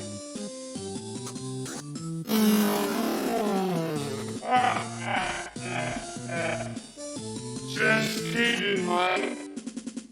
If I'm vegan, my wife is Pamela Anderson. Wait! Sorry, I didn't mean it. Thanks very much, pal. Do I want chocolate on the cappuccino? Obviously, hey, more sugar is more happy.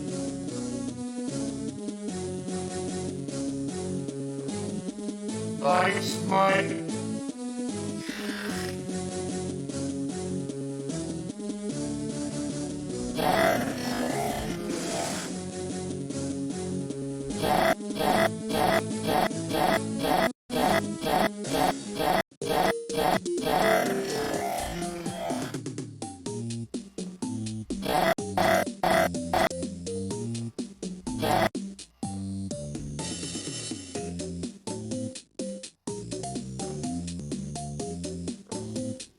Thanks, mate. Bacon roll. Bacon roll. Bacon roll. Bacon roll. Bacon roll. Yeah. Wait. Don't you see it? Wait. Boy.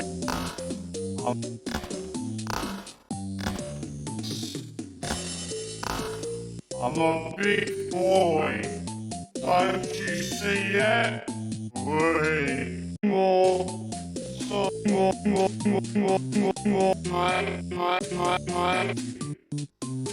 more sugar is more happy. Thanks, mate. Thanks, mate.